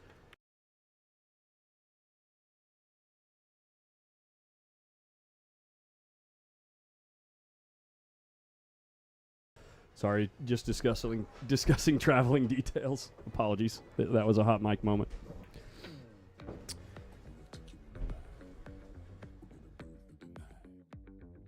A lot of logistics for putting on the event. Yeah, Or an exactly. event, I any should of say. any of these Yeah. events. Yeah. Sorry. So.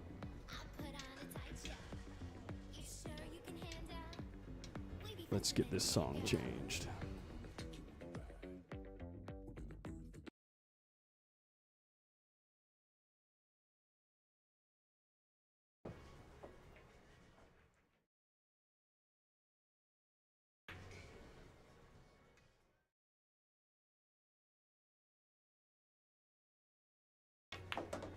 There we go.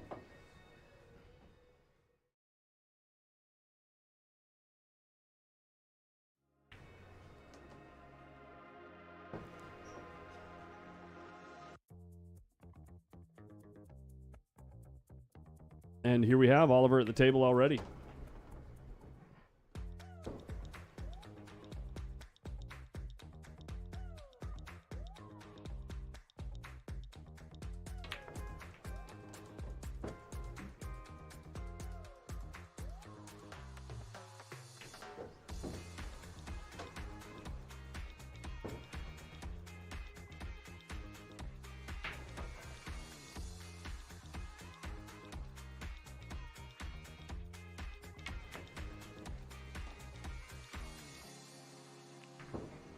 Triple combination to start? Or just a, what is he? Is he stripes? Well, I guess it's open. There you go. No, it's he is solids. Okay. Well, He is solids, yeah. Trying to just keep control of the table, keep Roberto in the blender. is that your, like, word of the day? You said it a couple times in the last, few minutes. I mean, I just haven't seen someone in the blender yet, so here we are. And now that Roberto is in the blender, we're going to have to see if he can find his way out of the blender. Huh. I don't know about you, but now I want a smoothie all of a sudden, huh? Nice. He says, I got you. I see your shot and I raise you one. Oof. I like just playing a little stop shot here on the 5 ball and putting them on the side of the 11. What about, just roll through, get a rail, Yeah. and just yeah, put him yeah. on the 11. Yeah. It's not a bad shot. Just trying to keep them off the 14 ball Puts here. puts the 5 in play as well. Yeah. I mean, you really want to try to be as devastating as you can here, but I think, like, just containing is still just as effective right now. Yeah. Ooh, you kind of rolled to the left a little bit there, eh? Hey.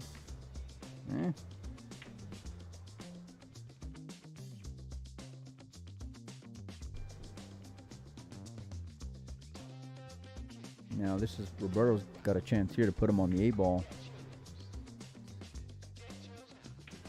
Same way, it's like you really got to hit it.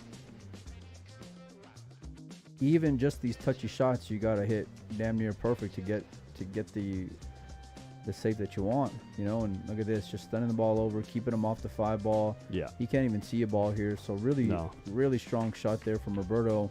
Can he twist kick into the 5 and pray? And that's where the mistake from Oliver was, because if you weld him to the 11, then he's got to just, you know, feather off the ball. Fin the ball, yeah. Feather off the ball and then hit a rail. That gap, although it wasn't much, was more than enough for him to get him tied up on the 8-ball. Now we got a rogue cue ball on the loose. Looks like Jeff was breaking.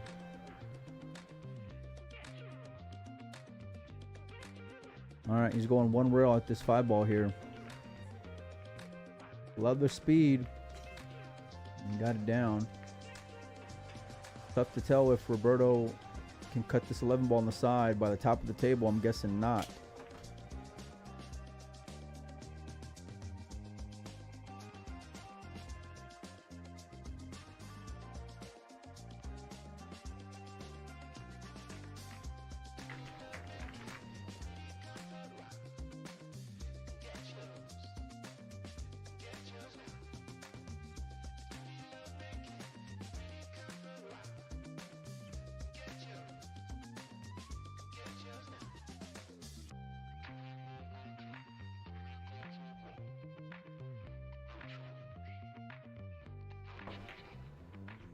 Oh, what a nice shot there.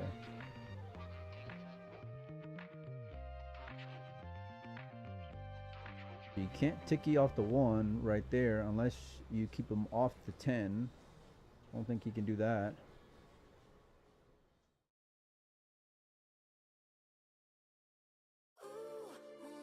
But you don't want to move the 1 too much either.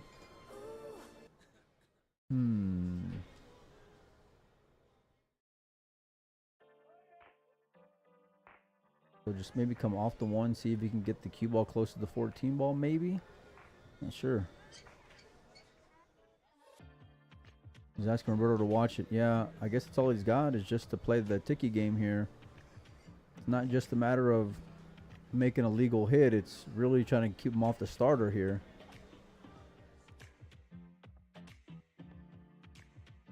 It's a good hit. It looks like he got it. Gotta love the sportsmanship and the attitude. For Roberto. That's why Roberto's always just fun to watch. You know, him and Alex, they always got that. You know, He can't believe he made the good hit and actually wedged him in there. Yeah. That's Well, awesome. it's keeping him off the 10 balls really hard. I mean, Yeah. obviously we don't have the most ideal angle. That reaction from Roberto was fantastic. Yeah, for sure.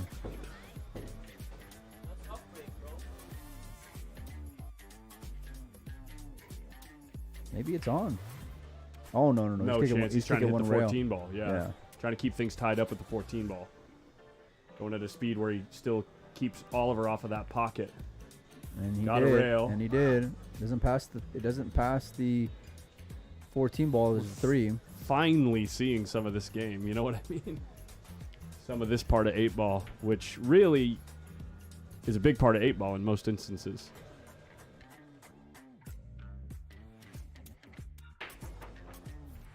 If the 3 don't pass, I really like doing something with the 2 ball here. Just getting it out of there. But you're still in the same issue that you were a little bit ago and just making sure, trying to keep them off the shot at the same time. Looks like that 3 ball passes. Yeah, really effective shot there from Oliver. Taking everything out there. Now if he can get rid of this 1 ball, the 6 will have a pocket. I don't think it plays into the bottom left.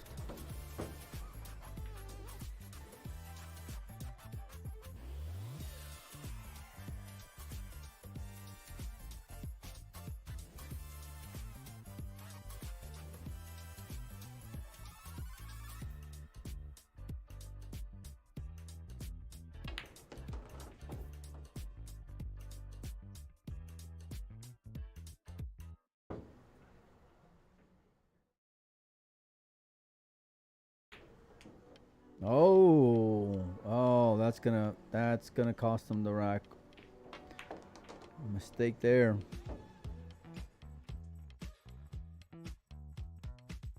And he was sitting pretty good. He played that cat and mouse game really well. Beat Roberto to the shot.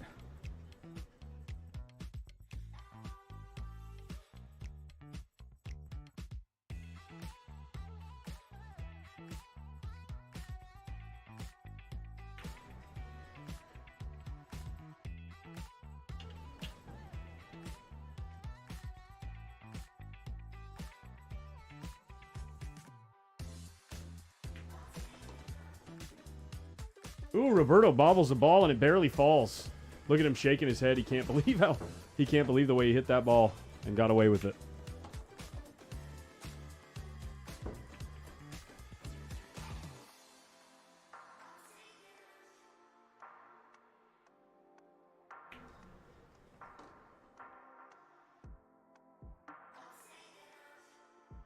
Feeling the heat a little bit.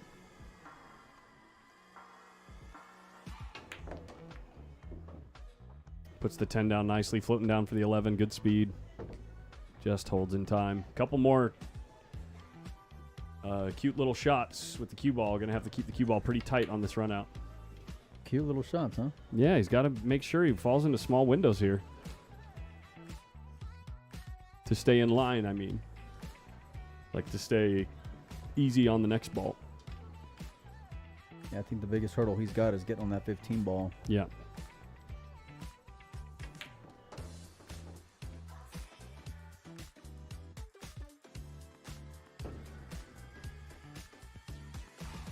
Oh, is that going to make it?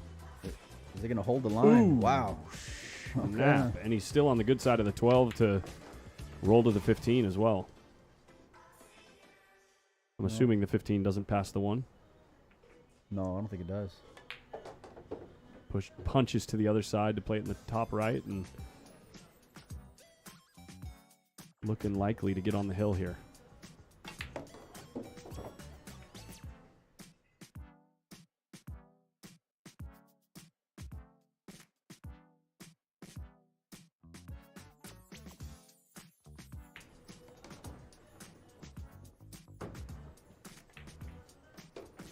Perfect shot there. Yeah. Nicely controlled.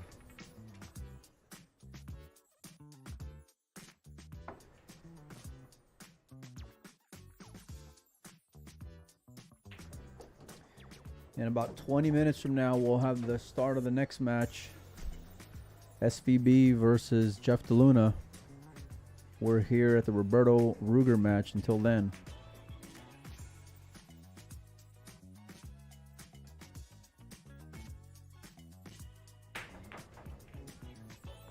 All right. On the hill. Mm-hmm.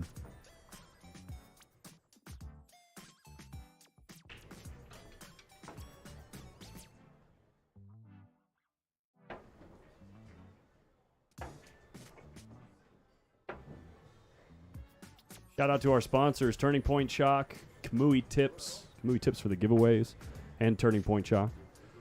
And the Town Max rack, as you can see here, the rack that Roberto's racking with right now, as well as Michelle Griffin, Realtor. Fort Worth Billiards, your boy. Trujillo. There it is.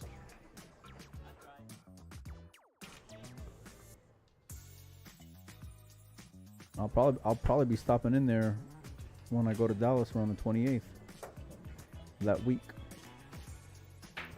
See how Jeff's breaking the balls. What do you think? Oh, he's just looking to absolutely obliterate the rack. And my neck hurts just looking at him.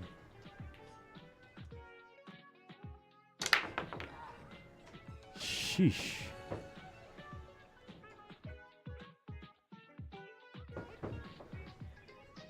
Roberto having a little trouble here.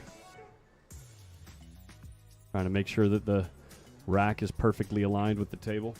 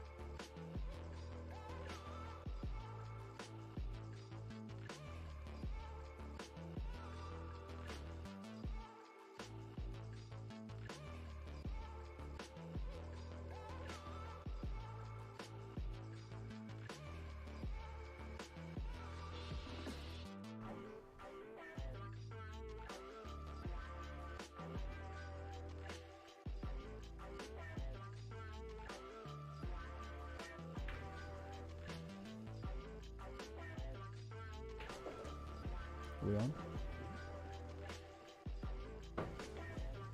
Well, successful break here. But that 4-11's in a really tough spot.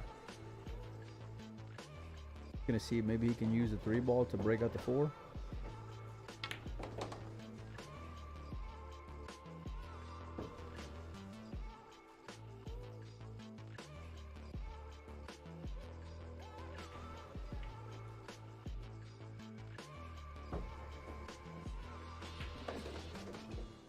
Did he get there?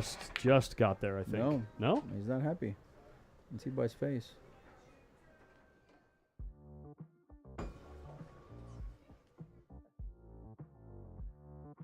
Go at it with the 5 and use the 3 as insurance, maybe? Well, he didn't want to go that route a minute ago, so I'm not sure why. he Maybe do he's it now. forced to. Yeah. There you go. That answers that. But it doesn't answer that, actually. I think you got to bank the 4 right now if you got the pedal to the metal.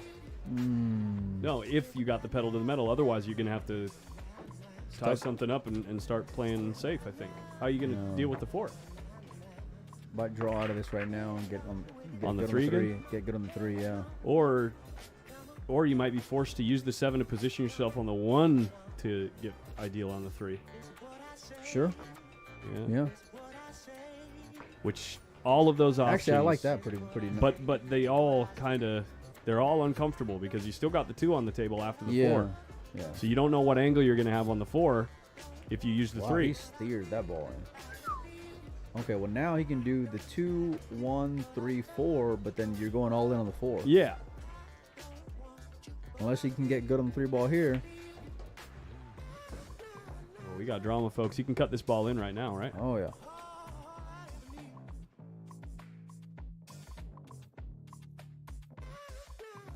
Oh, no. Oh, no. Oh, no. That's a negative. Yeah, this is back to high volatility outcomes. Like, you don't know. I like it. Yeah. You can come out of this looking like a hero, or you could come out of this with Oscar, or Oliver, pardon me, winning the game. Can he just fall into the rail and just play it in the corner? Does the 4 just go? Same pocket as the 1? Oh, no. Wow, okay. It's decent. But he's got a shot. Yeah, he's got a shot.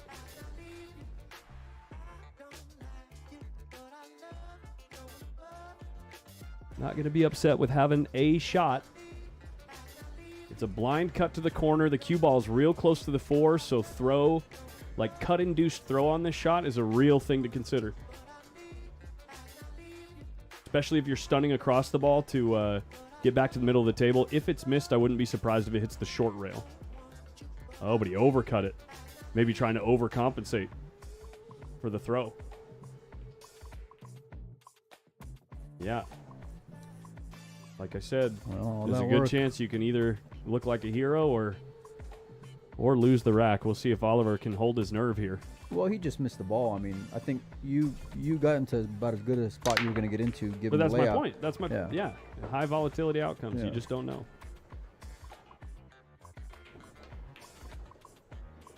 See if Oliver can hold things together.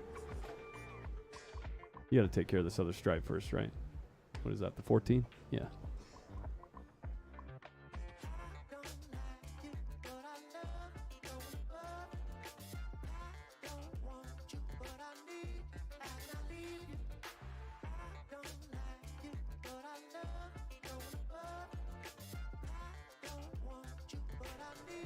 Oh! How about no? Does the 4 pass the 8?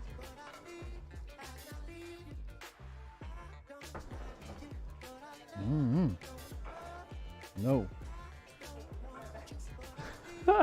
He's like, I guess I'm shooting this shot. Here we go. I love the animation from the Filipinos, man. It's so great.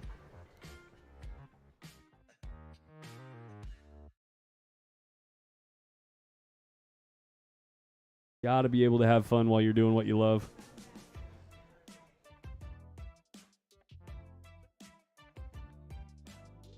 It's thick. Missed it. It's thick. It doesn't cover the pocket. But the cue ball's on the 50-yard line on almost every ball of the table, except the 11's The 11, probably the yeah. best one. That's wild that he ends up on like real thin cuts on most of the balls.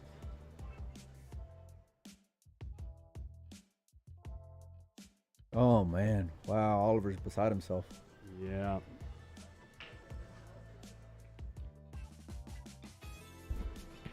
Well, 2 misses like that when your opponent's on the hill on the 1-loss side usually feels like the end of your tournament life. Mm. Ooh, that one kind of came off a No, little. hey, look at he hit it perfect. Yeah, wow. Just came off that ball a little funky. I don't know. It was weird. Like, smelled like a rose. And he's on to the next round. Good match. Good match. All right, you guys hang out. We got SVB versus Jeff DeLuna up next. We're going to take a little break here until then. Looks We'll like leave- about 15 minutes. We'll leave the stream on for you guys.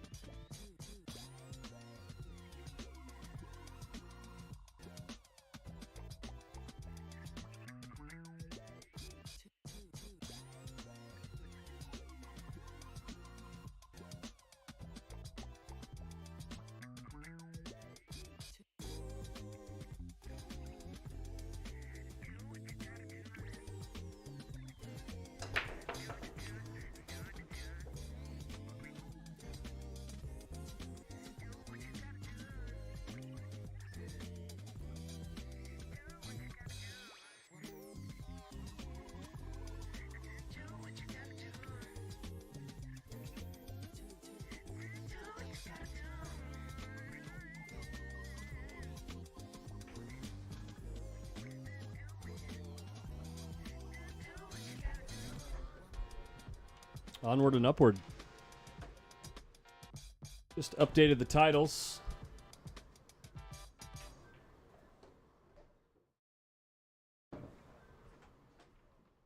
We are in it.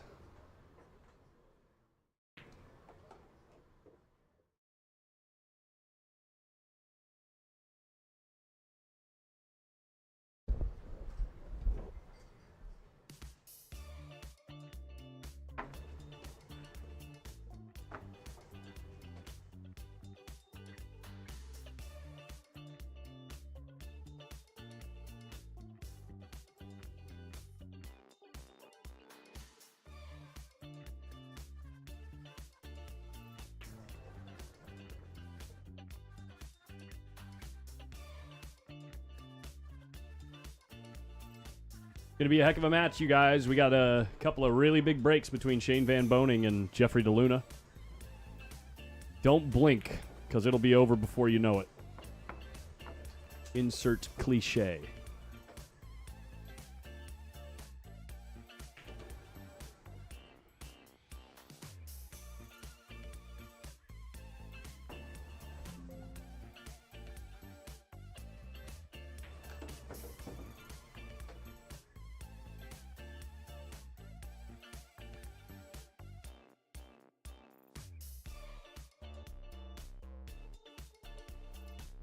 All right, I think we got everything set.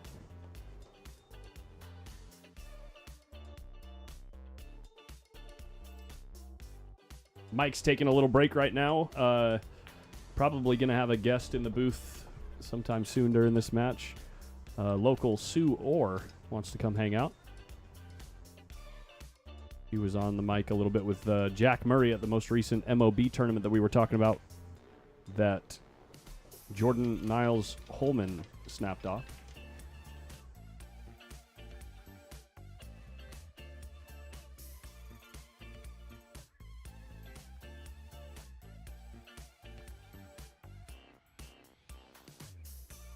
Who put Shane on the B side? Nobody. We are on the round 5 of the winners. The winner of this match will play in the hot seat match.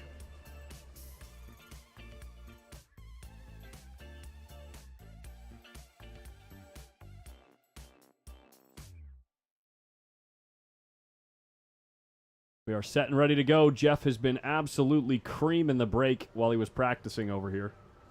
The other side of the winner's side bracket is between Oliver Zolnacki and Vitaly Petsura.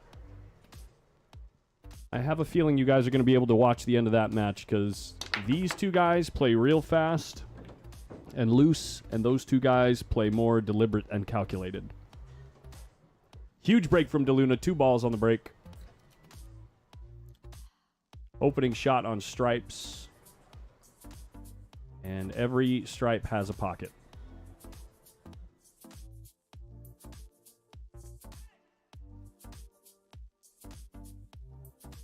Shane has taken his place in his lucky seat. This is where he's been sitting in every match up to this point.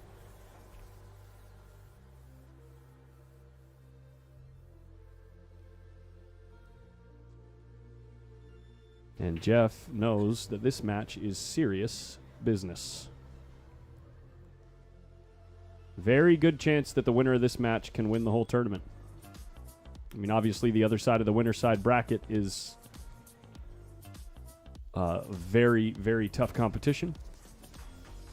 But given the style, or I should say the format, with this template rack, oh my gosh, the 5-ball immediately becomes a little bit of a what would you say, change in course. I believe he was intending to pocket the 12 ball in the lower left, but he's going to end up having to play it in the left-hand side. But as I was saying, with this format, it favors the big breaks as long as they're making balls. And that's these two guys. Not that Vitaly doesn't have a big break or Oliver can't break him real hard, but these guys are the ones that are the best at it.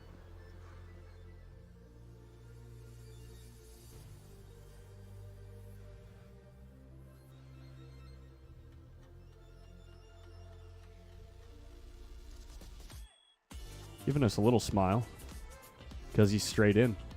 Oh no, he's dead straight in on the 13. And he can't draw back because of where the 2 is. Unless he cheats the pocket, he's looking at playing the window between between the rail and the 1, I think. That's really difficult.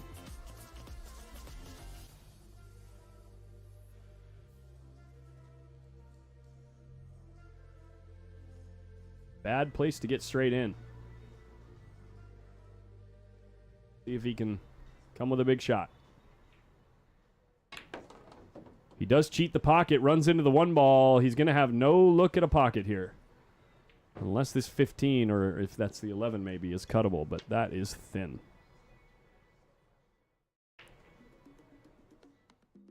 And there's no bank on the 12. Jeff is in trouble.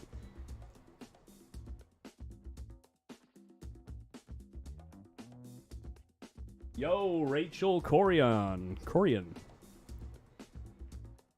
Good to see you.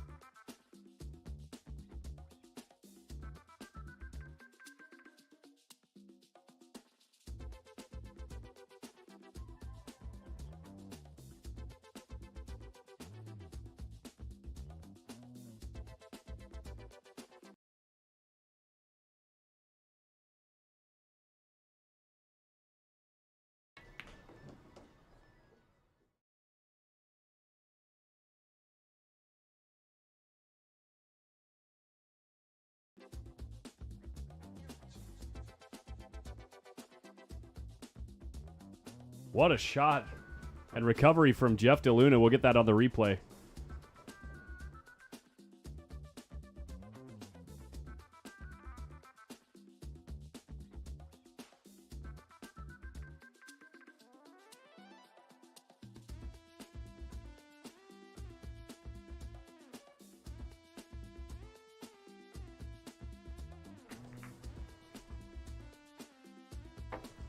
Coming right at you right now.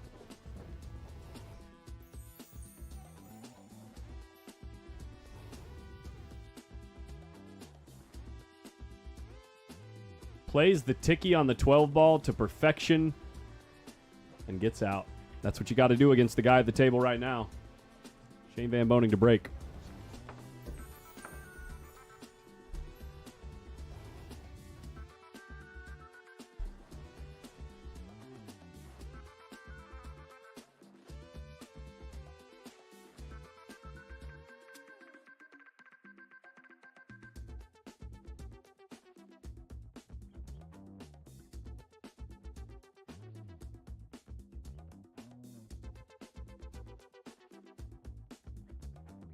See how he's feeling. Cue ball a little wild. Second row ball goes down in the 14 ball.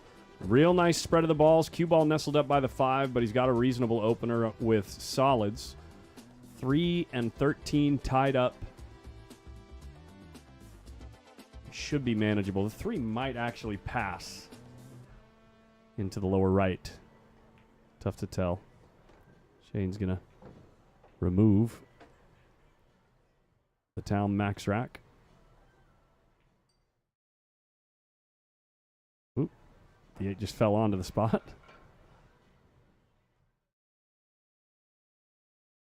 There we go. Doesn't want to move the position of the 3 ball because it could change the whether or not the rack is runnable.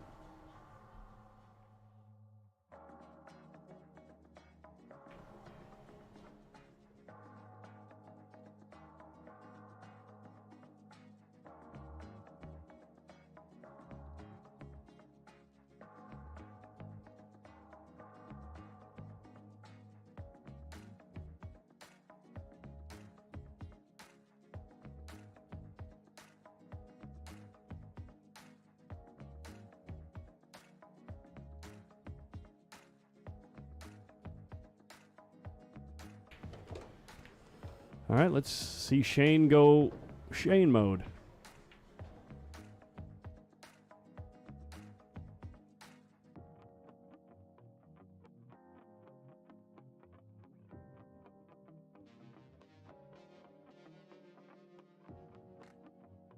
for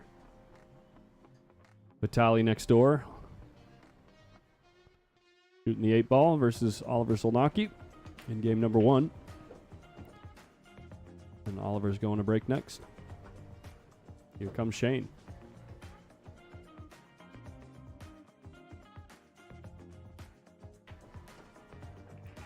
Immediately attacking the 2 and the 3 here.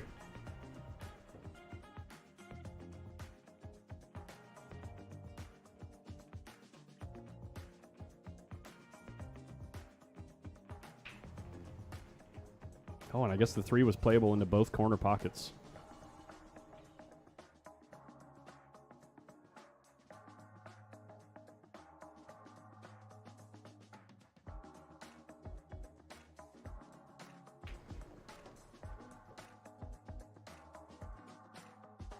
No surprises here from Shane. Playing perfect pool in the first rack.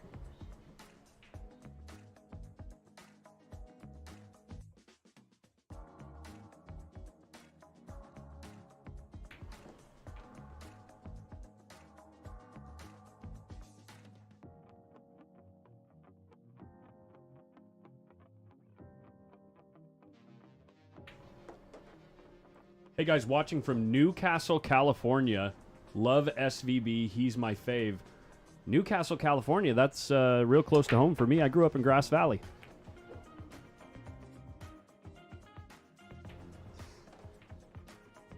So far, 2 breaks, 2 runs.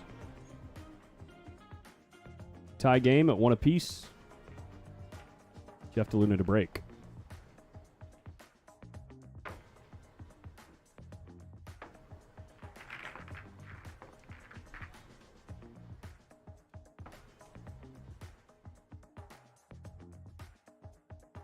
Jeff DeLuna, the bull.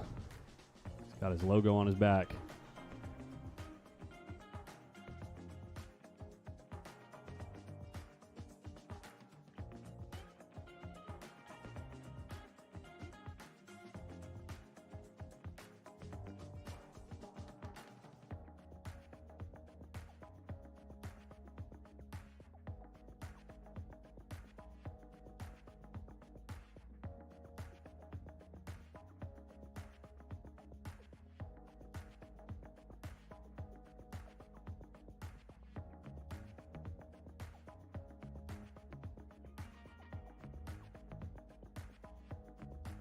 Newcastle, Great Britain? No, he said Newcastle, California. Yeah, the guy was from Newcastle. That's like just down the road from where, or just down the highway anyway.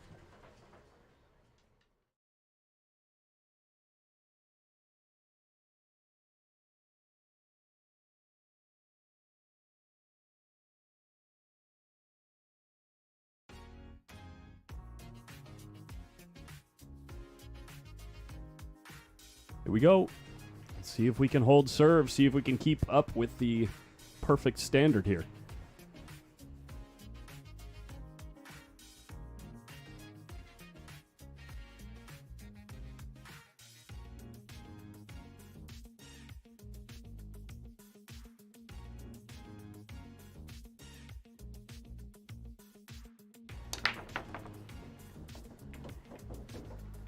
Second row ball's down. Jeff makes 3 on the break and a wide open spread. Man, it's going to be tough to beat either of these guys.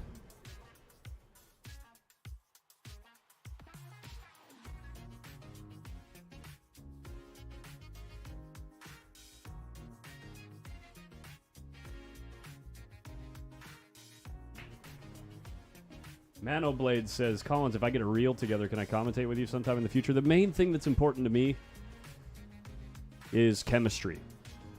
So the best way for me to know if I feel like someone's going to work well in the booth, it really doesn't even have to do with knowledge, honestly.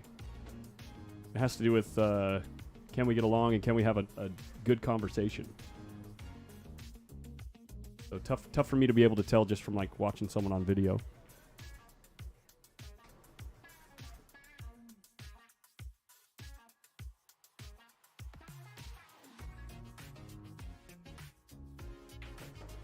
Okay, so Jeff selects the stripes first. Was attacking the 10 and 11 down table here. Comes up a little short, but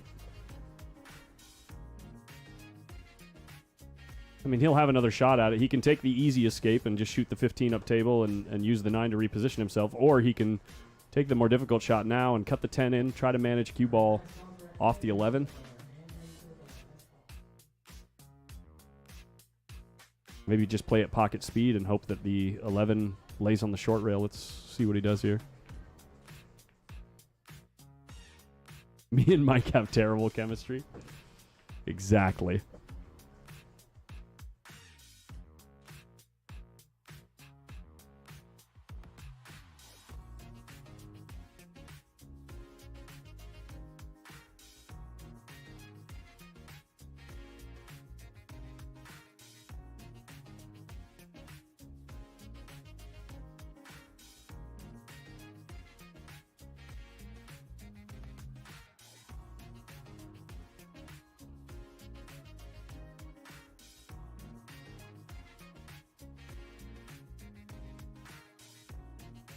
I wouldn't be surprised if he just changes his mind and goes with the 15 ball up table.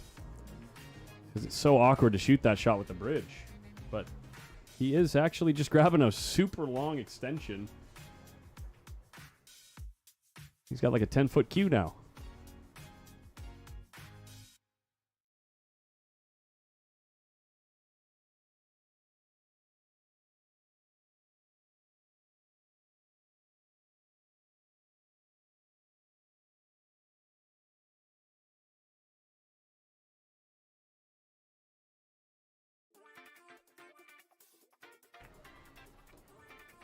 Plays a decent cue ball around the 6.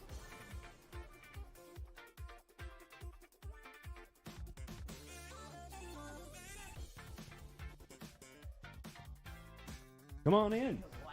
Get comfortable. This is a setup. Okay, the mic is. Yeah, mic is hot. It's hot. Oh. Mic is hot. Yeah. Everyone in the chat lands and watching on YouTube and Facebook, we got Sue Orr in the booth. Hi guys. Oh my gosh. Main thing with these mics is they drop off rather quickly as they move away, so make sure it's pointed, they're directional, and then make sure it's fairly close, like about a maximum of like your fist. Okay. Yeah. Okay. Sounds good. Yeah. Thank you for having me, by the way. Of course, yeah. Glad to have new voices, new personalities, people to hang out with. Sweat the match. All right. So let me see here. Jeff is running out. Is just right? playing perfect. They're both so far. We've had a break and run from Jeff, a break and run from Shane, and with this 8, that'll be a break and run from Jeff. So far, batting 1,000 on both sides of the aisle, so to speak. Oh, I got people saying, can I comment on Oh, the please card? talk to the chat. Yeah, that's what we do here. Jerry Lawson, hi. Yeah, I'm kind of surprised some of you guys recognize me. It's my first time commentating with you. Yeah, first time we've met. Yeah, actually. Yeah. Let me see here. Oops. So let's see, scores. Okay, 1-2, it's early. Okay. Early in the set. Okay. There she is, guys. Give a wave at this little red light right here. Oh, hi. Sue Orr, Aw. everybody. Yeah, of course. We got to introduce everybody. Got to put a face with the name. Hi guys, thank you. Happy to be here. This is pretty cool. I'm kind of loving this right now. Okay. I'm just trying to get my bearings. So just Get bear your with bearings me. straight. Yeah, just I'm just kind of looking at everything right just now. hang out, have fun, Let's see here. talk about the game that we love. Shane with a massive break. He's not only been making the second row balls, but he's also been making the 4 railers in the corner a lot. He's been making a couple up tables, so both second row balls go down. 7 balls close. Perfect. Dead too. Little wild cue ball though. Look at the spot where he's left. He's basically forced to take solids here. Yeah. Let me see here. I don't think we really have many problems though, because the 4 ball plays. Fairly certain. No, maybe not. No. Maybe it's one of those ones where you can kind of throw it, you know, like maybe Spin it plays. it away. Yeah, You could maybe it spin it plays away, from yeah. like here, but not anywhere else on the table. You know, on this line, maybe the cut induced plus spin induced throw might be able to make it, but You can even come underneath it and spin it away and then end up running into the one to get to the pocket as well too. From Yeah. what I can see, but let's see. oh, just missed the first ball. The first mistake from either player is a dead hanger. And Jeff DeLuna is going to be ecstatic, And he's got stripes. Shocked. Stripes wide open. but probably ecstatic.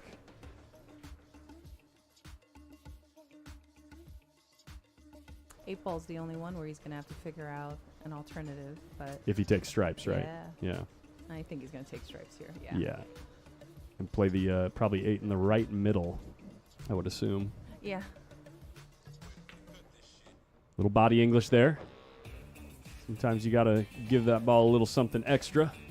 Yeah, in this particular table, actually, the pockets are slightly tighter. If I'm not mistaken, I believe it's 4 1/4. It's slightly tighter than the other tables. In the Uh-huh. Yeah.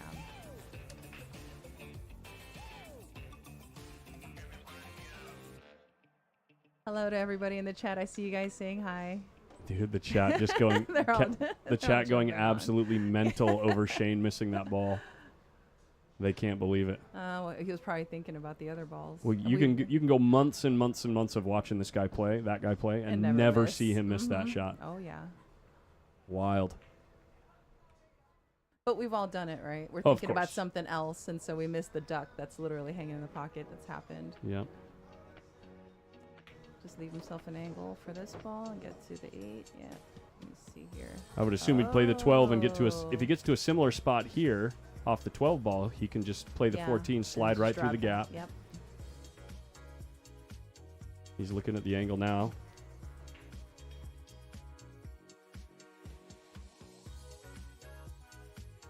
So you're a local, right, Sue? I am a local. I'm actually born and raised in Guam. Lived in Washington for a long time. That's where I started playing pool. Born and raised in Guam. What do you count as born and raised? When did you leave? I left when I was 16. Okay, wow, you really Yeah, were born so and raised. I really was, yeah. Went to school, graduated from the University of Washington. So I lived in Mhm. Washington for a long time.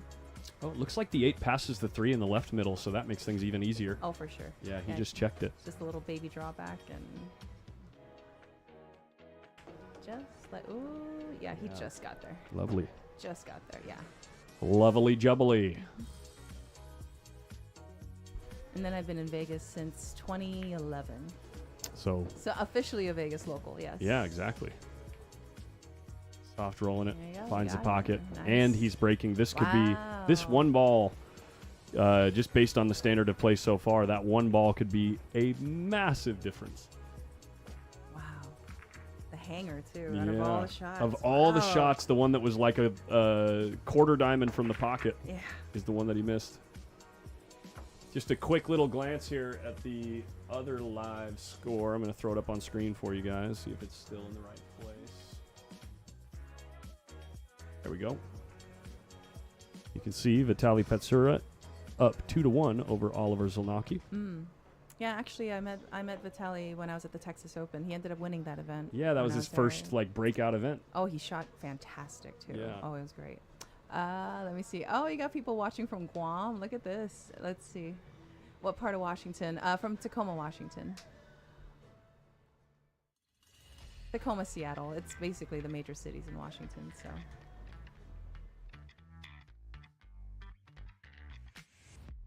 So I guess we're gonna see a DeLuna break. Yeah, so far his 2 breaks have been absolutely fantastic. His cue ball's been landing in this region of the table and making it. I think he made 2 balls on his 2 other breaks. Actually, maybe 3 and 2. Oh. So also the more balls you make, obviously, the better chance you have of having a nice wide open spread. Mm-hmm. Yeah, I was so disappointed the other day. I wanted to play in the Predator doubles event, and I couldn't find a partner. And I found out Jeff would have played with me if I asked him. Oh, I dang. need to ask him. That would have been awesome. Yeah. Let's see. All right, here's a break. That is just a little Yep. closer, yeah. Okay. Here we go.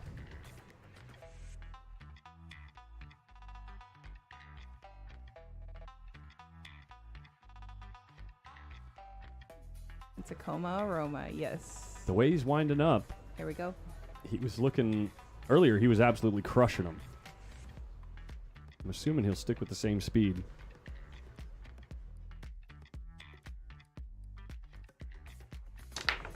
Yeah, look at that cue ball. But the He row, kind of juiced it. the row 2 balls, Yeah. both came short of the pocket. Yes. And Shane's going to get a little reprieve immediately after missing a hanger. Pretty fortunate, I would say, just based on the percentages that Jeff has been showing us on the break. That also tells you how dialed in Shane's break was on that last one, because those Yeah. 2 side pocket balls literally went dead center pocket. Yeah. He broke it good. Good to hear someone. Let's see. So it looks like we have a nice opener for the solids, but kind of a tricky opener for the stripes. 10 balls cuttable in the side, but extremely thin. I do like the solids here. Solids look decent because the 5 ball can be used to get on the 2, right? The 2's really the only like tight positional ball.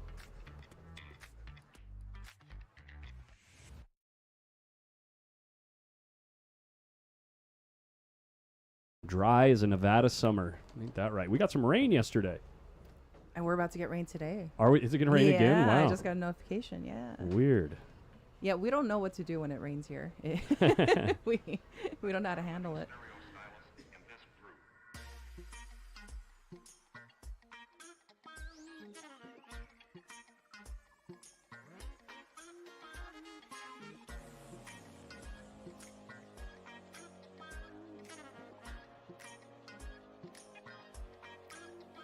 I'm thinking he's going to roll forward to get straight on that 5 to get on the 2. Yeah, to get on the right? 2. Yep. Yeah, I think that would be the right. Yeah, I was trying to figure out which line he was going to get. Don't want to get hooked on the 8. There Of course we he go. gets perfect. He's Of course. it's, Yeah, he gets perfect. Does he have enough of it to stop it, though? It looks like I don't think he needs to stop it. I think he's Got such it. a full ball hit. He can just hit at pocket speed. just a little roll And the forward. cue ball will just go like a ball or half a ball through. There. But Oh, it's he- Shane, and he's of just course. going to jack up and spirit in, no problem. How dare I Question. question his abilities, Yeah. of course.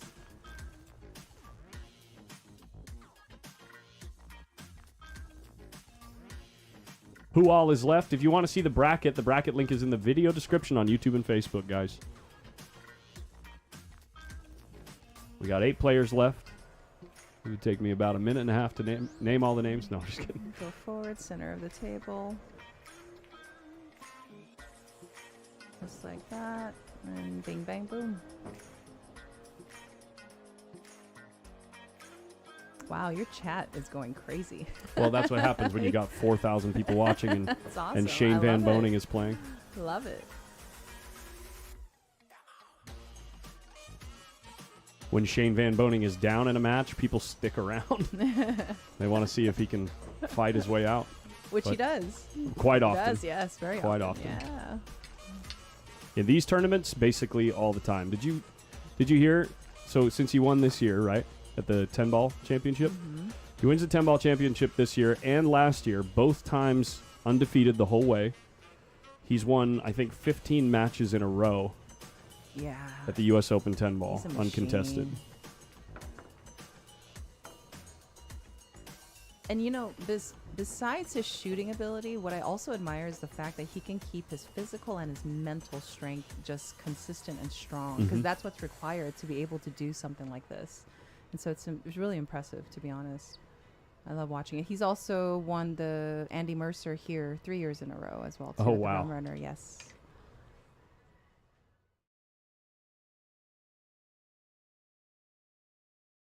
Look who's in the back there, Vilmos Foldes.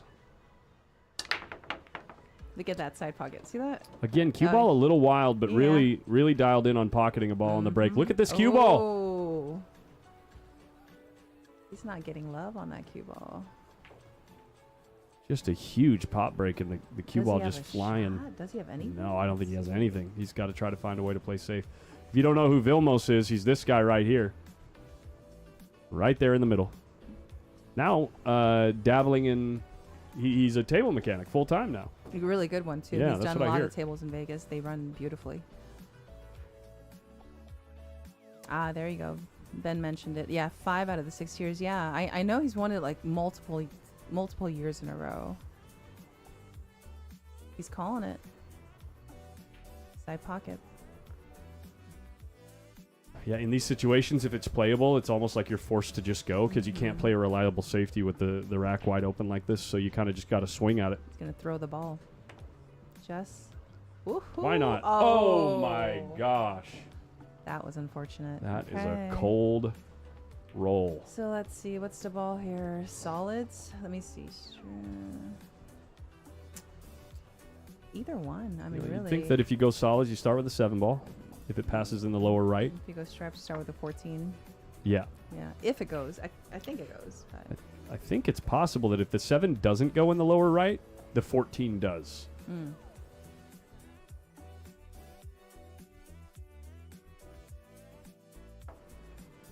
Let's see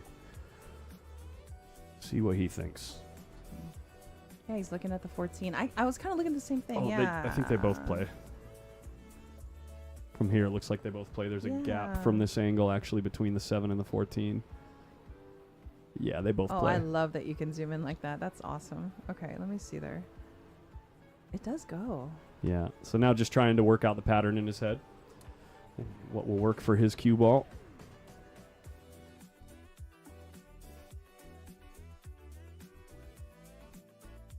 Weighing all the options. Sorry, we're cutting you off. No, I'm sorry. Random mics. My Fargo is, I believe it's 590 something. I think 592 the last time I Solid checked. player. I know a little bit. Not everything, but a little bit.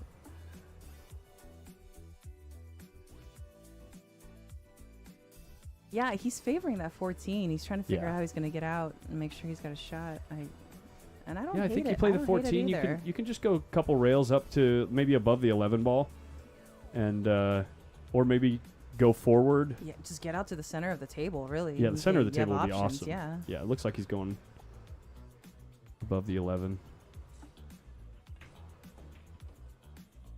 Good. Yeah, and now you're right in the perfect zone to just pick them off in the order that feels good.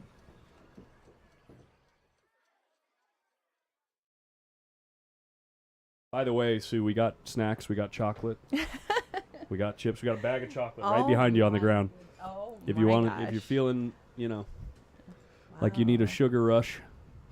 I get to commentate and you feed me? Dang. Okay.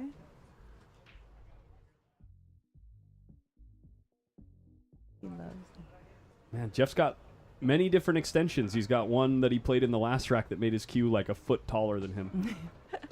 This time he put on a shorter one.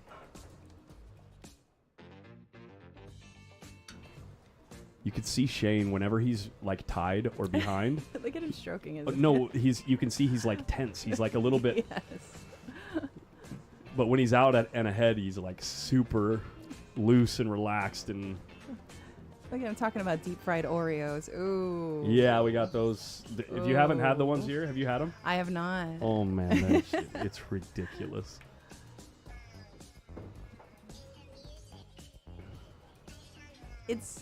He's good. I mean, it's not exactly where he wanted to be, but no, he's good. Let's see.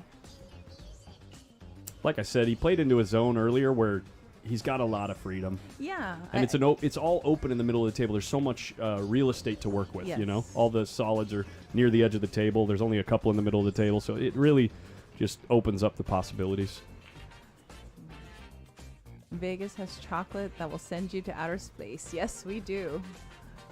Unfortunately, it's not that kind of chocolate. It's a little drawback. Perfect.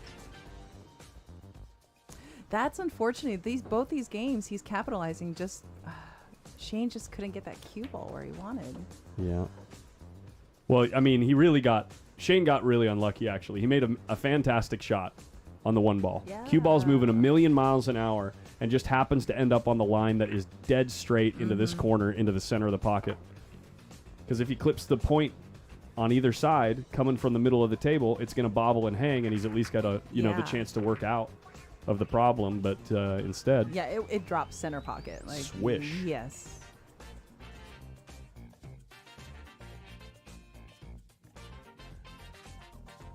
quick little look next door. We'll just slide over like this.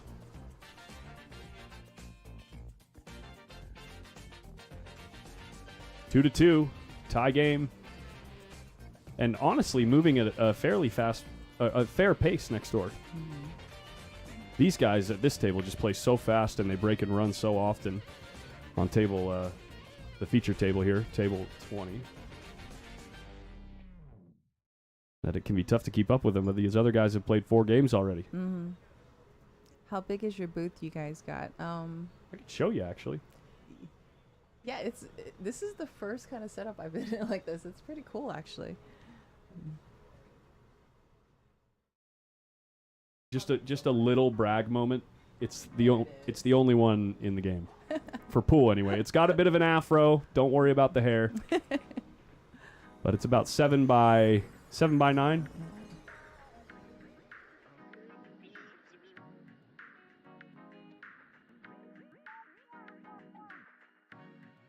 So it's Jeff's break. Okay. Yeah, Jeff's break.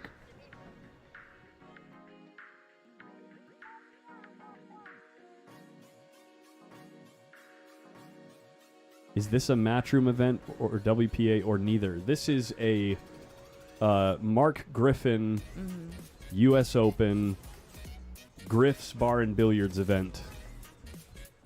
It's actually not enough added money in any event to require sanctioning, so it doesn't matter. Any player is allowed to play in this event.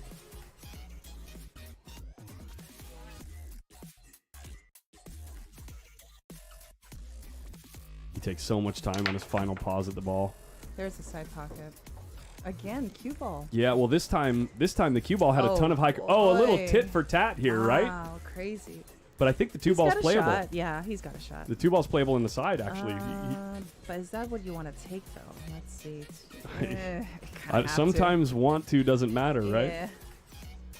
And beggars can't be choosers. Yeah, if the 2 ball was, a ball forward here, he'd be forced to shoot it in the corner, but here he can cut it in the side if he wants.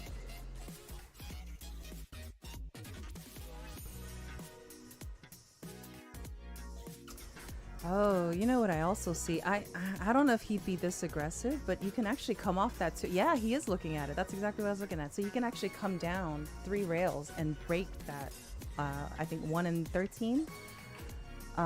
It's there. I see the line. Around the 5? Yeah, see how he pointed it? He Yeah. pointed at it. Yeah, I was looking at that. The line is absolutely there. And it would be, and in 8 ball, you're supposed to resolve your problems early. Early as possible, Yes. and then if you're not able to, then you can come up with a plan to control the table. Exactly. I want to see him hit this.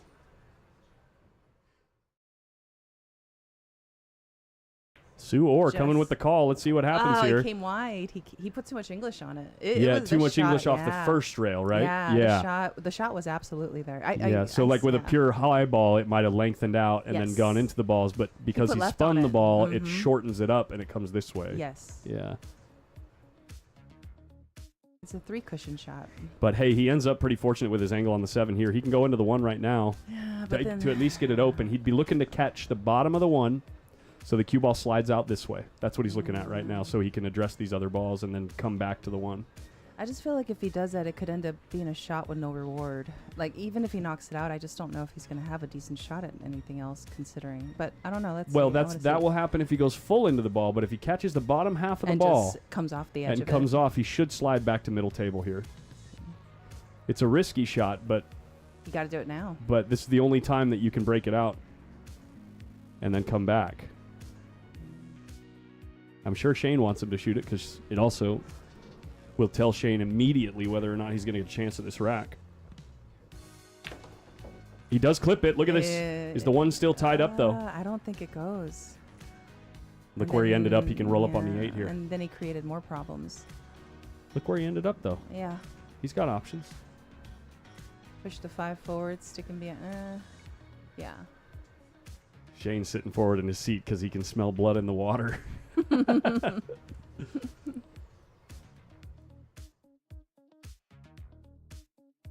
Why isn't Federer at the event? He just didn't plan to come out here. I think he ended up going, working on other things. I want to see how he plays his 5.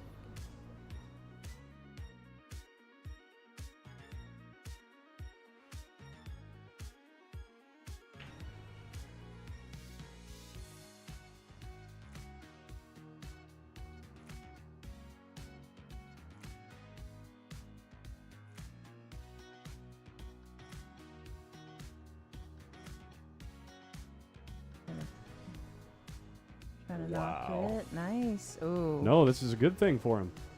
Block the Shane's going to pocket. have to come with a shot. Yeah. He's Shane's going to covering have the to come with pocket. something or lock him up.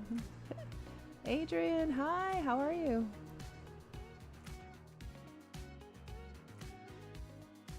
One of our local guys here. Nice. Yeah. Whenever I hear the name Adrian, my mind goes to one kid. Prasad. Oh yeah, he was here hanging out with us, playing some of our tournaments at Bangin' Balls too. Yeah. Yeah, during the BCA event. Yeah. So I'm assuming Shane's going to try to play this other stripe up table through the, what was that, the 5 ball? He's gonna come in between. Yeah, the 5's pretty deep in the pocket, so you should be able to play that 14 ball through the 5 ball, pocket the 5, and let the 14 follow it in. He's just trying to suss out the angle that's ideal to maintain position on the next ball.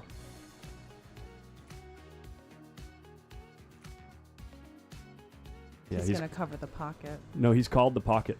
He's gonna follow it. Yeah, he's going to make the 14 in the same shot. That's what he's trying for. He's called the pocket. Little draw on the ball also helps. Or stun, even. He's just rolling it. Yeah, I didn't. It's hard to do it when you come at an angle like that. Yes, but the straighter yeah. you are, the better. But he is disappointed. He was definitely intending to pocket that ball. Yeah. You can tell from the body language as he goes back to sit down. Takes a deep breath. Rocks his head around, shakes his head. Yeah, you can tell he's disappointed. Jeff has an out here. It's not easy. Does that one go? The one goes in the Okay. left-hand corner, yeah. And he's attacking now. Is he going to end up behind the 9 ball? It's gonna go far. It's long. This is a makeable jump shot. You gotta do it now. Yeah, this is a makeable jump shot. You're not happy to be shooting it, but... Ooh. Oh. Oh. Yeah, looks ugly. You gotta do it. You gotta go. You gotta go. Look at him. Well, I mean, what are you gonna do? Shoot the 3-9 or the 3-6 combo? It's just never gonna happen. I feel like he's smiling for the camera. Yeah.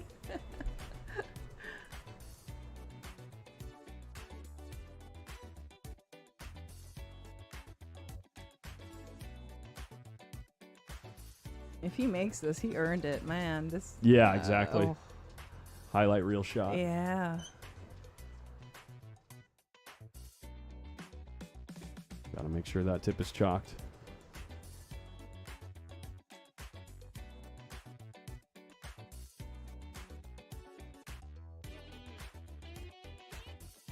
All right, here we go. Just feeling out the length of the cue. Mm-hmm. Yeah, the shorter cue is better for these shorter jumps. You got to get the cue ball up high quick and then back down to the ball. And he's going to probably hit it with some pace because he needs the cue ball to clear way down here to be able to do something with the 3 or the 6. Yes. This is a difficulty 8 out of 10 shot. Gotta pop it. Ball bobbles. Oh. And Shane's got the whole world. I don't think the 13 goes though. It doesn't does go past the 1, no. Yeah. It doesn't go past the 1, but he's looking at an He's angle. gonna get there though. Yeah, of course he'll get here. Yeah. No, I'm just kidding. It's Shane Van Boening. If he ends up with a nice angle like this And on draw the, back. yeah, you can go one rail and then Mhm. back out to here. Play it like one pocket. Gotta come out as flat as possible.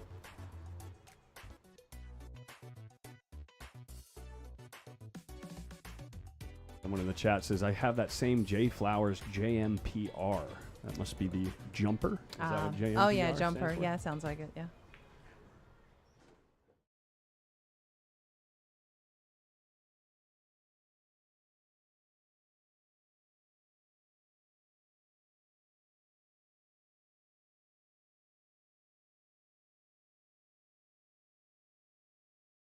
This is the longest rack I think we've seen either of these players play Mm-hmm. in the whole tournament. Yeah, he's pointing at the spot. Yeah, he wants to come wider than that though.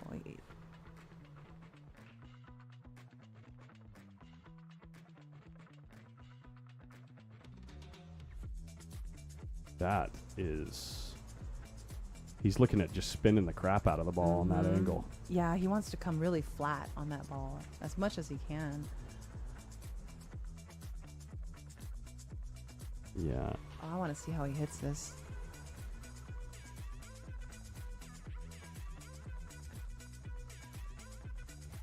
Also looking at other options, like sending the one-up table and putting the cue ball in the short rail. Here we go.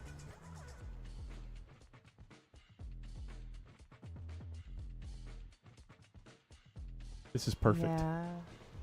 This is perfect. Let me see. He's going to be steep on the 13, Yeah. but it's going to be a very makeable shot. A lot of drag on this ball. Pull it back. There. Yeah. There you go. Good shot.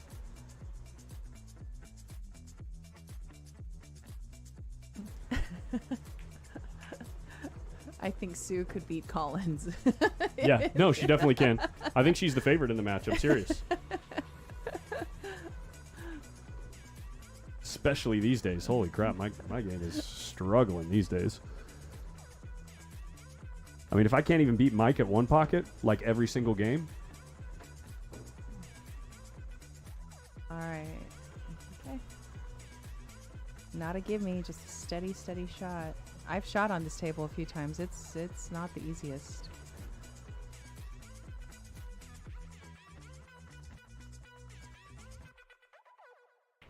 Nice. No. Oh my God! I thought Missed it was it. in. Yeah, and remember, I was saying it's not a Yeah. gimme. You can tell from his rhythm, too. He looks tight today. He looks like not... man, have you seen Shane over the last 4 days? It's been just automatic rhythm, one stroke every shot. He got down on that 8 ball and took extra practice strokes and just didn't seem convinced. I thought he had enough of that point for it to drop. I'm really surprised it came out. Wow, that was close. Go. Holy strokerino. Why not just get on the 3 in the side pocket? Easy game. Because his name is Jeff DeLuna, and that's what he Yeah. does. Talk about cue speed. Talk about cue speed. Go. Hi, Steven. Oh, that's crazy. I got all kinds of people saying hi. All right. Thank you for tuning in, guys.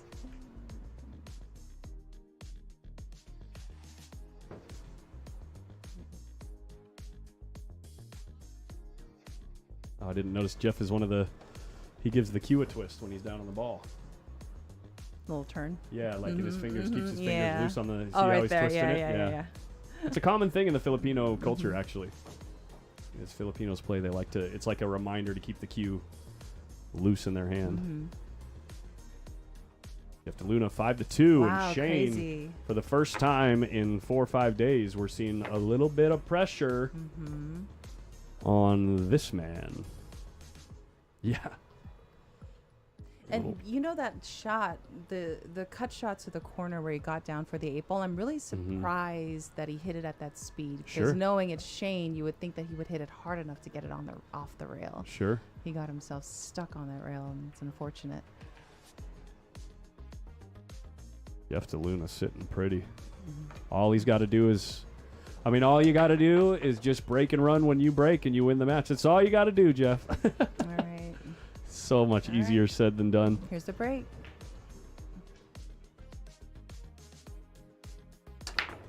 Cue ball a little bit more controlled, but gets kissed by the 2 ball. He still makes 2 other balls on the break, and the 8 ball finds its way to the other side of the table. Just absolutely crushed it. Really, the best opener, though, is the 15 ball all the way across the table. Or a combo, but then the 6 is out of play.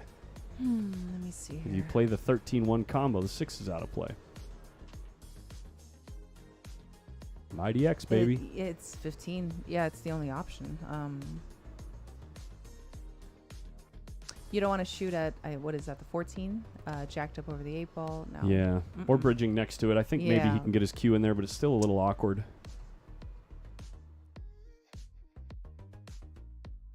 Yeah. They've both been struggling with that cue ball. They can't seem On the to- break, yeah, it's flying away from the Yeah. rack. I think they're just they're opting for more power to just give themselves more of a chance to make a ball. Yeah, yeah. Yeah. And that's more critical than anything when it comes to these matches, especially. In this format, Yeah, you with cannot dry break. Cannot. template rack, Yes. 9-foot yes, table. yes. Yeah, he's getting closer and closer to the decision. I think that Yeah. we all know is coming. That Stripes. you've got to shoot that 15. The 9, obviously, you can see has plenty of pocket to work with. From this angle, the 6 is not really encroaching on position on that ball. Mhm. I mean, it limits you a little bit, but not terribly. He's looking right at it. He's looking right at the 9 ball. It's like, what am I going to do with you, He bud? could actually play a combo as well. I don't know what the Oh. rules are. Yes, he can play the what is it 12? What Yeah, ball he is can that? play Yeah, the into 12-1 1 ball. combo, but I just had the realization that the 12 doesn't have a pocket. The 12 doesn't have a pocket if you play stripes. Well, you know, if he He's- calls the 1, he'd be solids. Right, Yeah, correct. yeah. Yes, but then the 6 is the other ball that doesn't have a pocket Yeah. if you take solids. So, but the reason that he's hemming and hawing over not shooting the 15 ball is because of the position of the 12. Mm-hmm. But when you shoot this shot, Hit it what with are you going to do with the pace. 6 ball? Fire at the bank right now? Yep. He just says, screw it. Yep. Let's go. Yeah. Pedal to the metal, baby. I know I'm the favorite to make it. Get him out now.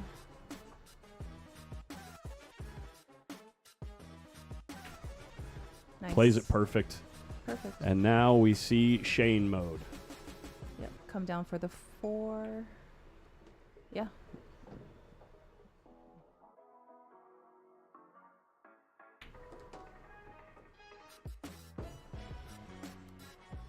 Quick little score update next door. We've got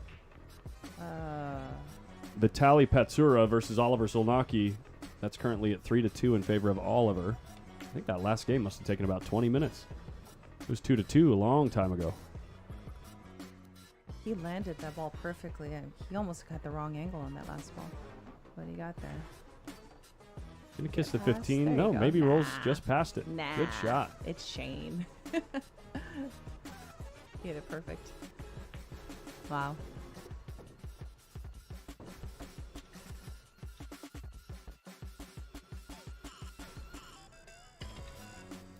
Sorry. Here we go.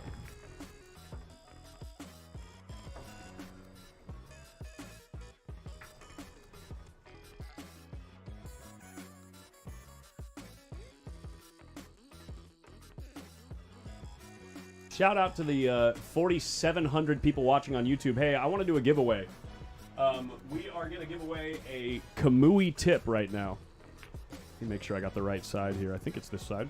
Hopefully Mike doesn't yell at me. If you're not already aware, Kamui has serial numbers on all their tips, so you can confirm whether or not a tip is a genuine Kamui tip or a counterfeit tip. Because unfortunately, there are some dealers out there, I guess, that are selling counterfeit tips. If you want the legit thing, you can always ask the dealer to tell you the serial number, and you can go to kamuibrand.com/SN to confirm that the serial number matches the tip that the dealer is selling you. So if you're on YouTube, sorry, let me back up. If you're on Facebook, head over to YouTube, and you have to be subscribed in order to chat from this point forward. I'm going to tell you guys the serial number on the tip, and you're going to go to kamuibrand.com/SN, and the first person to tell me the exact tip, hardness, type, basically the full name of the tip. First person to tell me that wins the tip. So head over to kamuibrand.com/SN.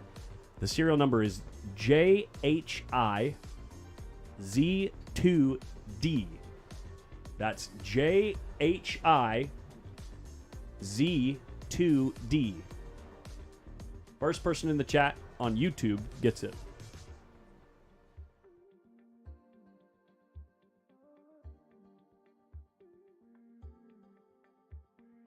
Fancy. Yeah, say it out loud. I'm not. Oh, wait a minute. Is this a 1, 2, 5?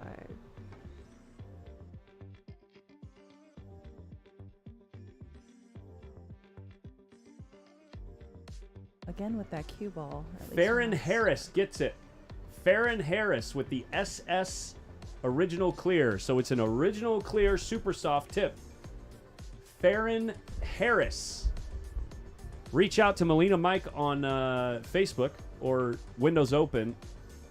Make sure you can prove that Farron Harris is actually your YouTube account. You know, take a screenshot or something, and he'll get you hooked up. Right on, guys.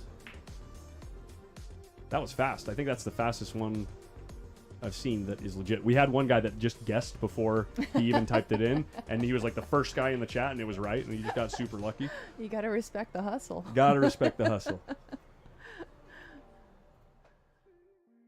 Trying to figure out what Jeff's going to take here. Right. Both have problems. Let's see.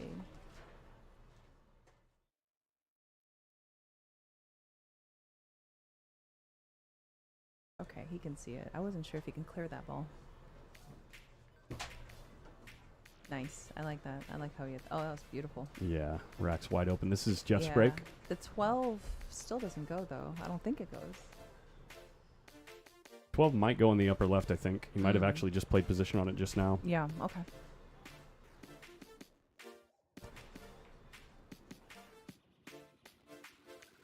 Okay, it does go. Yeah, Nice. gets nicely on the 11 here. Oh, bump, Maybe a bump. There. bumperino, yeah.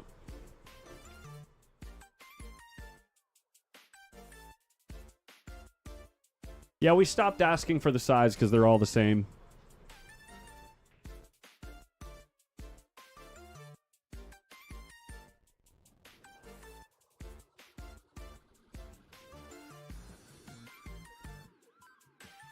Gotta work out the 10. The 10, does it go to the bottom left? Yeah, It I'm does. pretty certain. Fairly certain. It looks like it goes. Yeah. Yeah, it goes. Okay. I love that you have all these Oh, yeah. angles because a lot of I'm times a- when I'm commentating, I can't see. I'm a pool player. I gotta Yeah. know. You know what I mean? Yeah, and I try to be as accurate as possible, but I just can't see sometimes. Yeah. Shout out to all the engagement in the chat. The giveaway is over. It goes to Farron Harris. Farron Harris. Pulled it back a little more than he would have liked. He still got the 14 as a recovery ball. The 9 plays Yeah. cleanly past the 13 as well. He just wanted to be straight to get that 10 out, but now he's going to have to come back to it. Yeah. Whoa. Yeah, see. Woo. He wants to come back to it. Yeah, You and then see he'll the play little 10 kick to of the leg side. right there? Yeah. Did you see that?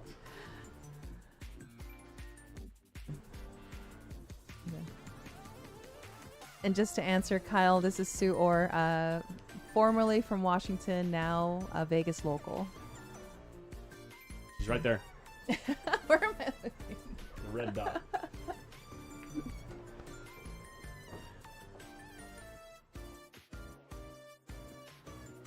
Okay. 9 to the corner. Here's that leg kick that earned him the rack so far, if he gets there. Ooh, there it is. 9 to the corner, 10 to the side. Perfect. I think Jeff DeLuna's only made one unforced error in the rack, and that was getting out of position, leaving himself on a jump shot. Sorry, one unforced error in the match. No. Hi, Travis. Thank you for tuning in. Playing top quality pool right now.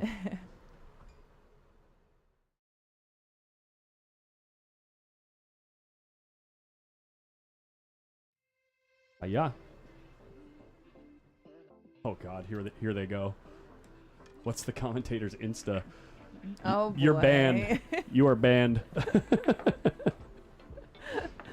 Everybody relax, okay? That's not an uncommon reaction from the chat. Okay. Yeah. I mean, I'm not that hard to find. I'm all over Facebook. If you really wanted to find me, you can. And Insta.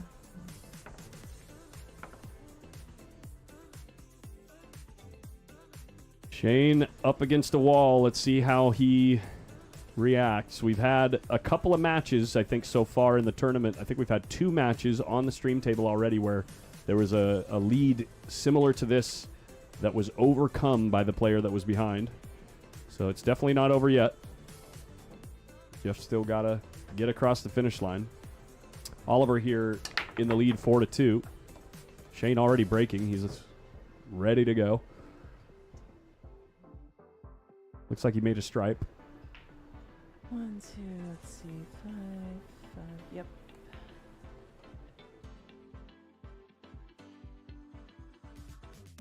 I like the solids. Yeah. But gotta just work out that 8.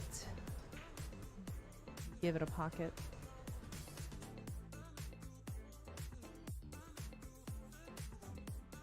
Call me crazy. You could also go stripes and just go into the stack right now. Get out of Shane's head. That's what he's looking at. I know. He called it. As you go into the stack right now, with the way that the 9 is pointing at the short rail, it looks like things don't want to stay tied up. And you've got plenty of insurance over there with the 10 and the 13. He came short. No, he wasn't going into the stack. I guess he's just going to use the 15 to bump things open. And if the angle's not there, you got the 13 to try again, I guess. But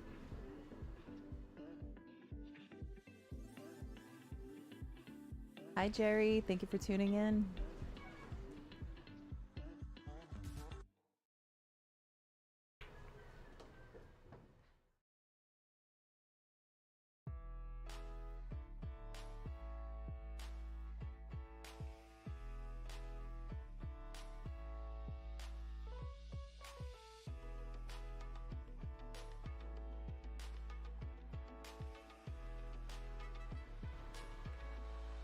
And I'm not mad at it at all. I am enjoying this.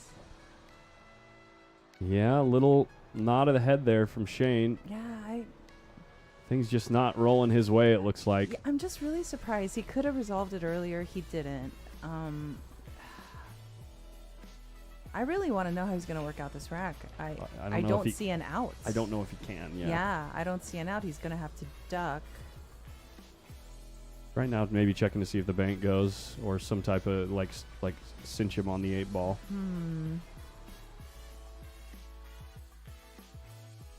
Picking him. Oh, he must have called the bank earlier. Oh, I see. I didn't see him. Okay. I didn't Played it either. good? And I'll tell you what, if he didn't call it, Jeff would have let him know. For sure. Oh, that's true. Yeah. I said 9 ball. If anyone gets that reference. One shot. Wow, he worked it out.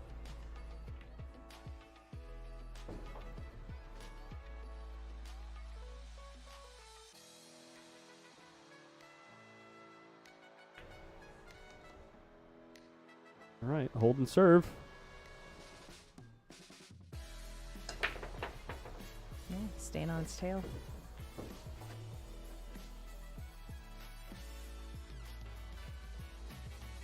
You can tell that guy's having a great day. I'm pretty sure the footy bets have not been going well. Just kidding. As he heads over to the video poker. Just fire at 20, Mike. Go for it.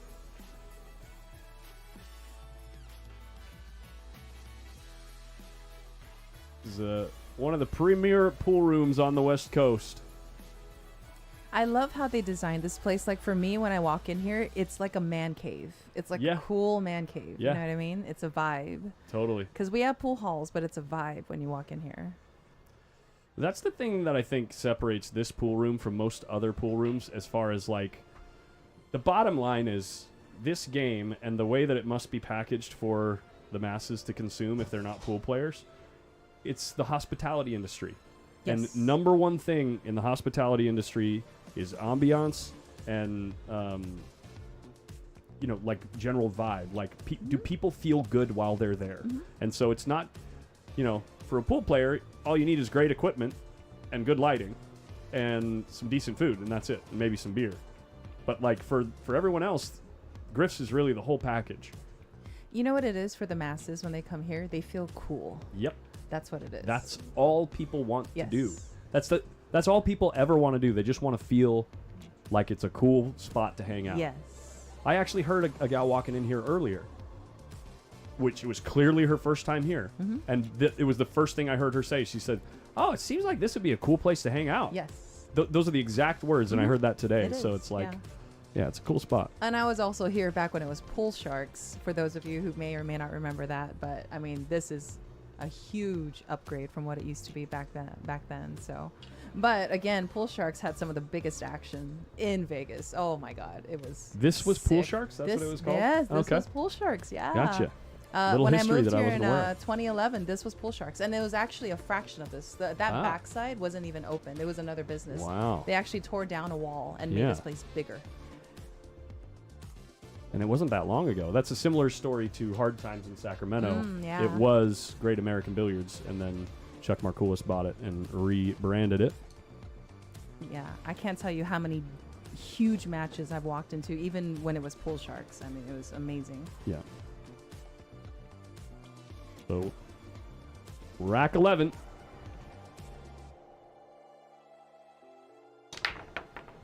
Here comes Side the big pocket, break. Good Yeah. break. Row 2 balls down. Open, No weird cue ball. Look at that. 10 ball an option, I believe. The 1 ball's an option as well. Yep. I'm not sure if the 1 ball goes. It's the 10's deceptively further from the rail. Oh, there you Yeah. go. It's playable. Yeah. These pockets are funny. And actually, I think solids might be better. Let me see here. 1, 2. Marginally. No, take it back. The 5 ball is Yeah, an issue. they're equally kind of rough, Yeah. but I think I like the stripes better. Yeah, I Only guess- because the 14 has a way, the 3 doesn't. The 3 has to be worked out, but the 14 can be picked off. So let me see. Let's see. I want to see what he plays. Okay, so he's playing 10 ball.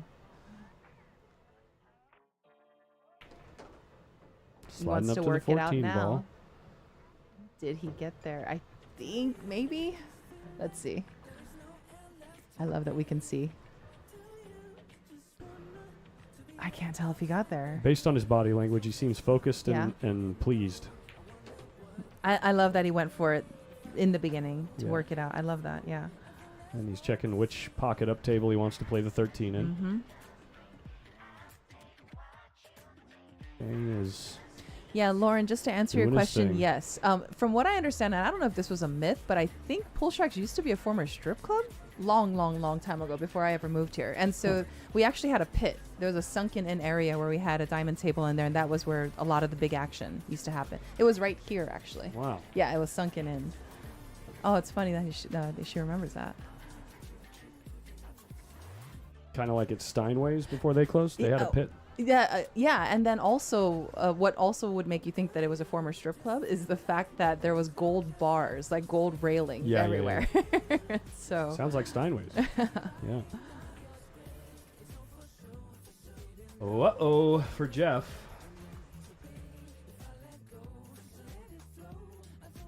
Little problem to solve here. He's got to play a bit of a finesse shot to get the cue ball in the middle of the short rail to play the 13 up table now. He was hoping that the 6 wouldn't be in the way here.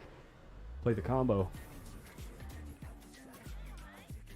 And you can do that as your last ball if you'd rather use the 12 to reposition yourself, get a better angle to get to that spot. So what do you think he's going for first? Because So either the 11 now and then the 13, or if he doesn't like the angle to get in the middle of the short rail here, which he's trying to decide, he'll use the 12 to reposition himself closer to the side rail. I think So I it's like the easier to 12. float over there. I think I like the 12, and then let me see. Yeah, he's trying to. he's Yeah, looking at the okay, rail first, okay. actually, so Yeah, he to comes get underneath the 13. Sharper across right now, yeah. Yes. He wants to resolve it now, which I like. And 8 ball's This all is about that. this is a very touchy shot. You got to hit the perfect amount of the ball that you're Literally expecting just a to. baby roll. Yeah, he and that's what I'm overshot talking it, about. But he got a shot on the 12 still. He's still got a shot on the 12. Well, this is not. You're not happy here. And now you're gonna have to pull a Superman shot, something. Well, he's already out of the tournament, so. Oh, Roberto. Ah, come on. He is so funny. Yeah. It's fun hanging out with him. And now he's gonna try to get underneath this 13. He's got to come tight to the 5 ball. Oof. Oh, he's gonna. Oh, he's. Is he going to go into the ball? No. Nope. Yeah, we knew that was gonna be a problem. Yeah, disaster. Yeah. Yeah, the line he was looking at was like 4 rails to the ball. It was like here, pardon Yeah. the extra line there. It was like here, here, and then over here, and then down here. Super difficult shot, and the 5 ball was a big ball on that line.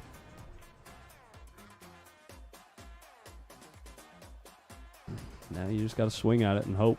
Everybody in the chat talking about Jeff's hair. I love it. Jeff's hair is always on fleek. They want you to zoom in on Jeff's hair.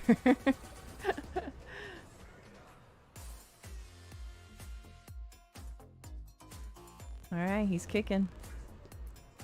Kicking chicken. Oof. He's going to make the 8. Oh, no. Oh, Well, he caused a little bit of commotion. Now he's blocking a pocket. So now Yeah. let's see what Shane does to work around it. Shane's got the right side pocket for both those balls. He's got tons of balls on the table to negotiate position to make sure that that's doable. I want to And I see believe where it goes. the 3 and 7 do not pass the 8, neither one. Johnny, I believe Jeff is. Actually, you know what's funny? I just looked at that recently. Jeff is the same age as me. He's 41, I believe. Yeah, he's 41. So Shane. Are we really? Shane Oh, is that's 41. so funny. We're all the same age.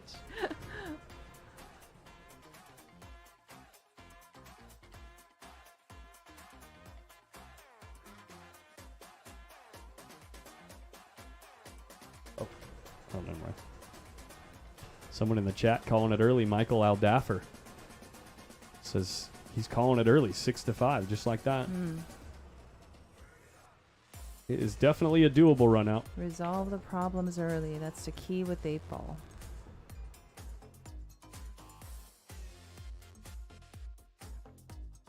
Just blast this ball forward 2 rails. Yep. No, actually, the 7 might not pass the 5. Yeah, it might. I think the 7 does. Yeah. 3 doesn't, but It's 7 funny because the definitely does. 5 from this angle looks playable in the side pocket, but from here it looks treacherous. No, this is so helpful. I really like this setup. This is nice.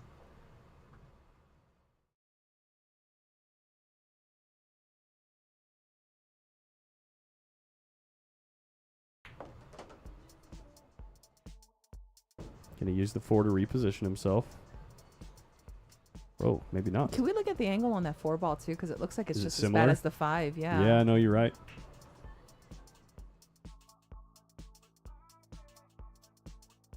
Why not? Just bump it out. I don't think the 3 goes still though. Interesting. Well, half of his run out is Whoa. hanging over side pockets. Yeah. So they're thin, they're small pockets, but they go.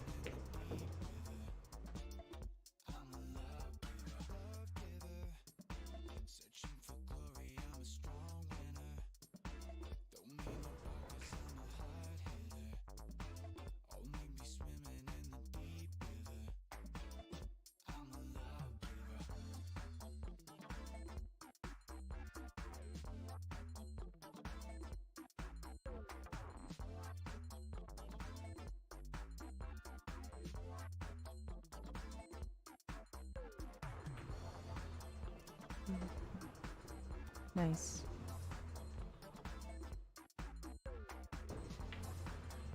Float forward. Yep. Yeah, major thing with that breakout on the 3 is now it plays in the bottom right. Yeah. Oops, sorry.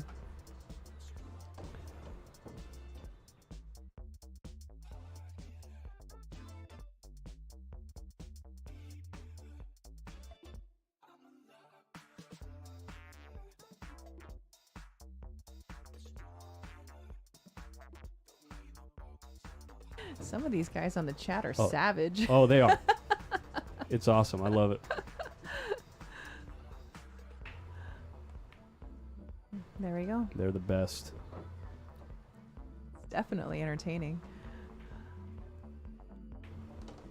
Very nice. I genuinely believe that on Post Up and now since we've been on this stream as well, our chat and our mods, like, they have the best, how do you say this?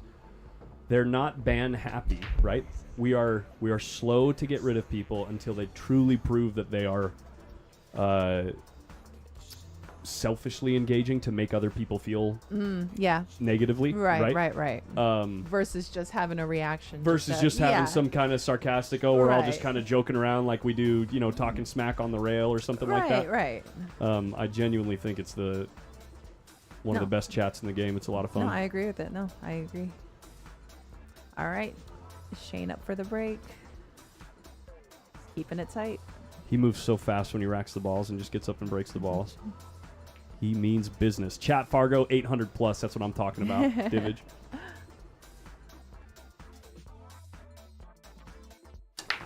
Oof. Oh, that's good The break. second row ball is perfect again. He's still losing the cue ball to the end rail, but you know what? He's got options now. He's got the 2. He's got the 4 as well. Yeah, he's not stuck on anything. You're never picking stripes anyway here. You're never, ever picking stripes in this run Nope. out. So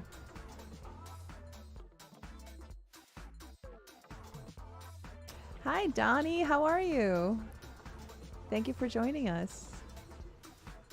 Donnie Branson is also, he was a top player. I haven't seen him in a while. I'm not sure if he's still in Vegas, but a great player from Vegas. Donnie Branson. Yes. Oh, he plays good. Chat vibes are all thanks to our mods. Shout out to Ike, the goated mod. Ike is the man.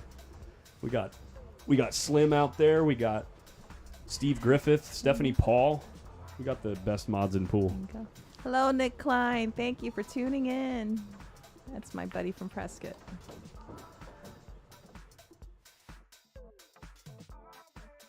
All right, here we go.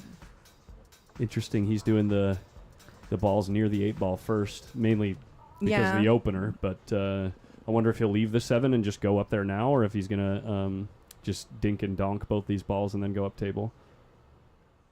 Yeah, he's just gonna dink it in. Yeah, I think he's going to take the 7 now, only because getting back down to that 8 ball is not going to be, I don't see it being too difficult. Sure. I think what he wants to do is just get on this 5 ball and use that as a mobility, the mobility ball to get around.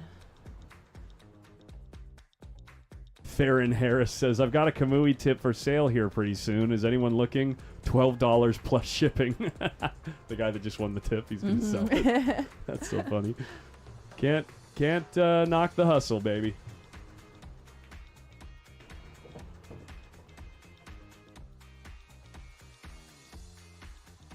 That's the 5. You got to use the 5.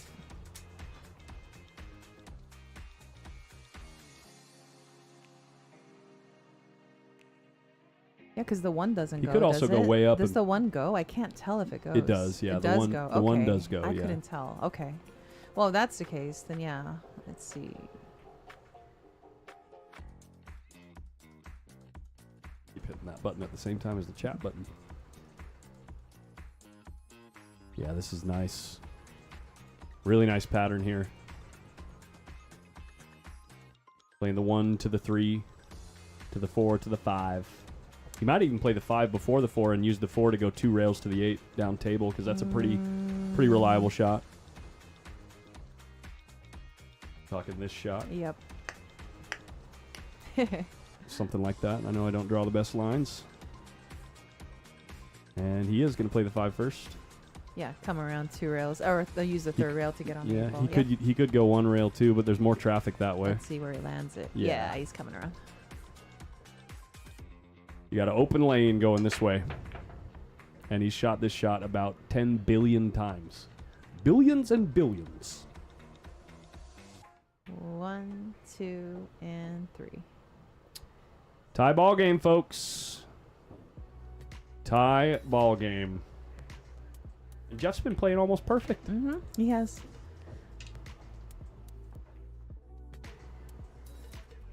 What a match we got here, huh? Yeah.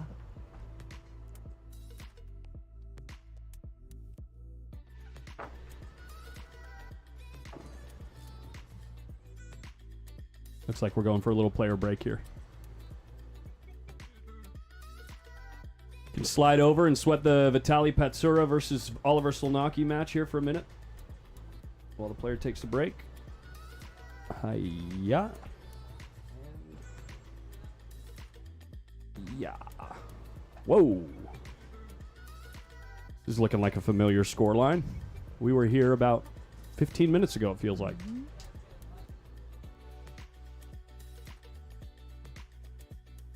Ooh, this is messy. Mm-hmm.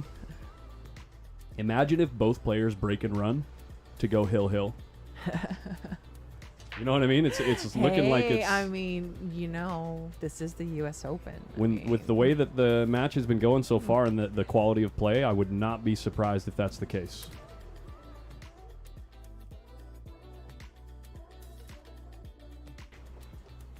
Trying to knock balls around. Yeah, it's going to be tough, this one.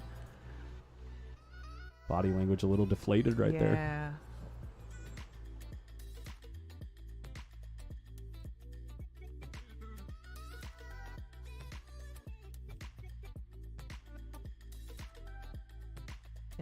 He wants to take the bank and get it out, but I don't know.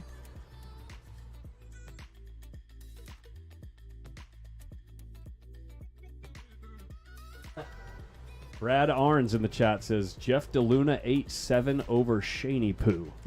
Coming in with the predictions. If everybody breaks and runs from here on out, Jeff wins.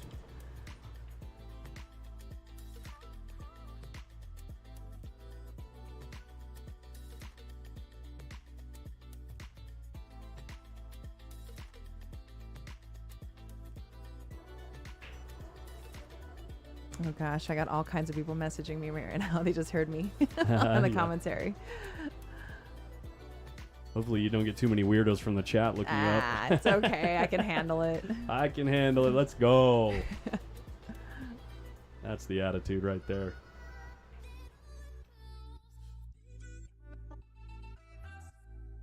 Nice shot. Holy Oof. cut. Oh, but still.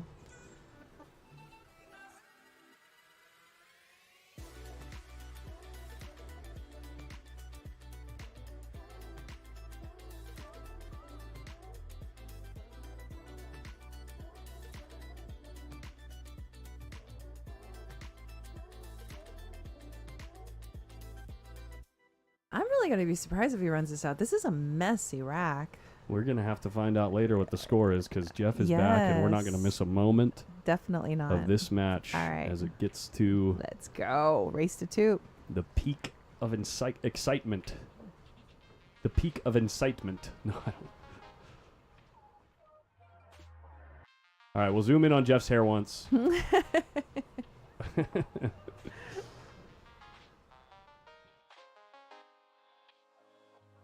Hair Fargo. You guys are too funny. Oh my gosh. What are they saying? I think I know what PPILF means. Can you figure it out? Exactly.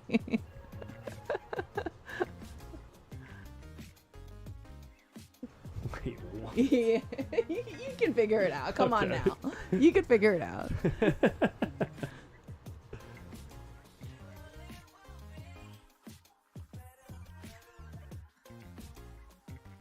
All right, here we go.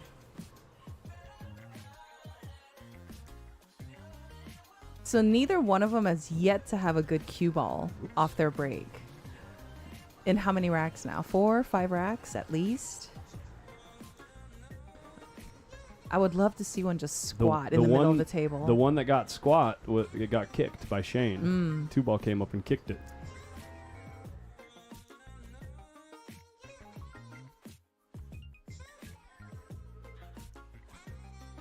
Chat says dry. Come on.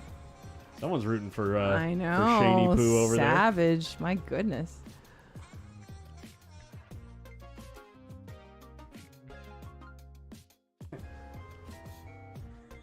HR Biggs says that the PP stands for Filipino fade with a P. Phade.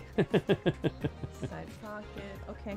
Cue ball's a bit better here. Steve Harper, just to answer your question, this is Sue Orr from Las Vegas. Guest commentator for this match. Thanks to Collins. Guest personality. I don't believe in commentators. Oh, breakfast in bed. That's so sweet. They're offering me food. Oh, I'm Collins. sure they'd offer you a lot, Sue. I'm sure they'd offer you a lot.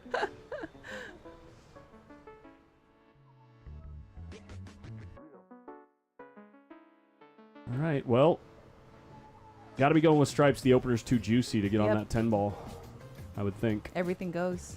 Yeah. You've also got the pocket controlled in the top left of the table in case things go awry. You can use the 15 to find a shot on either the 9 or the 14. You know, if you want to shoot the 9 down table or bump out the 14, you know, you got so many options here with stripes. For those of you guys asking for my Facebook, you can find me under Sue Orr. They're all asking. You're gonna get like 500 people. Oh gosh. I'm serious.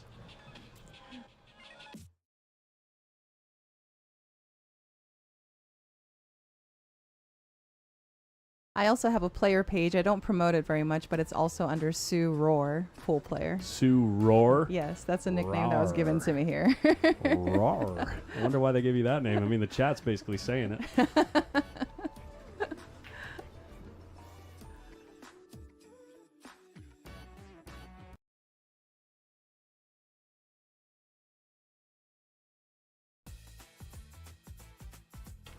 So he goes with the 15 breakout first. You see that body language? He kind of Yeah. he's a bit nervous on that shot.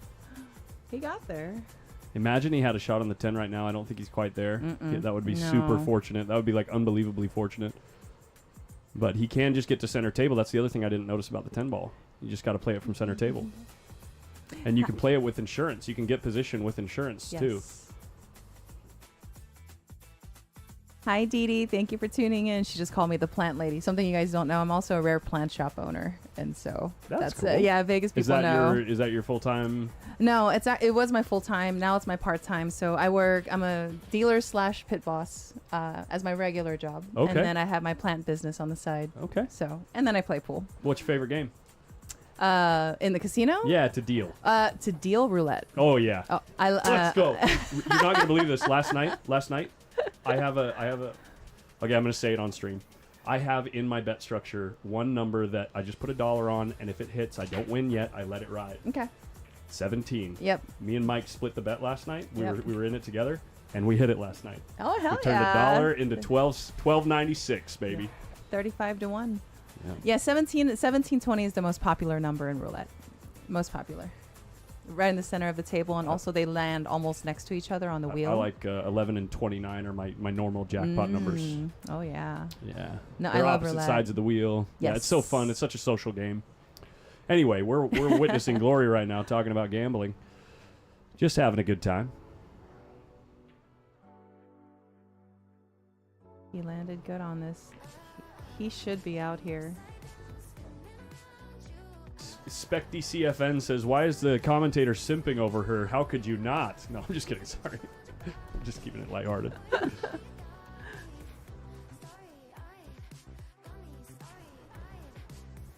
He's just got to get the right angle on this to make sure he can get back on the 8 ball. Oh goodness. Thank you, Random Mike.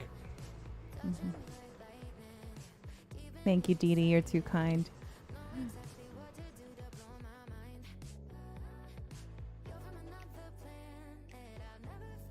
Every time Dee Dee's also one of our local players, and every time I see her, she just makes me happy. Like Yeah. she's just so full of joy. I love her. That's awesome.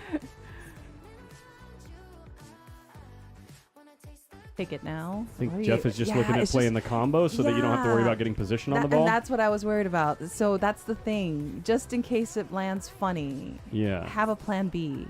Because it's not in the pocket. It's Yeah. slightly outside the pocket. Yeah. Well, couldn't you also just go all the way down to the short rail here? Like just follow the 9 ball and get And then get come low back on the ball around? and I then, and then mean, just spin above the 14? You could. Oh, but maybe he's looking at the 4 ball is big, getting position from the 14 to the 8. So maybe he's just trying to move the 14 somewhere else so that it's easier to get position from Okay. the 14 to the 8. I'm assuming. Yeah, he's just got to make sure he gets out for this ball. Yeah, this is touchy. I It's a hate weird- leaving weird combos spot. as the last one Yeah. to get to before the 8. It always makes me nervous.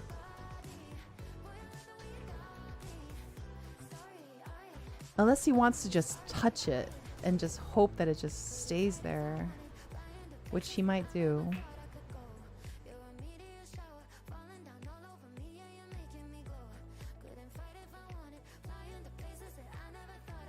Okay, there we go. It's definitely good enough. Yeah.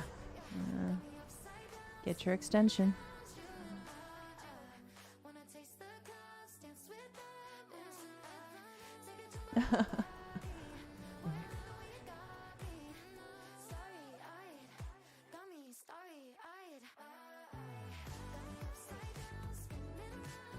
Oh, Yeah. guess he's going to block the shot. Yeah, Michael, I agree with you. I am loving these camera angles. I fully agree with you.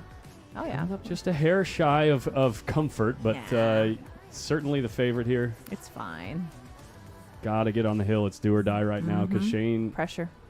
Shane's a big favorite to get on the hill breaking. Choke, choke, choke. Oh, my gosh, guys. Woo! Get that. Draws the cue ball out of the scratch. Just whip the stroke. Make sure you get there. Shane just in runs. between the two balls. Yeah. Shane just runs to the table. He says, okay, bro, my turn. Wow. High octane stuff right here. Mm-hmm. In this winner's side round 5. 4 left on the winner's side action. By the way, the one-loss side, the only 2 players waiting are, and those will be our last 2 matches of the evening. I can actually give you an exact update right here. Let me go grab that.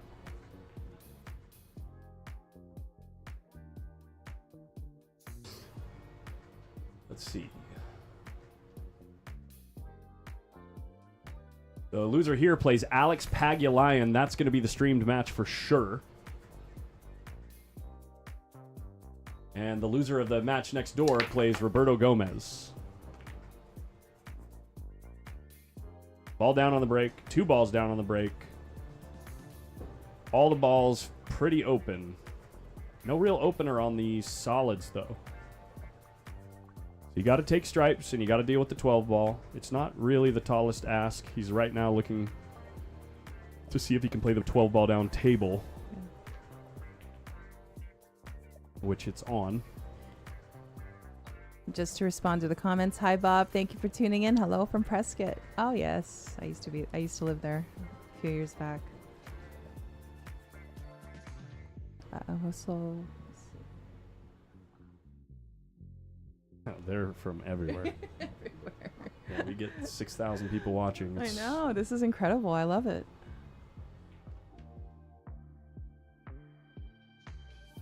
6,150 people live right now. Mm-mm.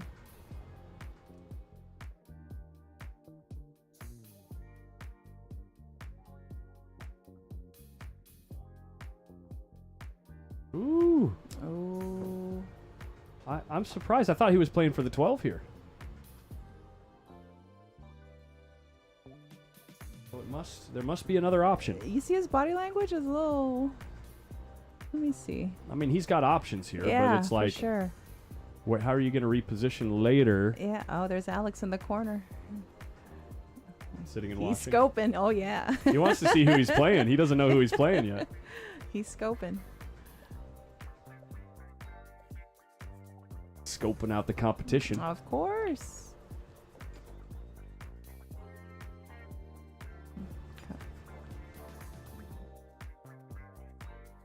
Use the 10 to reposition yourself for the 12. Yeah. Okay, so it has the 12. Okay. That's a small window. It's a small window, yeah. I mean, you got a fairly large window right up in here. I mean, a doable window. You know what I mean? Yes.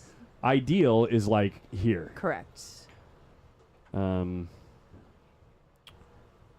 you're coming across, if you go at it right now, 2 rails, right, you're coming across that shot line. And you have a very small speed window to fall into. And that was one of the fundamental things that I learned when I first started. Well, not when I first started, but when it comes to position, it's much easier to go towards the line versus crossing a line. Towards the line of the shot. Yeah. So this being the shot line. Correct. That extends past, beyond the ball Yeah. this He's way. going to cross it. And the cue ball is going to be coming across that Yes. line, right? So that makes it so the speed control is extremely important. Yeah. Unless he's deciding to just go into the balls, but I don't think he is. No, he's. Gonna Oh, just yeah. And get of course, he's perfect. ball in hand position. Of course.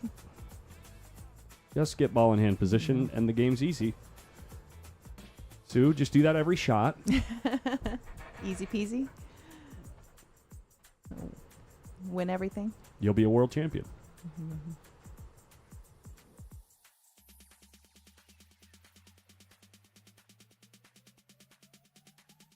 Nice. Yeah, and you can use this 15 15 ball as the last ball. Yeah, Yep. the key ball to get nicely on the 8. Probably play the 8 and left-hand side, I would assume. Yeah. Depending on where his draw shot ends up. Whoa. Oh, it's okay. He's all right. Bit wide. Well, he but cheated the it's pocket okay. right there. Yeah. He cheated it real nice, and now he can play the 8 up in the corner. It's a bit wide, though. It's going to throw out a... Well, it's Shane. He's He'll got a hold nice it. touch. He'll He's just going to hold nice cinch it. Yeah. Cheat code.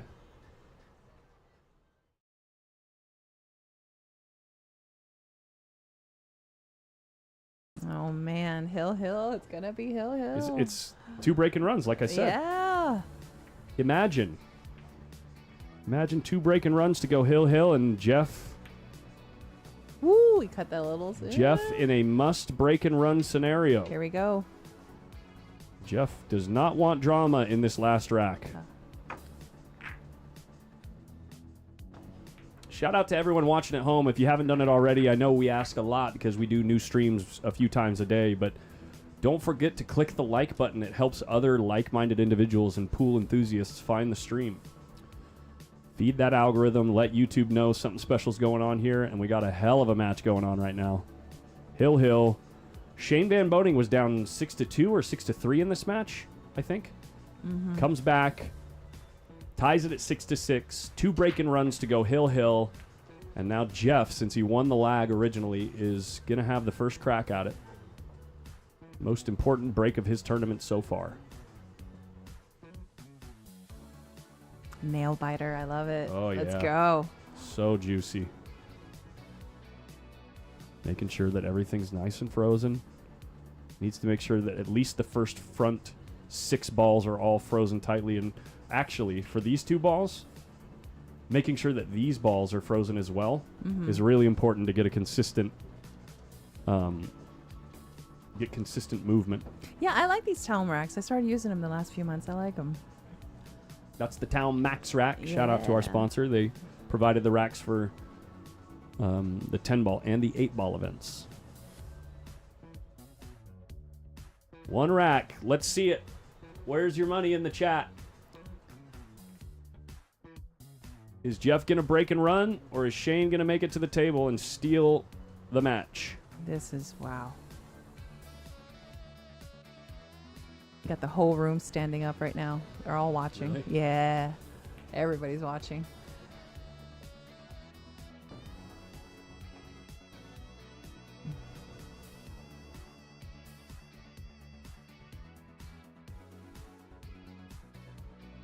There's the windup, the final pause. Here comes the big break. Locked in. He wants to hit this. Just smashes it. Cue ball kissed wild all over the table. He does make the second row Alright. balls, but where's the cue ball? He's going to be forced to... Never mind. I was going to say he was Wow. going to be forced to take stripes, but the 2 ball is on if he likes solids. The 15 ball's actually... It's good to take stripes here, I think. Oh, no. I like the solids. No, the 11 actually. and 10 are tied up in the top left side of the corner. Yes. I was alluding to the fact that you can deal with the 15 and then he can it deal with opens the up the 15 8. now with the 2 ball. could bump it open. Yeah. Yeah. Tangent line points like Yeah. directly at it right Yeah, here. but this shot is also not a gimme either. Especially Right. on these tables, you just got to watch your speed and just pace the shot.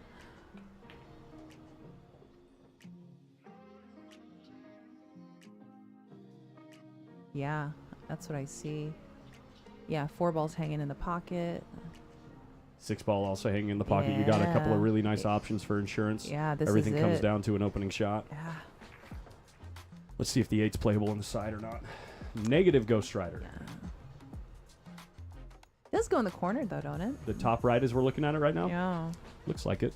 Passes the 14. Jeff's going to analyze If he doesn't want to break it out. his but- decision, but yeah, he is going with the 2.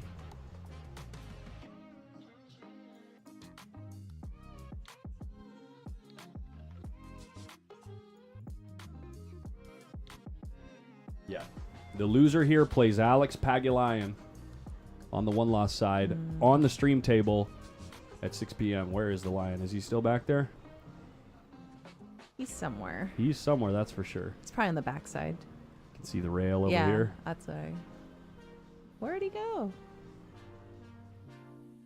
I'll tell you what, that rail was packed for the 10 ball because so many people were still in town from the The BCA. the BCA event. Yeah. Yes. Now they're all at home watching with the other 6,500 people. Yeah, that was a grueling almost 2 weeks for me, but I'm glad I did it. I almost always talk myself out of it because it's so exhausting, but Yeah. it was good.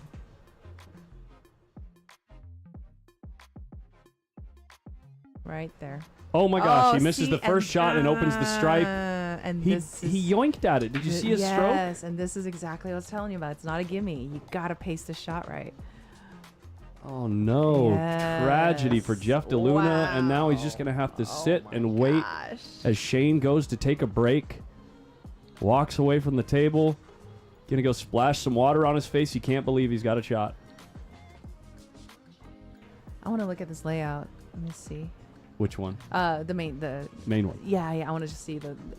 Let me see here. Oh yeah. Yeah. Solids all day. Yeah, it's looking pretty good. Oh my gosh. Look at the chat. Yeah, and that cut, I know that cut is something people take for granted. You have to pace the shot. You got to pay attention. Sam Timothy coming in with the NFL take. Rigged match. It's rigged.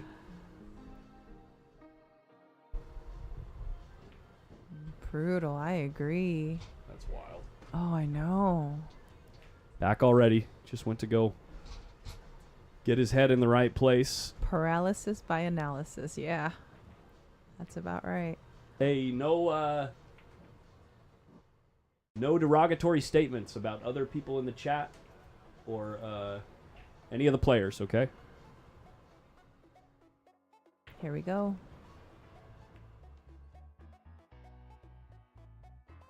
Mods, keep an eye out. I know it's moving really, really fast. All right, instantly. Get rid of that guy.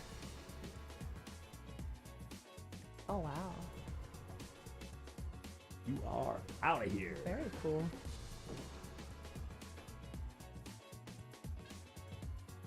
Shane Van Boening makes his opener. One ball down. I mean, it's just back and forth. Life is good. Unbelievable result there. Why does that always happen in the Hill match Pressure. or the Hill rack? Pressure. It doesn't matter what level you are. Pressure's going to get you. It just does.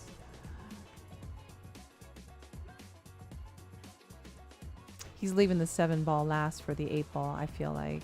Or even, I mean, Yeah, the even 4. the 4 too. The Yeah, 4's either good. one. Yeah. The 4 should be good. 4 is yeah. really good. Everything See. just hinges on how good he gets on the 7 right here. Jeff DeLuna just beside himself. You can see he's shaking his head, biting his bottom lip. If Shane gets out here, he's going to get another crack at it. And to his, what would you say, to his favor, he should be doing it on this table. He wanted the 4 to be his last ball. Yeah. But because of where he is now, he's going to have to deal with the 7 being the last. At least I feel like that's what I'm He seeing could draw here. up one rail, fade the side pocket. There you go. Yeah, Yeah. no, he's going to, yeah. But that's okay too. I mean, simple run out. Go. Hi, Loy. How are you? Thank you for tuning in. Incredible. Yeah. Wow. Yeah, wow. I is right. know. Oh my God. And it's the SVB effect, man. Somehow this guy just keeps getting there.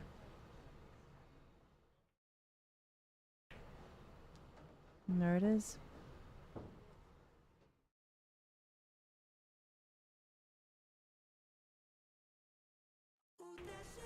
Incredible. Unbelievable match, Oh folks. my Shane Van gosh. Boening, Captain America, just gets there again. Thanks for hanging out with us, guys. Don't forget to like and subscribe on YouTube, especially on YouTube. You want to subscribe over there if you want to get involved in any giveaways that we're doing in future matches. So Shane moves forward to the hot seat match. That's going to take place tomorrow at 2 p.m. Pacific. He will play the winner of this match over here between Oliver Zolnacki and Vitali Patsura. That's currently sitting. Oh, I need to click this for you guys to see it. 4-7 with Oliver on the hill. I'm probably going to take a quick break while these guys finish up their rack. I can let you guys look at it like that. Oh. And again, thank you for having me. Oh, of course, it's so fun to meet you. I love meeting new people. Definitely my pleasure. And then coming up very soon, guys, we're going to have Alex Pagulayan versus Jeff DeLuna. I don't know how long of a break. That was originally scheduled for 6 p.m. So I'm assuming they're going to wait until this match concludes to get that one kicked off. So quick little break here from us in the booth. But thank you guys so much for such a good time. We'll be right back.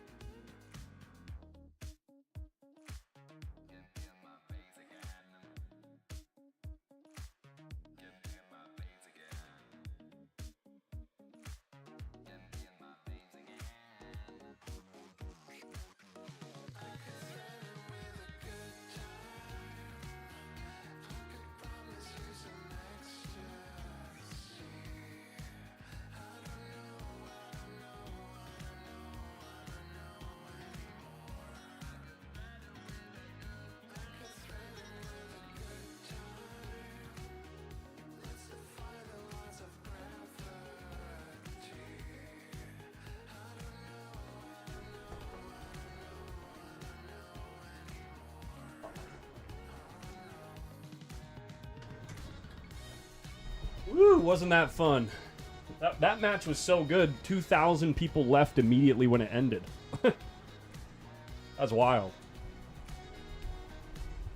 2,000 people were just like, I gotta see the end of this match. That's how good that match was. That's like filling Crest Theater in Sacramento. I don't know if you're any of my locals back home.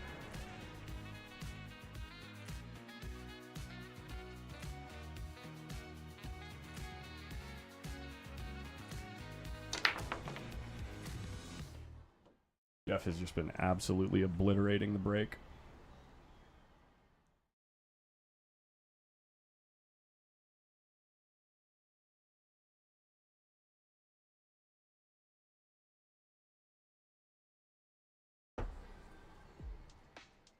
Have we started? Is Alex over there? Might have missed him. Oh, that's right. He likes to sit way in the back. Yeah, he's not there. Still practicing. No, he is here. We are on. Let's go, Mike. We got Molina Mike in the booth now. All right. A little downgrade in the booth, huh? Yeah. Heard the last one was That's the pretty good. understatement of the week. Yeah? Here goes the scoreboard. I'll get that updated right now. This is round 8 on the one-loss side.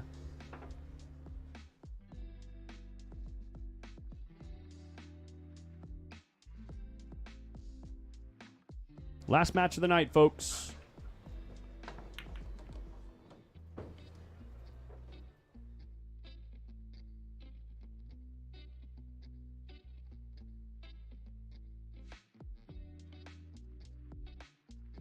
Curious to see how Jeff is going to play after that up and down match with Shane. The he just had. disaster. Yeah.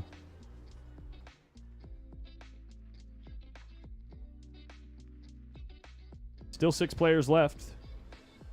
Roberto Gomez, Vitaly Patsura getting kicked off. Next door.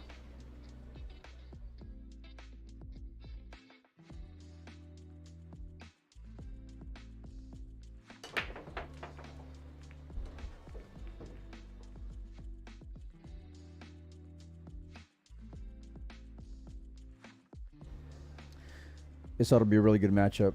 You know, it's Alex is just hitting on all gears right now, and Jeff just coming off of that last match here on this same table.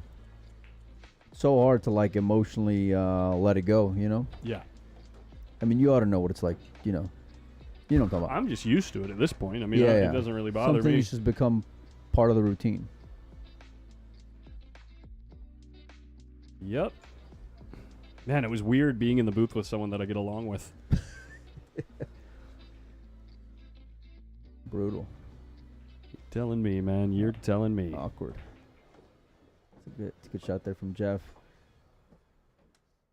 Oh, you got to play shape here when everything's kind of sitting really well. He's got to get on the 7 ball, though.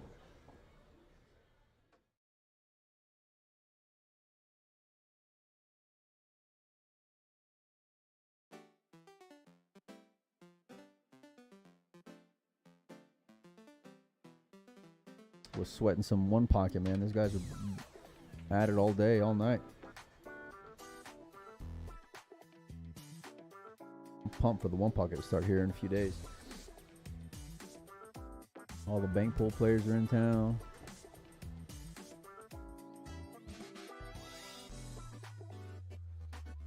Jeff's just seeing how much of this pocket he has to cheat, or that he's able to cheat, I should say.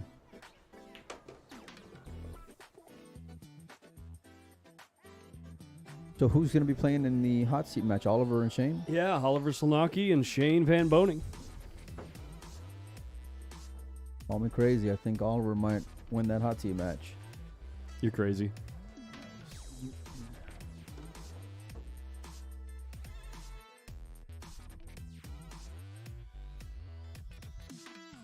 All right, Jeff's going to be running some balls here.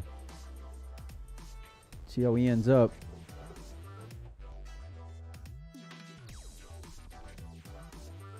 Oh, yeah. Just perfect. yeah. Perfect, yeah.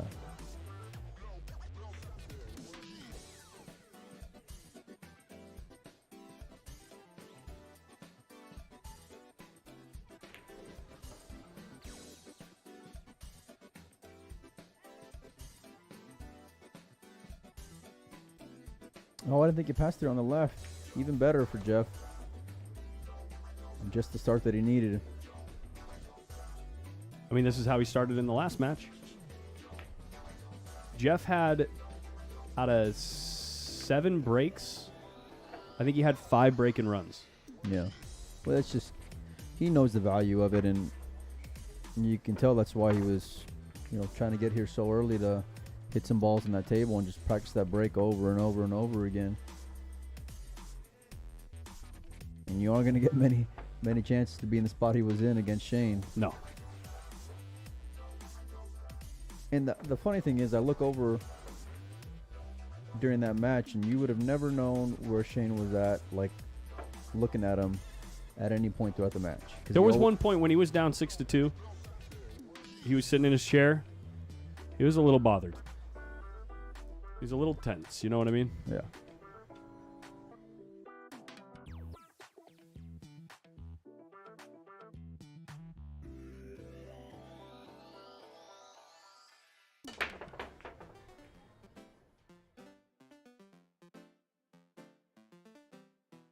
Here comes Alex.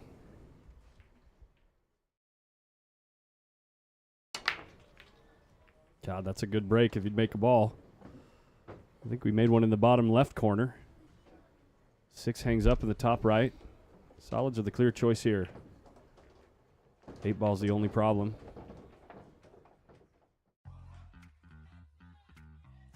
Only other problem is your attitude, Mike. I didn't even say anything right now. What are you talking about?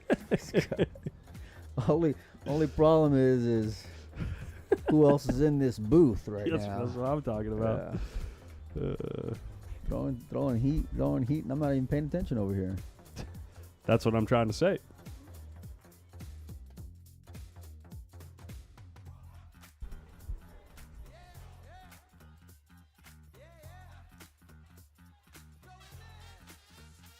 Yeah, Alex got issues here for sure. With what?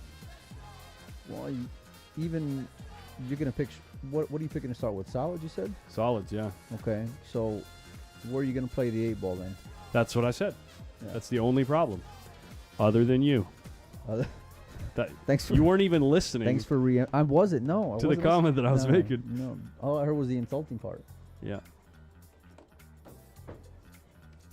Go after it using either the 7 or the 5. Yeah. Either one you can try to manufacture some type of, or you could go at it now and try to use the 7 and 5 as insurance, like but that's a messy like way the to do it. 7. Ooh, here we go. The 2 ball might get covered here. It is, and that's another issue then for Alex. Yeah.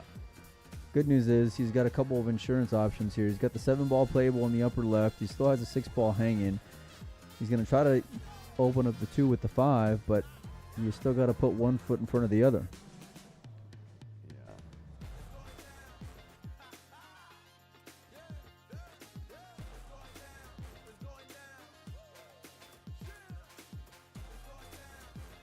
Yeah, now you just have to make the 7. You have to get a premium angle on the 5. You have to break out the 2. I think you can break out the 2 right here. Right. And you're but then you need an angle to where you can get perfect on the 6 to make it all the way back down table to the 8 in the middle of the short rail. It's like a lot of things have to go right for this. Yeah, that's just to work out. Part of what you got to deal with when you're at this spot. Yeah. And Well, you're still moving balls. Now the 2's in a spot. Left. Check it out. Now he can use the 6 to try to reposition himself on the 2. Well, you can unless also, the 12's in the way. You could bank the 2 right now. Can he get to the 6? Can't tell. Let me take a look at the hit on the 2 ball real quick. Nah.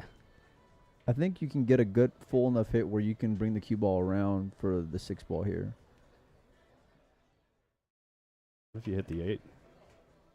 Yeah. Well. Hiya. Tell you what, I mean, I don't shoot straight, but if I did shoot straight, what I might try to do here is just call safe and just barely pinch that cue ball back, depending on how much angle's on the 11. Hit that 11 into the 6 and hold and block them behind the pink there. Yeah. You know?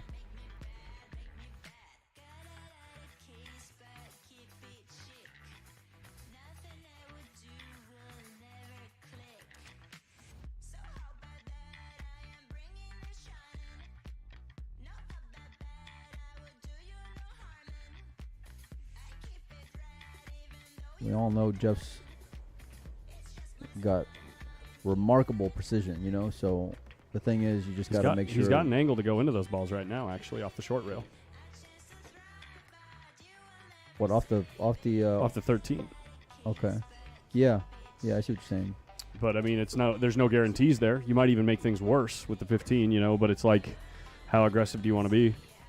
I like taking the swing at it, and then but you got so many balls on the table to work with. You got so many options to be able to readjust the plan whenever you need to. You could also like finesse stun off the 13, try to play for short side. Man, only guys like Alex do stuff like that. You know. No, I know. Alex, Federer.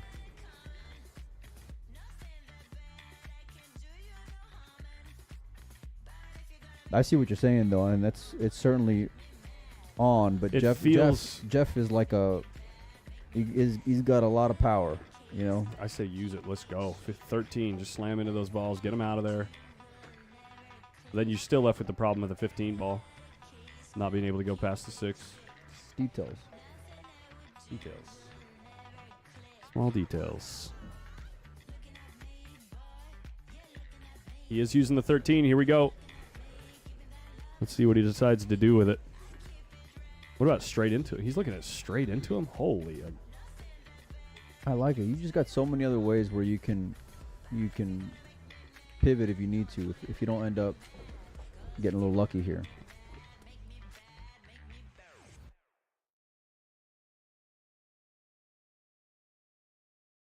But follow on the ball. Just follow on the tangent line though. Ooh, okay. So he's going with your idea. Cinch him on the 12. Well, now it's a lot more manageable now. The problem is, what if the 11 goes in? You got to call in another pocket if you're playing safe. You just call the safe. Yeah, that's what I mean. You got to make sure you call safe because it's technically an obvious shot. Oh, wait, no, it isn't. It's technically a carom. So if you don't call it, he did call it. He's playing the ball. Through the ball. Well, it's so deep in there. I guess I can understand why, but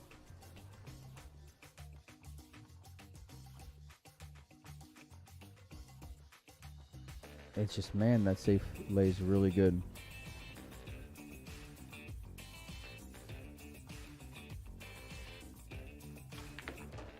There it is. Problem solved. 9 ball on deck.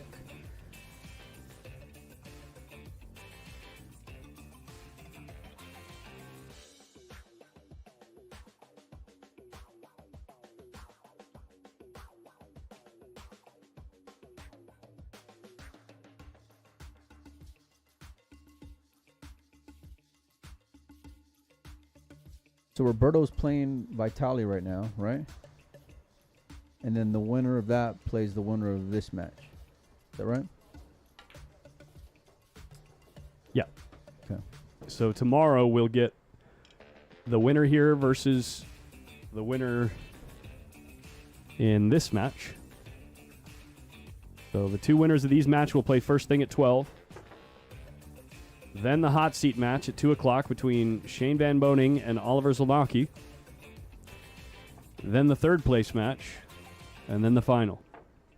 Final will be a race to 11. It's going to be a long night tomorrow night. Make sure you got it's a Saturday night. It'll be a Saturday night. You got all the time in the world. You got no other plans. Be real with me, guys. None of you guys have plans tomorrow night.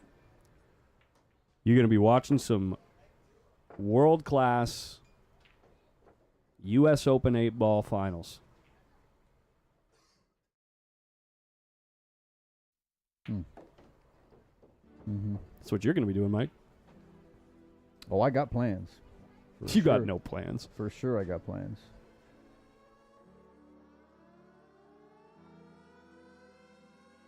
Got plans for the next month.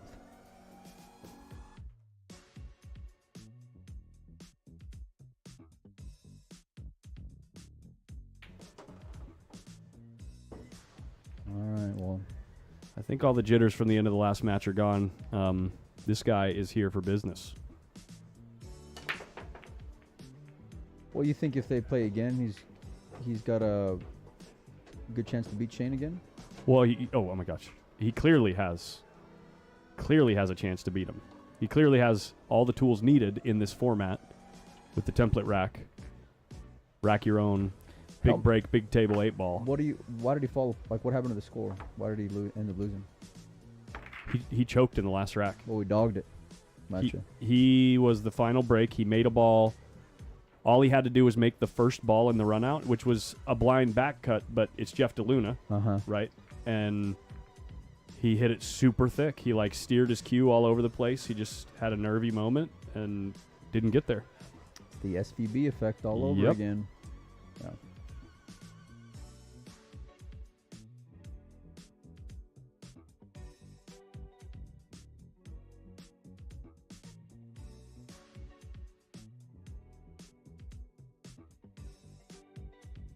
Justin Gray says it's going to be a DeLuna SVB final. I think everybody would probably pick Shane. Who all do you think is going to come out facing him in the final? Let us know in the chat.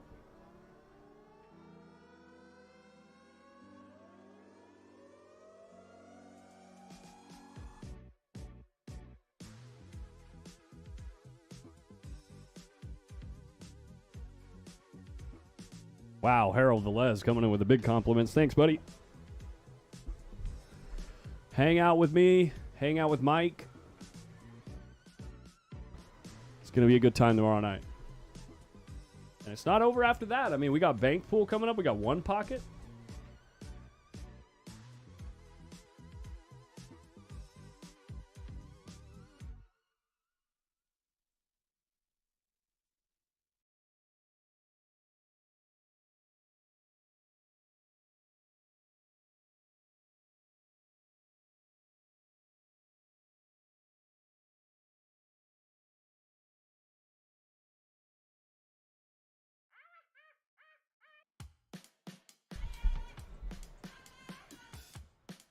Stripes looking pretty good here, Collins. Everything out in the open.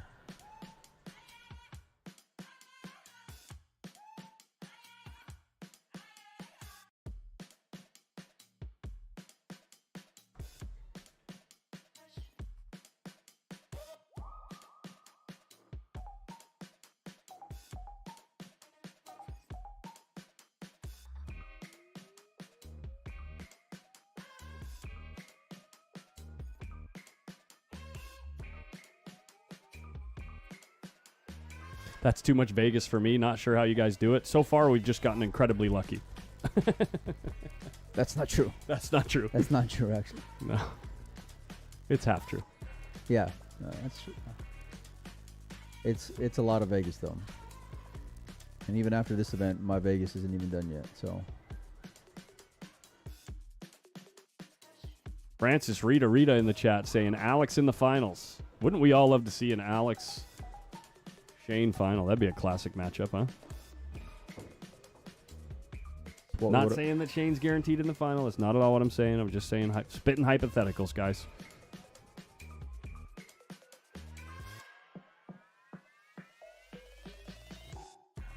Interesting how he's working this rack. Would have thought he would have. Okay. Now he's going to go 2 rails out of this ball, right? Just draw out of it, yeah. And then start chopping down up top. Here he goes with his Mondo extension again. Look at the length of this extension. Easy, cowboy. What? It's a family show. What do you mean? All right, here we go. What?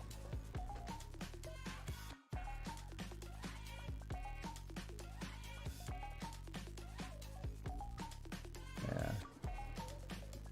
You'd prefer to fall on the 9 ball here if you can. I think he did. He can use the 14 to get the other side of the 9 as well if you overran it.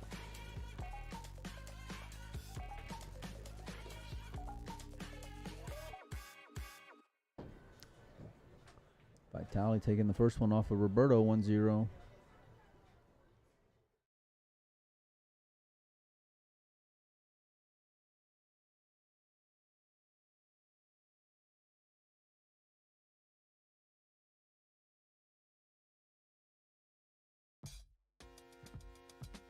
Spinning the crap out of that ball. Worked out well, though.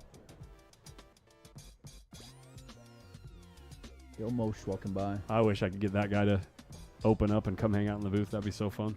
He did it for I think a half a match during the Lucasi West Coast Tour stop Did he? here. Yeah, he came and hung out with me.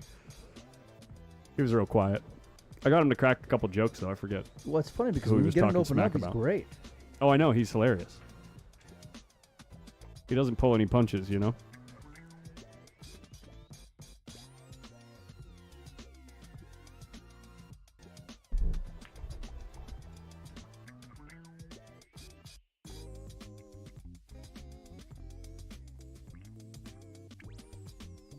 If you're nearby and if you come up to Griff's, there's no admission to get in. Just walk in and come hang out. That's right. The entry mean, fee is the they'll let gas that it takes to drive over here. They'll let anyone in here.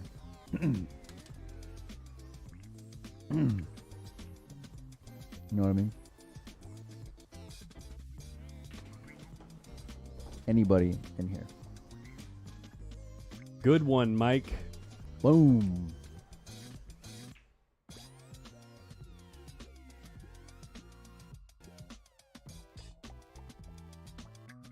No.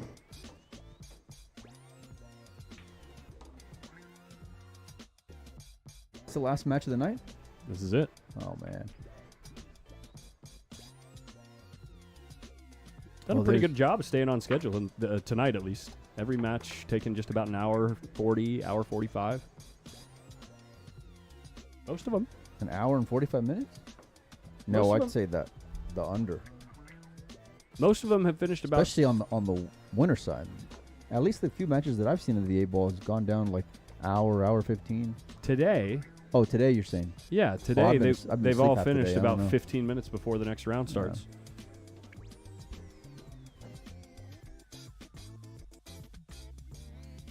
Full bracket is on Digital Pool.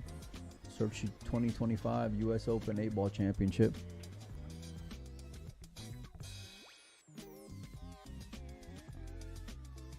Did you give away any stuff while we were I gone? did, yeah. I gave away a tip. Who said you can give away a tip? Me. I mean, what if I don't have any more tips to give away? Well, I sure hope I gave away the right one because I might have given away the wrong side, and then put it on. Don't tell me that, dude. You had No, I'm serious. Don't tell I'll me tell that. you. So I pulled from this side. Uh-huh. I pulled from this side and then put it on this side. Okay, that's right. I'm the man. Thank God you Come didn't on. dog that one. Okay. Got some dandruff or something? Or Just gotta brush them off. dust my shoulder off, you know.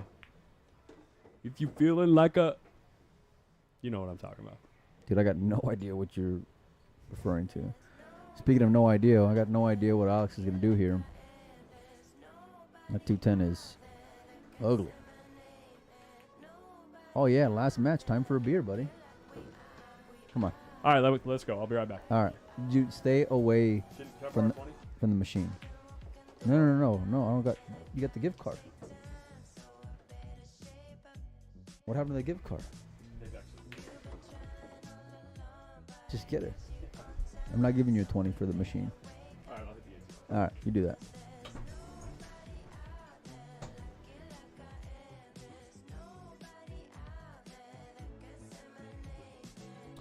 All right, Collins is stepping out in the booth.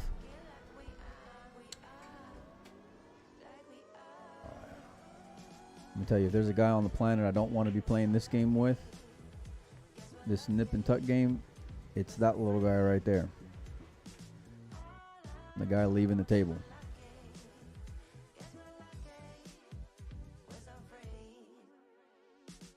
Aaron says, put the QR code up. I'm buying, boys. I don't know how to put the QR code up, so you're not buying right now. I'll tell you that. And Collins just dipped out. Oh, but your buddy Billy did reach out to me, so we'll get him taken care of, Aaron, for the tip. I'll give it to him, and then he'll get it on over to you.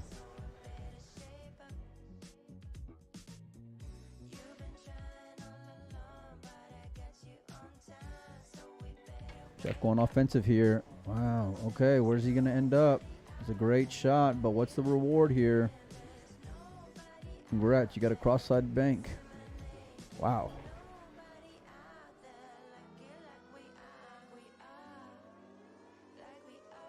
He's just on fire here.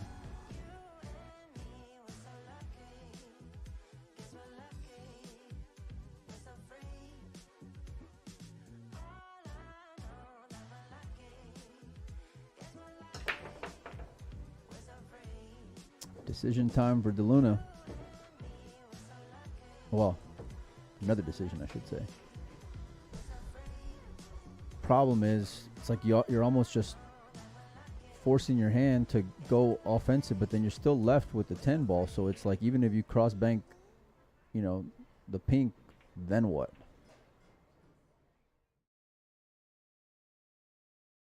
He's in a world of trouble here. Oh, no.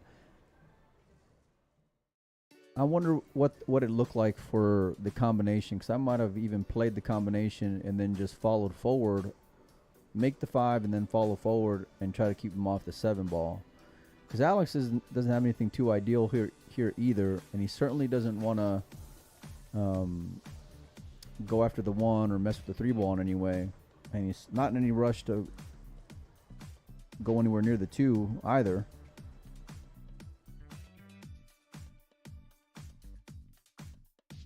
I might just try to put him back in that same spot if I'm Alex. Just use the 5 to bring that cue ball up there in the upper right. We got 2 matches in play right now. You can see the other match on the score on the bottom. The hot seat match of the 2025 U.S. Open 8-Ball Championship will be tomorrow. Shane Van Boening and Oliver Zalnacki.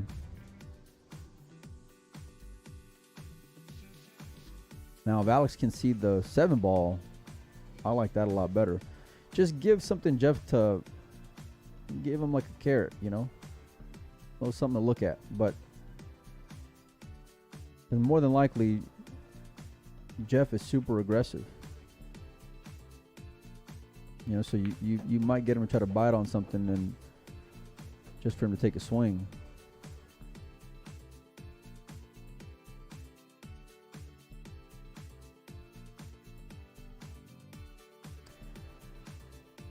Yeah, I don't mind Alex taking his time here on this part of the rack, because you know you're already stuck 3-0 on alternate break. That dude next to you has got just the sledgehammer of a break. So this game is just incredibly vital right now for Alex's path to move on.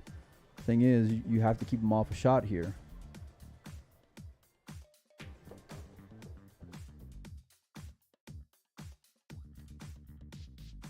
If I can see that side of the 7 ball, I might just try to put him on the 8. Okay, how's he going to end up? Okay, well now he can move some stuff around with the 7 ball if he needs to, or if he wants to.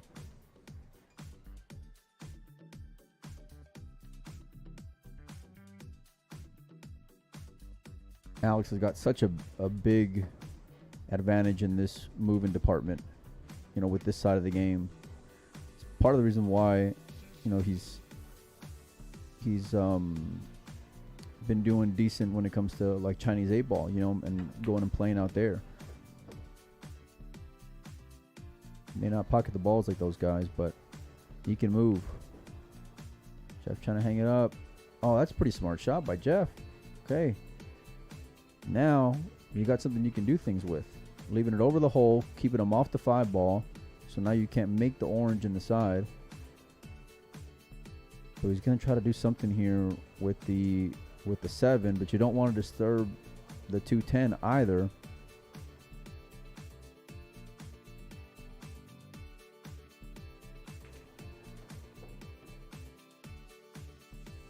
Touchy spot here for Alex. Great decision there by Jeff.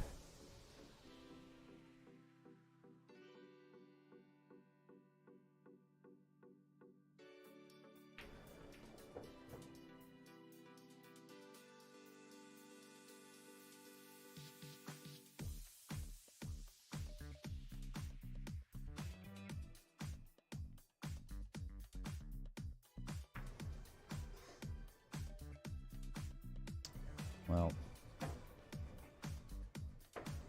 he ain't pulling the trigger till he makes a decision.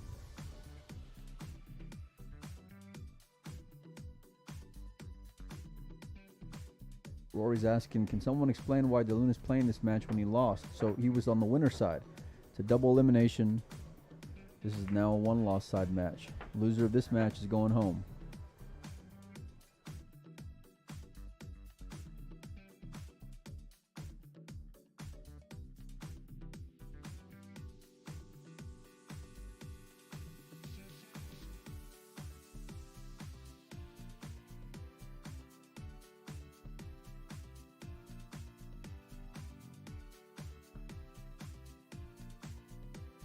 Trying to come up thin off the 7.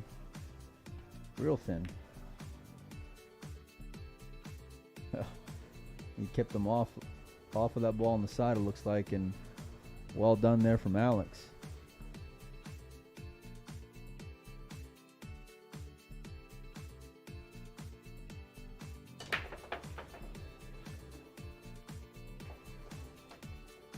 Oh, I just thoroughly appreciate this side of the game. Clearly, he's got to use the 2, but then you got to keep him off the 1. And if you clip the left side of the 10, then the 2 is going to go off the right cushion and then back up top, which is where the cue ball would want to go naturally too. So it's like, and Jeff can't put that cue ball back where it's at right now because then you'll give him a shot at the 7 ball. But he's trying to put the cue ball there. He did not want to hit that. He wants to go in, and it does. Okay, Jeff got a bit of a roll there for sure. What happened? Nice. Holy crap, 2 3-0 matches like instantaneously. Vitali putting the beating on Roberto Gomez. I had no idea that Fargo rate matchup was so close. I could have swore Roberto was like an 8-10 Fargo.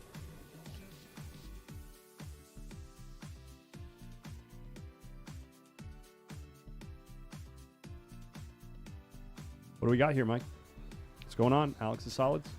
Alex is solid, yeah. Doesn't want to disturb that, and he's just trying to keep him off of that orange ball on the side. Did a good job there. Call me crazy, the swerve is not a bad shot here.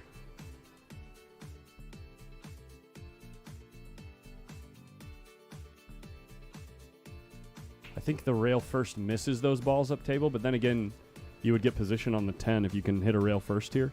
Mm-hmm. Pocket the 13 in the side, but the swerve opens up the 12. It's more gambly. But if it pays off, it's like you win the rack. Yeah, I'm not. He's checking he was looking at the kick, it looked like. The one rail kick. I don't think you got a choice but to go after it. Yeah. You just The got to one rail be careful kick is because like you don't want to miss and then sell out the one ball where you're going to be able to open everything up. Right. The problem with the kick is it doesn't offer any type of position at all. He's looking at hitting the 10 soft. That's not a bad shot. That's a good shot. Can you see if it's Frozen. Yeah. Frozen. Oh, never mind. Okay. I think we got a gap there, Mike. Might be. Might just be. Yeah, I think we got a gap, guys. I'm still not in love with that kick though. Neither am I. I don't like kicking at the 10. I'd rather just try to make contact with. You're also kind of like when you kick that softly, right? Mm-hmm. When you kick that softly, you kind of trust in the table a lot, you know.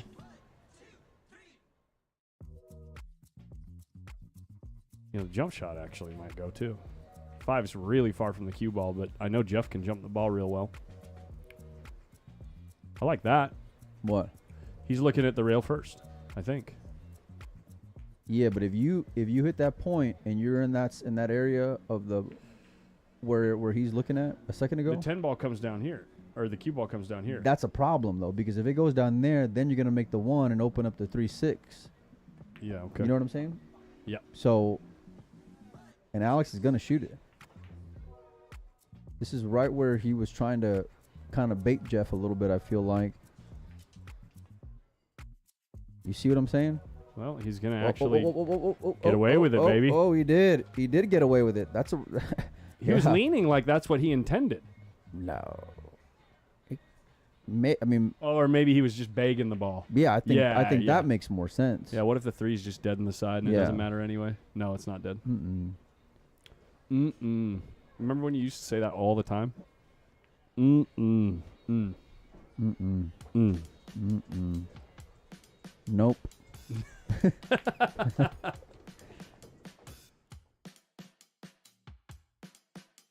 Just try to put him on the ball. Force Jeff to move these balls out of the way. Okay.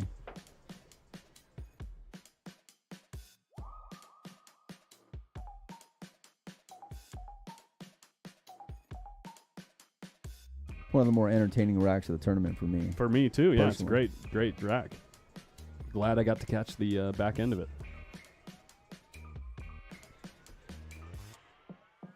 Yeah, I like what Jeff is thinking there.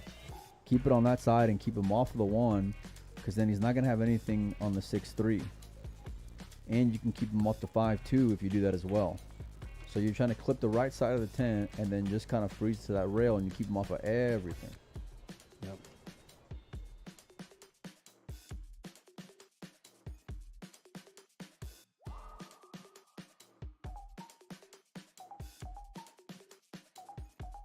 You see what I'm saying, Nui? Oh, I see what you're saying. I smell what you're stepping in.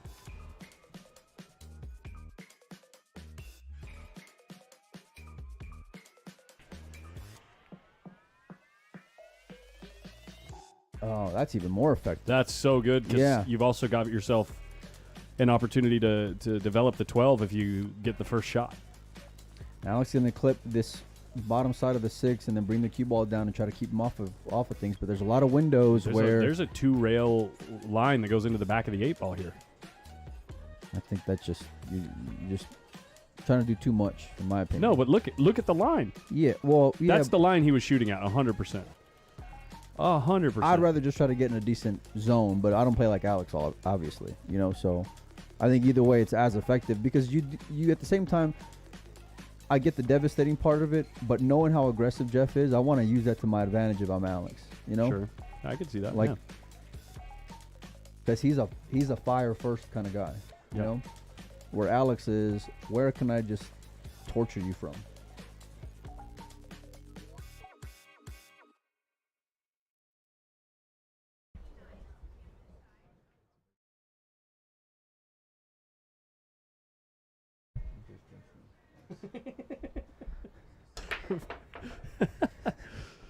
I missed you, man. No, you didn't. You said, you said the booth got upgraded. You said I had bad attitude. Yeah, all things true. What is the benefit of jumping here? Oh, okay, What's never the mind. benefit of kicking? Yeah, I like this. I like this a lot. If I felt confident in my kick, though, Well, I'm trying to go into the 10. is what I Most of would the do. time, most of the time here, he knows which side of the 13 he's going to hit. But And if he hits this side of the ball as he's coming off this rail, No. You can't do that. what do you mean? No, I'd rather you can't hit that ball because then you're just basically begging a sellout. The 6, the 1, and the 3. Hit what ball? That ball that he's pointing at right now. You're talking about for a kick, right? Yeah, kick into it this way. Okay. 13 slides down this way. Cue ball goes up here. You got to be perfect. No, you just have to hit the half of the ball. I'd The rather top just half of the ball. I'd rather just maybe try to slow roll the 10 ball there. Did he even get a rail? Did not get a rail. Did not get a rail. I'm saying, I know people are going to be results oriented, but the odds were there, and Jeff he's a good enough kicker where he's feeling confident that he's going to hit the side of the ball that he's intending to hit. Obviously, it didn't turn out great this time, and I know, you gotta get there if it's the U.S. Open. I get it, but it's like I like the shot. you don't have to get there in that game because it's Alex, and Alex, this is what Alex was hoping for. Yeah.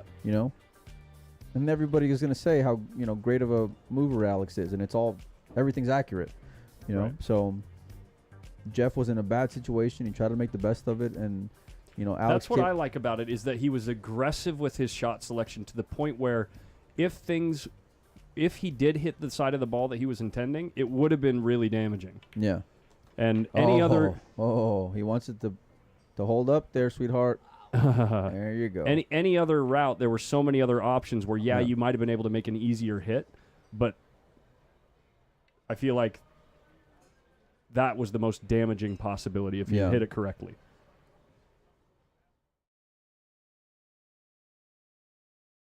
It was a nice exchange there from both players. Yeah. You know. Jeff also He's put gonna Alex into some tough tests as well. So This is going to end up pretty straight here. no, he's okay. He's okay. He can play the 2 on the side if he has to. He can. This is Alex Pagulayan here. Oh, he can cheat the pocket and slide over. Mm-hmm. Or roll forward for the 8's probably a little bit higher percentage because the 2's on the spot. It's a big side pocket. Big side pocket. There he is, the legend. The Lion. You're gonna have to be, real talented in a lot of departments to come away with the win. If you can't break good, or if you can't do this well, or whatever, you got to be able to adjust. And being such a student of the game, it's hard to argue who does like everything as well as this guy. Great shot there. It's like I was sitting there sweating some one pocket, right, and Alex is still there, just on the rail, just watching it. Just Sweating it and paying attention and like trying to glean what he can from the match. Yeah. And look at Shane. I mean, I know he's on his phone right now, but he's done for the night. Yeah, he's here though. Yeah. He's here though.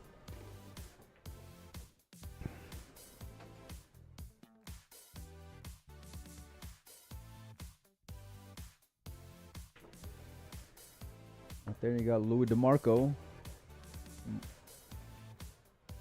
Sorry, I thought you were playing pool out there for a second. I forgot you were in the booth with me. The little girl? I got confused for a second. I thought I saw you out there reaching up over the table. She shoots too straight. Yeah. Yeah, exactly. Other side of the room here, action brewing. I think the Rufa is done for the day. They were playing all since the morning. Yeah. As soon as that JRB game got done, they've been at it all day. Oh, he did, yeah.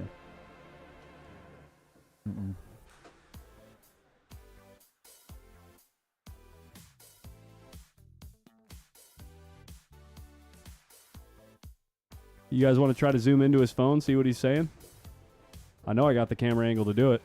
Dude. Dude. I'm not that guy, pal. I don't know. He's called me a lot worse, trust me. A lot worse.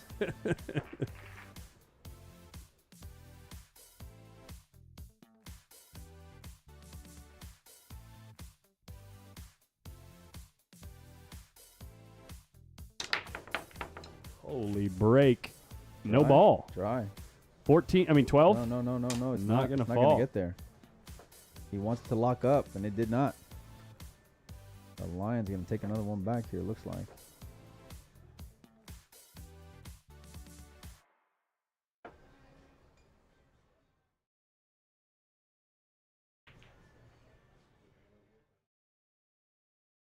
Don't jinx me.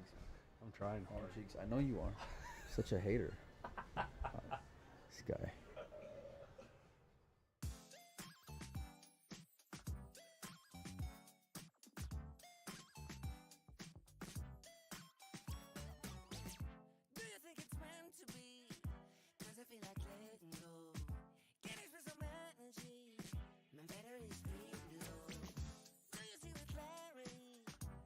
Is it 3-2? No. Or 3-1? Somebody's calling it early. That gets me all the time. I'm like, someone in the chat says 3-2. And I'm like, did I forget to update the score? Yeah. Can SVB get on the chat, please? You want me to see if Shane will come in the booth? I mean, I would love that, but I don't want to put it on the guy. You know what I mean? It's up. I don't know. I don't mind asking him. He's a friend. No, we'll ask him. If you want to ask him, I would love to have him. You know me. Let me see. Don't pressure him. Just say. I'll tell him. Hey, get in here for like 20 minutes. Oh, come on.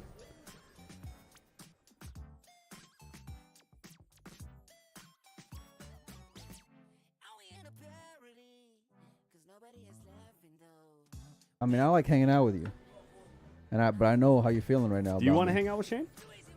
No, I listen. I know you get all. I know how you get. I see how you get when you talk about Federer. I know you get all.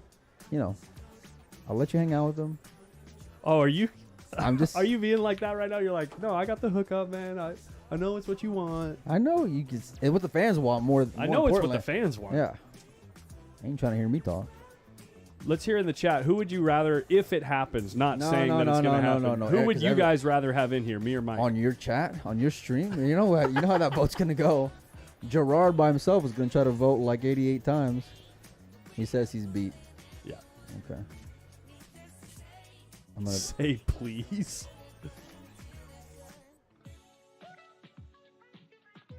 No, don't follow up. Just say, all right, man, maybe some other time.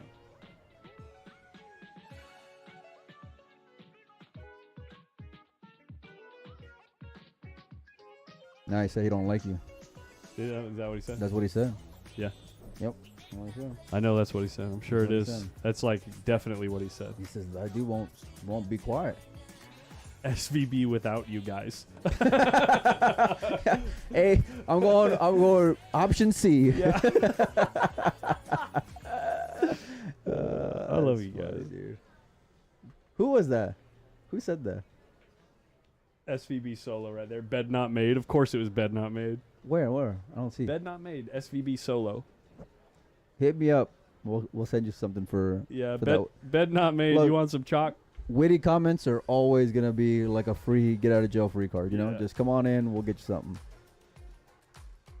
Especially if it's a dig.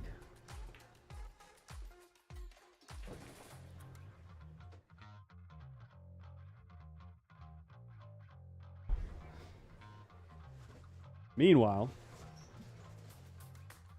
Alex looking at these stripes like he's already won the rack. 12 ball sitting in a real nice place to get him back to the 8 ball. He doesn't the 11. he doesn't do a lot of commentary, but when he does, it's cool to like Shane? to hear No, him. I know. To hear him Last year he came in the booth for about an hour, thanks to who? thanks to me. Okay. All right. Oh, thanks to Mike. All right. No, he came into the booth for like an hour, and he was so interactive with the chat. He And that's kept- crazy because I remember he said, I was like, okay. Oh, no, I the selling point was only like 10 minutes. You know? Yeah. If you can convince him, though, he'll open up. Yeah, it seemed like he had a lot of fun with you guys last year. I'm hoping that he gets to experience the same thing. That's the thing is, you know, we don't run this stream like most other streams, and so I feel like he'd enjoy it more than just like being forced to just sit there and talk about the game and, you know, whoever the commentator is, oh, we have to have a good conversation. You know what I mean? It's like he could just come in here and hang out with you guys, and then when the game gets interesting to him, he can talk about it. All these guys are approachable, though.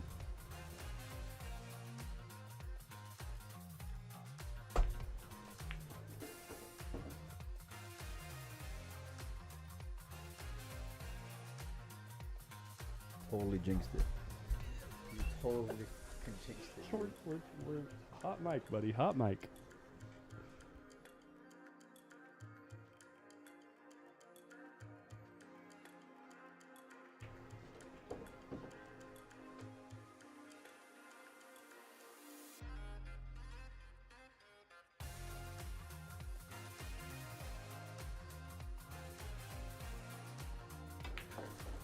Who bringing the draw stroke? Gonna run into this 5 ball. Of course, it turns out pretty.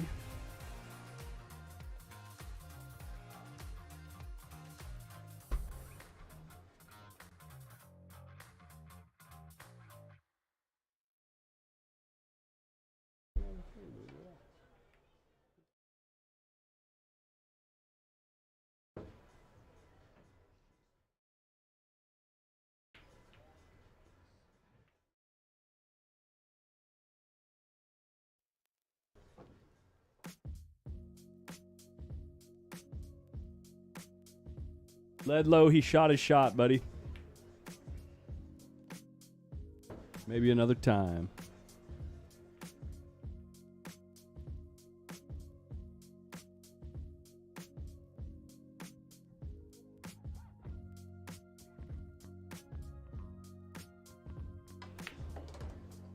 68 down. Jeff waits patiently as it's Alex's break right now. No, it's Alex's break.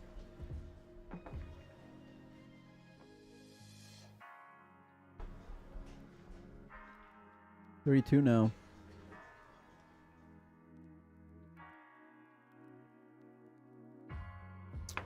Scoreboards are mirroring each other as Vitaly puts the rack together on table 11.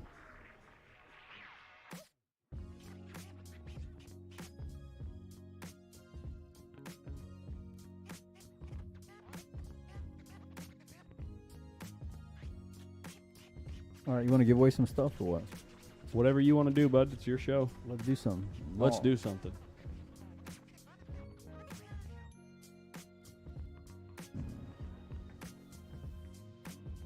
You want me to get on Grok? I could argue with the AI bot again. Get a trivia question. Ooh, Alex draws the cue ball way away from the rack and ends up married to the 15 ball. And he's still going to be all right because he can cut the 11 ball in. I think the 9 ball is also pocketable from here as well, but he'd be jacked up, I guess. Oh, never mind. She don't go. He gone. She gone. All right. I'll give away another combo package of the Pro Series Turning Point Chalk.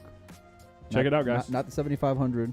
Oh, is it talking the about same the packaging or no? Pro Series. No, it's the other ones. Different packaging?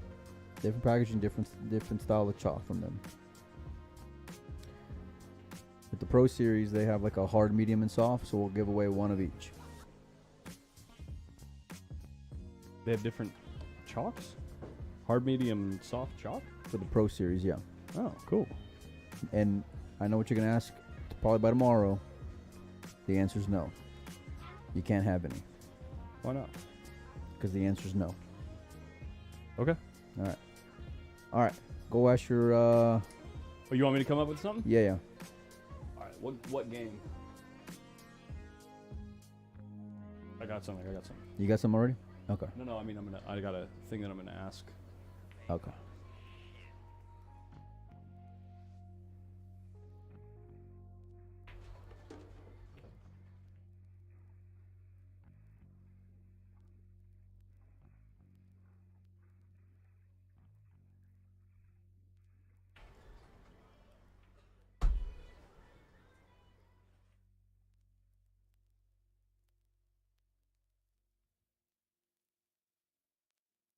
Oh, whoops.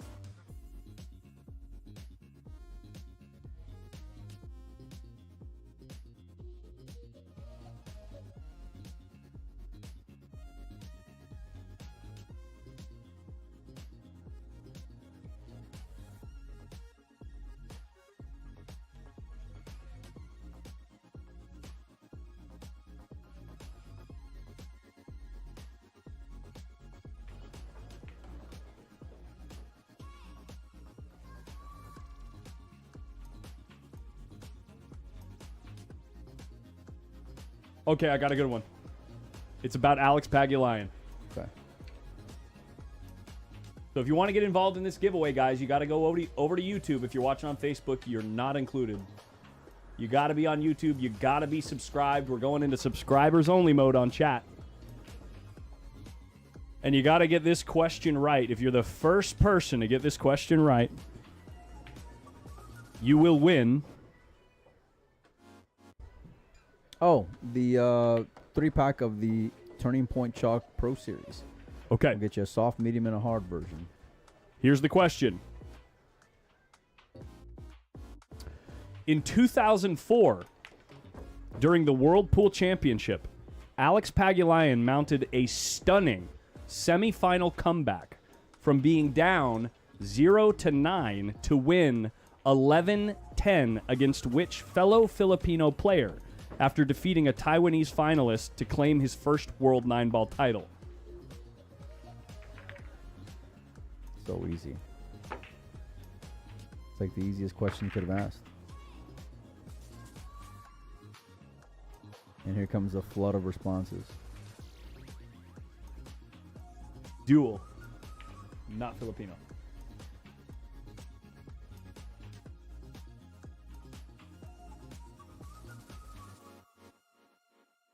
Thought you had to be in YouTube. You do. Boom.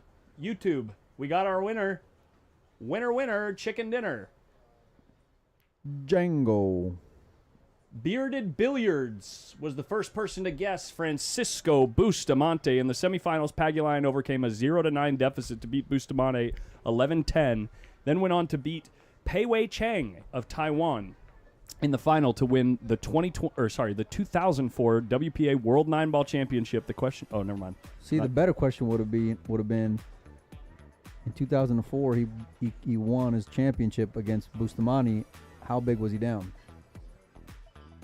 That's a much tougher question. Yeah, but then they're going to have to go Google it. You knew that off the top of your head? God forbid they have to It's trivia. It's supposed to be something that can just be known. Dude, you asked about rope around the world, and you're saying it's things that should be known. Are you kidding me right now? I knew that. You of all people. I knew that just offhand. It's just something that I just knew offhand. So All right. I thought, with 13,000 other people, they might have known it. Nice. Okay. All right, 3-3. It is 3-3. So Bearded Billiards, please reach out to Molina Mike on Facebook or Windows Open, and we'll get you hooked up. Make sure you can confirm with a screenshot that Bearded Billiards is in fact your YouTube channel or your YouTube account, and we'll hook it up.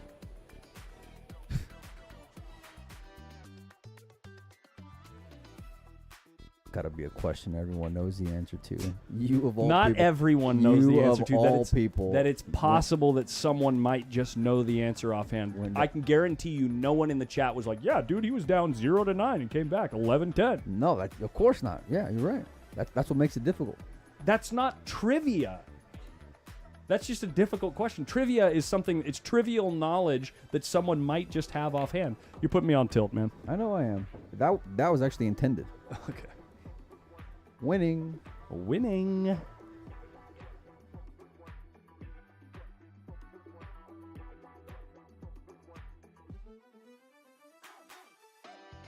Right now, we're not going to talk for 2 weeks. Yeah. Now he gets real in his feelings whenever I tilt him.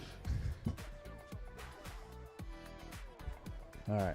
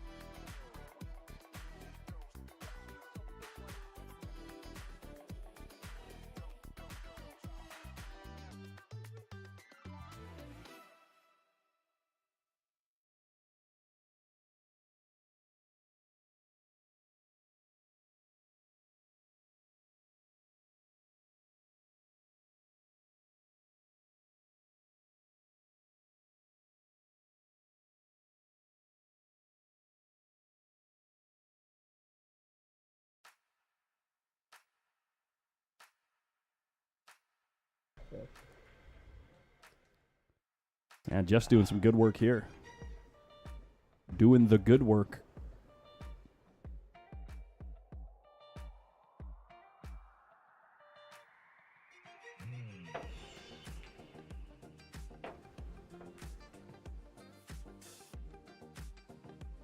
Damn, they went on mute. Oh no, they're fighting. Actually, no, we're very much we're doing okay, guys. Yeah. All right.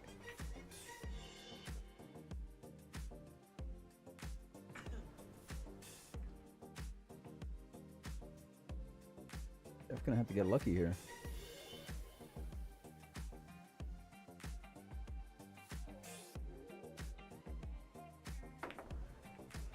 Oh. You know what? He hit that like you. You see the way he did his leg? That ballerina move? What are you trying to say? You don't believe me? Dude, that works a lot. That works a lot of the time. That works. What do you mean? The swing the leg.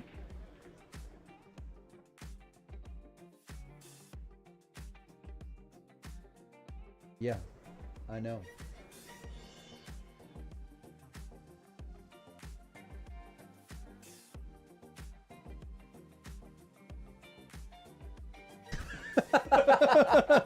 They didn't hear me. They didn't hear me. Sorry. Oh, man, that's All right. funny. All right, guys. That's funny. All right, now it's Alex time again. Tell you what, if Jeff loses back-to-back matches where he had big leads, Oh man.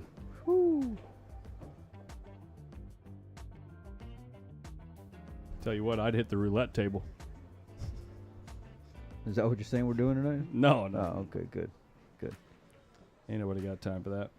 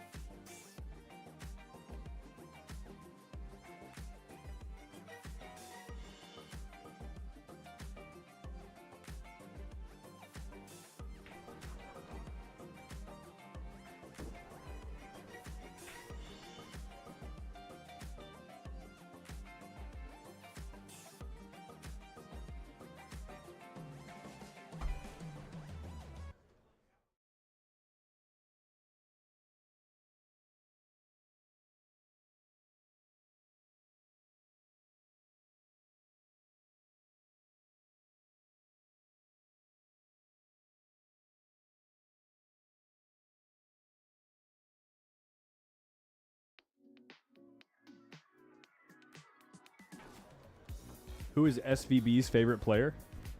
Earl Strickland, right? Mm-hmm. Like that's his goat. That's his like idol. Yep. Yeah. He's got a lot of respect for Earl. Oh yeah.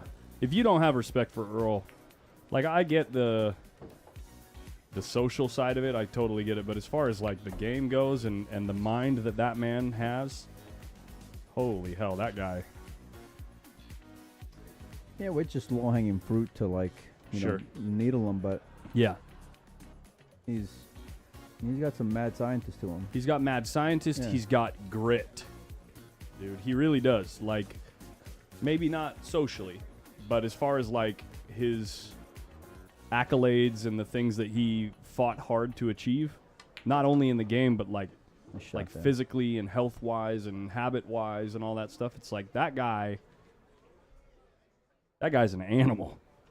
Well, he's not afraid to you know, do things differently, which I Yeah. got a lot of respect for. Hell So, yeah.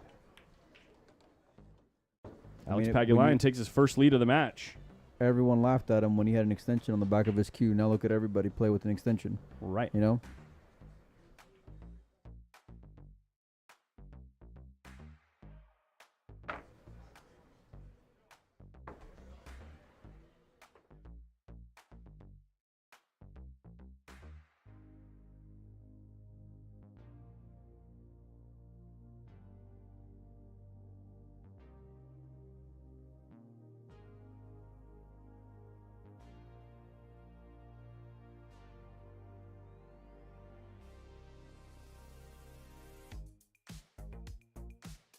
Meanwhile, from 3-0,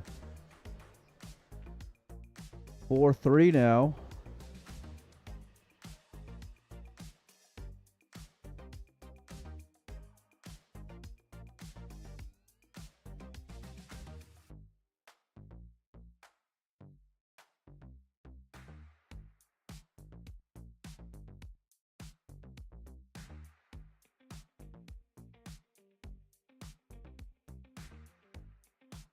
Boom. Ooh, he kind of came across the face of the stack. Got kind of lucky to make the one ball. See him throw his hand to the side. Look at his face.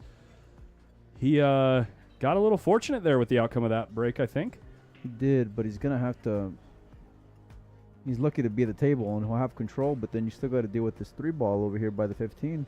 Yeah. Mitch Glover says, Collins, could you put the QR code up again, please? Next beer's on me. You don't got to tell me twice, baby. Let's go.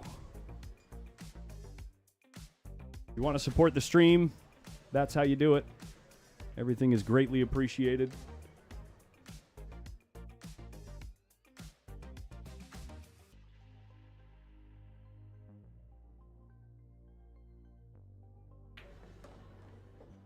Whether it's $5, $2, $10, or 200, just planting those seeds. No, I'm just kidding, guys.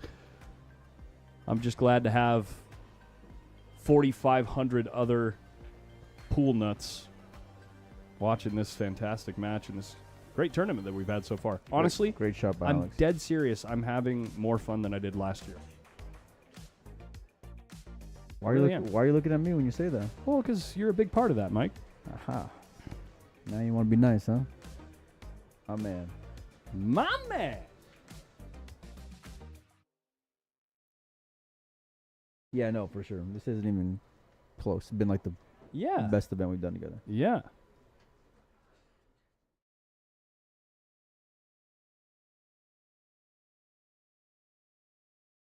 Blaine, was the AI just completely wrong? Someone got the answer that the AI wanted. Mike's just dying right now. Did Bustamante really get 17th in that event? I don't think the AI knows anything about pool. Dude, if you got 17 in that event, dude. I'm on tilt if he did.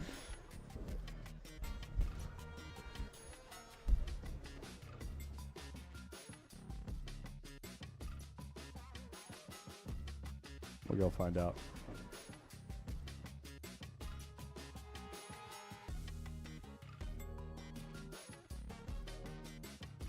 What was the year? 2024? 2004.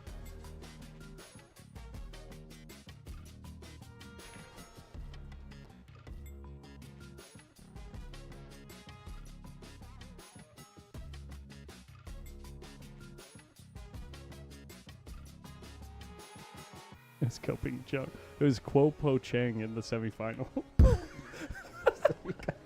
So let me understand. Let me understand this. You messed up another trivia question.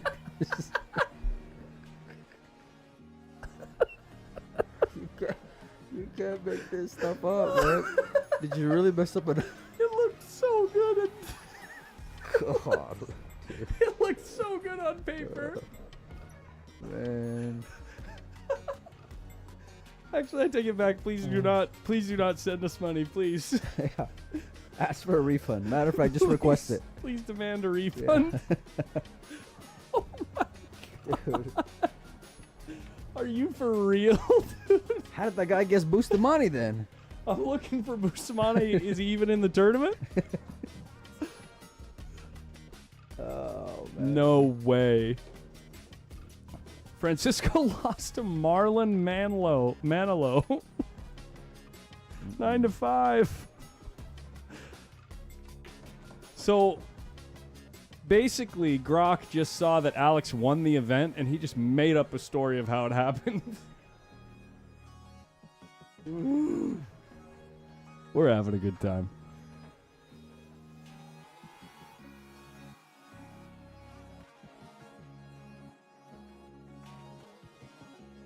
I don't even know what to do right now. We got to send the guy the thing because we told him he was right. I mean, yeah, you already declared him a winner. And you know what's funny is that there was one guy in the chat as soon as you said that who was like, he finished 17th, and I just thought that dude was salty. Little did I know, the man was over there spitting facts.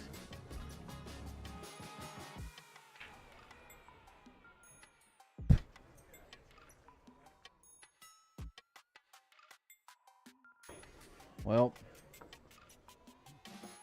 5 in a row now for the Lion.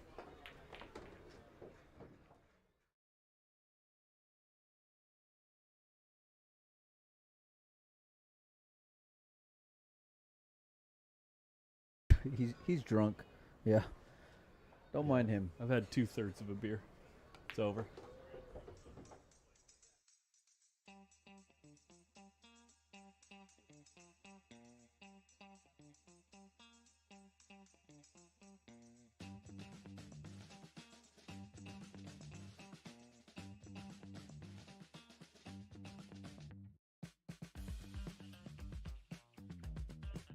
Well, to be fair, literally no one in the chat said Quo Po Chang because he's not Filipino, but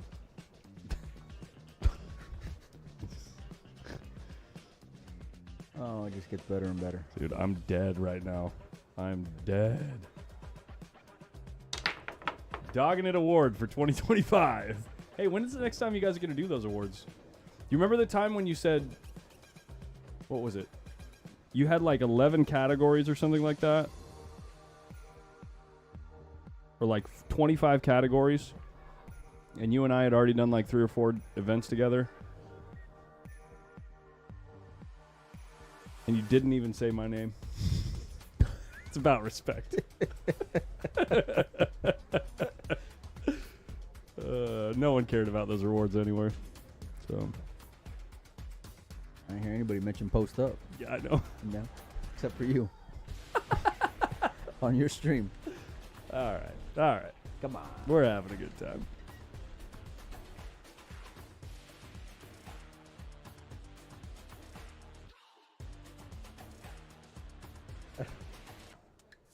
We can't use AI for questions anymore, dude. Yo, Sydney B, thank you so much. Whoa, holy crap, you guys.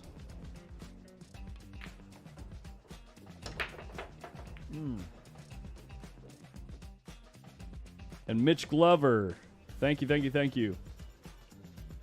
Daniel Sampson, Heather Giardino, Eric Toscano.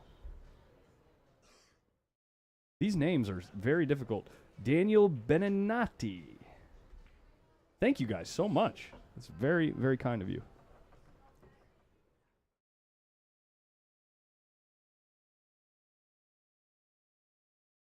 Who won Shot of the Tournament on the 10 ball? So Shot of the Tournament is for the entire tournament series. We're going to tally things up.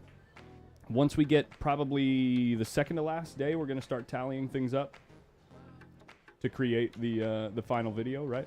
Yeah, something like that. And then the final video will come out after the conclusion of the one pocket, and then you guys will decide after that. So make sure you're following Griff's Bar and Billiards on Facebook in order to get that, to follow that competition.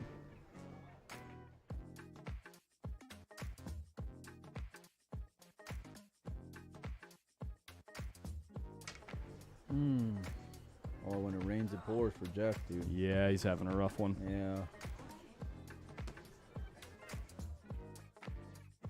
It's like what pool can be in a nutshell, you know? You can have spots where you're just playing phenomenal, Yep. and then all of a sudden it just, you Yep. can't do anything right. That is exactly the game. Oh, Joe, thank you so much, buddy. Very, very greatly appreciated. Indonesia say hi.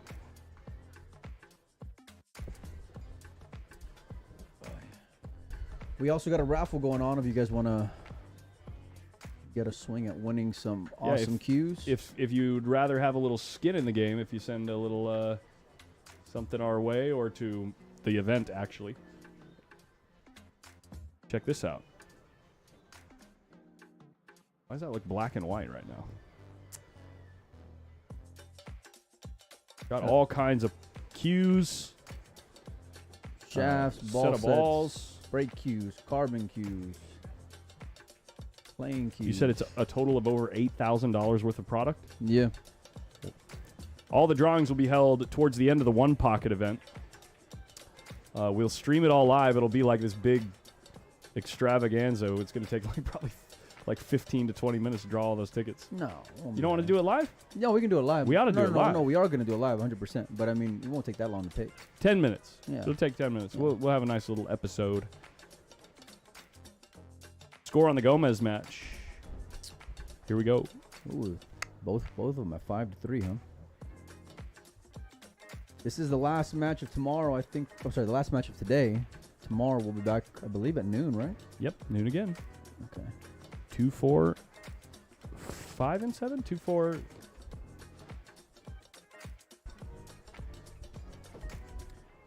And we're not done giving away free stuff. So even if you show some love to Collins, or if you can, it don't matter. If you get in the raffle or you can, it don't matter. We're still going to be giving away some stuff. We're still going to be.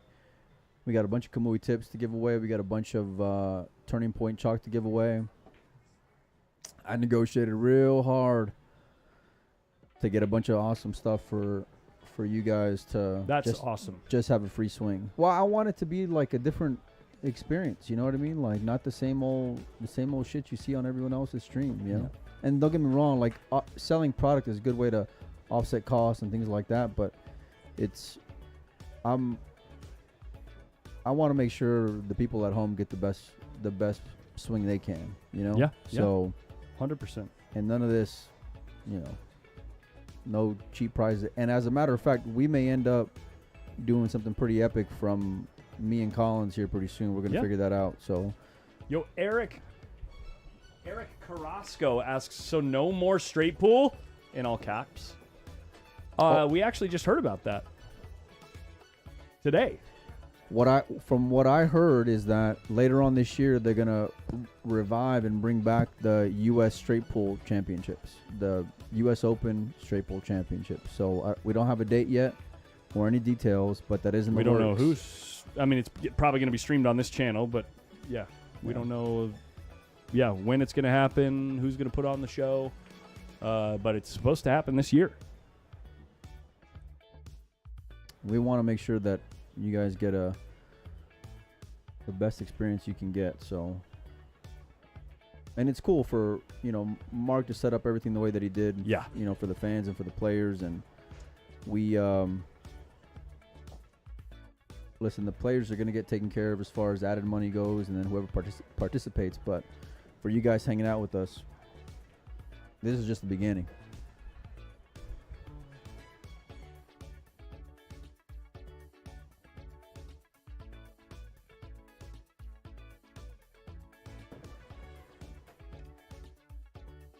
Well, at this point, Jeff is just trying to hang on here.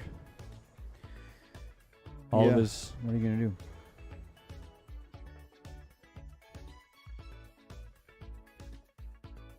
His options here. What is he? He's solids. Okay. I think he's just moving here. Well, he was trying to make the 10 ball, I think. Doing a little bit of both. I see. Yeah, but how can I buy raffle tickets? Randall Pink, you can hit me up on Facebook, either at Molina Mike or at Windows Open. He's not on Facebook. Read the whole comment there, Mike. He says, I'm not on Facebook. Well, we appreciate the thought. Come on. I don't know what other way. It's Randy Stahl. I got his number. You tell me how much you want or whatever. I'll make sure I'll give you the information that you need. I ain't trying to put my number on YouTube or anything. No, I got it. Last thing I need is for you to have my number. I'll text it to him. I know he's not going to use it inappropriately. I know the guy. He's a good guy. Okay. So I'll send you Mike's number. You can give him a text, and you can get involved there. All right. I know Eric Stahl wants a piece of that. Big Queen wants a piece of that. If you vouch, I'm good. Yeah.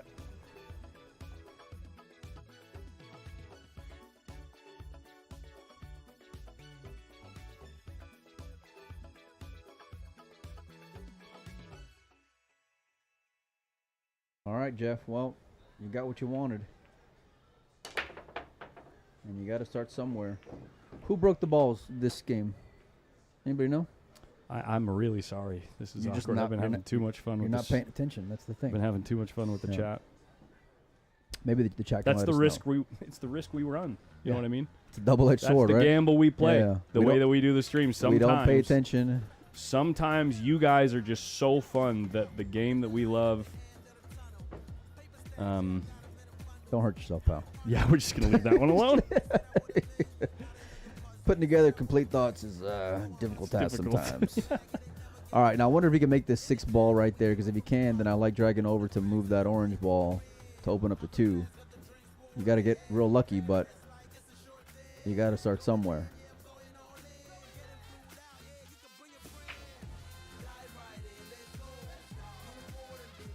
Oh, okay. Maybe. Oh, he was gonna use the 7 ball to open up the 2. Okay, that is a lot smarter. I like that.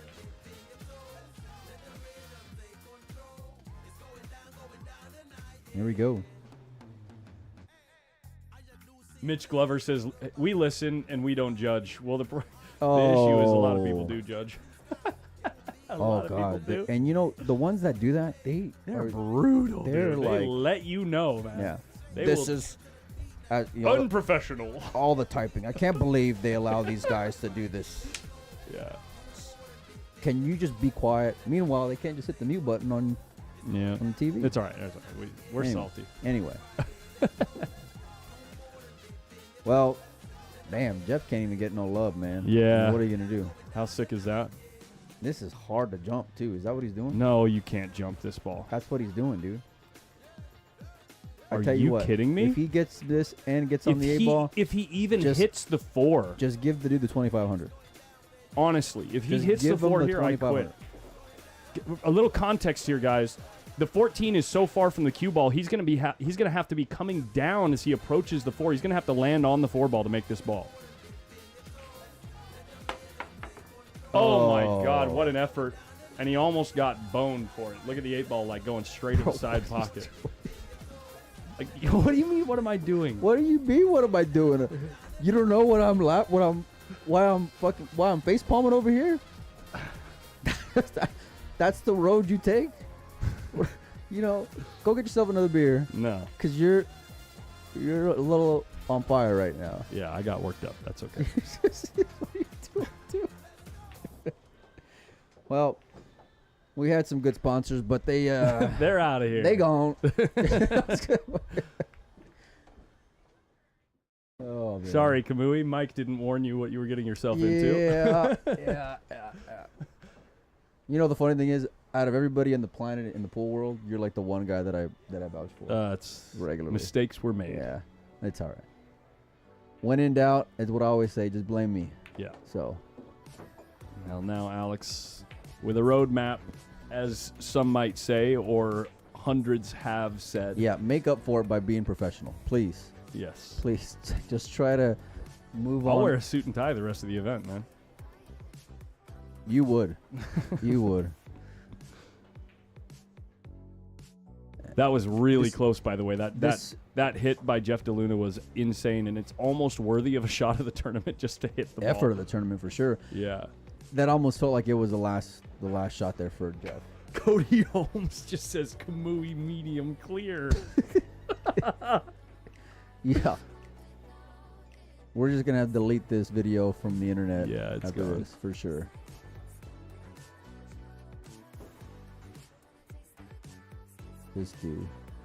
This dude. What am I gonna do with this guy? No, this dude, Alex. Impeccable cue It's ball. just awesome, man. When he's It is awesome to yeah. see him play like this. Yeah. It's so cool. The amount of focus and like the amount of just get there. when he's been doing it for so long, you know. Like that's the other thing.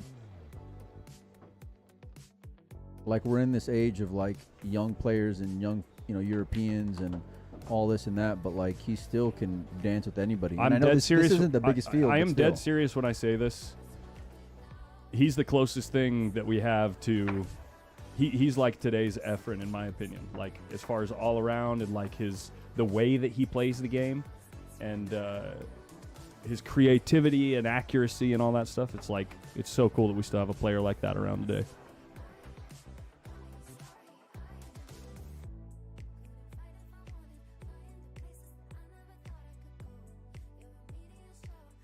Prop Joe says Collins bust out the short shorts.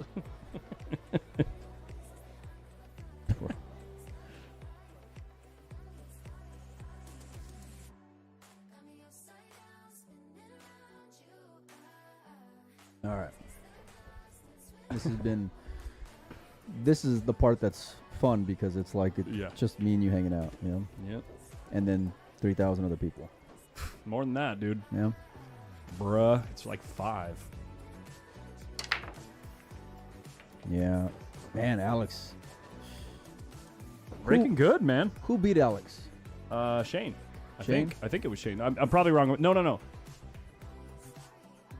going to find out. I don't think it was Shane, actually. I don't think they played yet. Mm. You passed him up, I think. Oliver. Ah, that's right. We streamed the match, right? No, Yeah. it was on table 24. Never mind. Mm-hmm. That's going to be... Alex is going to be a tough out in this tournament, man. Yeah. Do you have to live in the U.S. for the raffle? Well, we prefer. We will ship international. It's just more expensive, and you'll have to, You might have Pay- to get involved in the shipping. yeah. So we appreciate the thought, though, and just wanting to get in and support the stream and all that. So, I mean, the event. Plus, if you send us euros, we don't know what to do with it. You know what I mean? Yeah, I mean, We don't know how the exchange rate, right? No, I mean, I Who don't- wants to do yeah, math? It transfers It does that in PayPal automatically, but still. Why don't you ask Grok some more questions for trivia? Yeah. okay? Yeah. Okay. That's so sick. That's so sick. It just completely made up the whole story. He says he got 17th. How was he in the semifinals? It just made up the whole story. I mean, it was a good trivia question. It was fake, but it got people excited. He's going after it.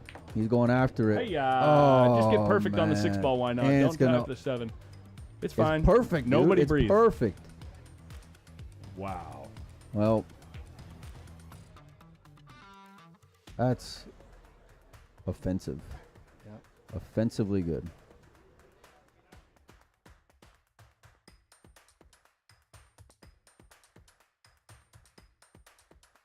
Oh, thank you, One Pocket Kid. Thank you. That is the toughest thing to keep track of. What? Like going over to restream and changing the title every match. Actually, the toughest thing is Don't- trivia questions. That may be the second toughest thing. Alex just gonna fall in the gap perfectly. I mean, just really played this rack out like an absolute master. He is an absolute master.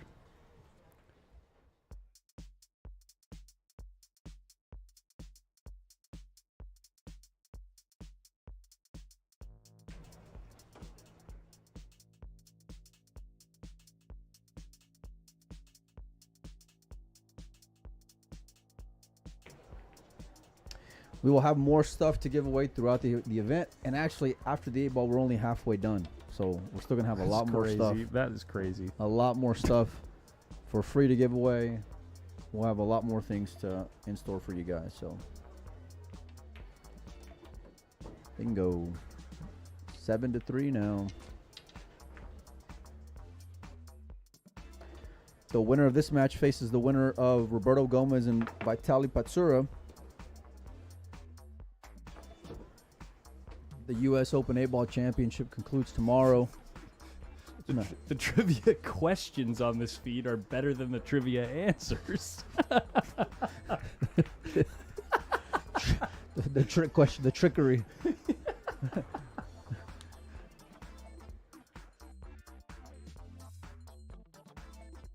Well, this place is filling up, Collins. Yeah, it's getting a packed Friday on a night. Saturday or Friday night, yeah.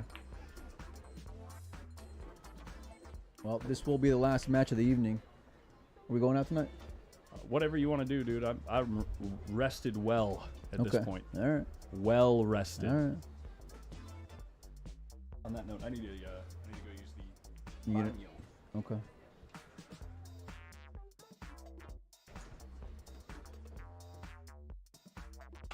Alex on the hill. This may be Jeff's last break here in the U.S. Open 8-Ball. Pull is just brutal sometimes. You know, he was just an hour away from, I mean, like an hour ago, he was going to be playing for the hot seat and guaranteed third. Now he's, you know, got 1 foot out the door. Yeah, that's about as perfect a break as you can end up with. The layout, more than manageable for Jeff. But you better make sure and get it down. Let us know where you guys are watching from. I see Kuwait in the chat, Vietnam in the chat. We get over 4,400 people watching on YouTube alone. Hopefully y'all are enjoying your Friday or Saturday, depending on what part of the world you're in. This is live and free, courtesy of our sponsors, Lucasi Professional, Michelle Griffin Realtor, Movie Tips, got Fast and Loose Designs, Fort Worth Billiards, my man Trujillo. Go check out Billiard Superstore. One of the best showrooms in the country if you're in the area. I highly recommend going by there. You got Vegas, Ohio, Cincinnati, Atlanta, Wisconsin, Toronto, Norway. Let's go, man. Norway, it's awesome. We're live here at Griff's from Las Vegas. I might as well move here. Billings, Montana, San Antonio. That's close to home. Cool, man. Well, welcome, everybody. Make sure and hit the subscribe button, whether you're on the Griff's Facebook page or on the YouTube. This is where you're going to find the U.S. Open Series free. And as long as you're involved, we're going to continue to make it free. As long as me and Collins are involved, we'll continue to make it free. So,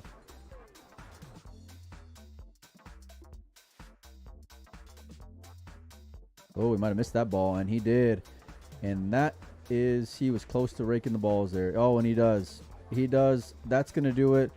Can't say I blame him. Jeff DeLuna just knows that was his last mistake. Well, appreciate everybody, like I said before, for hanging out with us. It's been a lot of fun today, although I haven't been in here a whole lot. But, yeah, we'll be back tomorrow. We're going to have matches starting at noon local time, 3 o'clock on the East Coast. Make sure and get your plans taken care of. It's going to be a fun day of 8-ball as Shane goes for another U.S. Open 8-ball championship. Molina Mike signing off for now. Collins will end the stream here in a little bit. And, yeah, you guys enjoy the rest of your night. We'll see y'all later.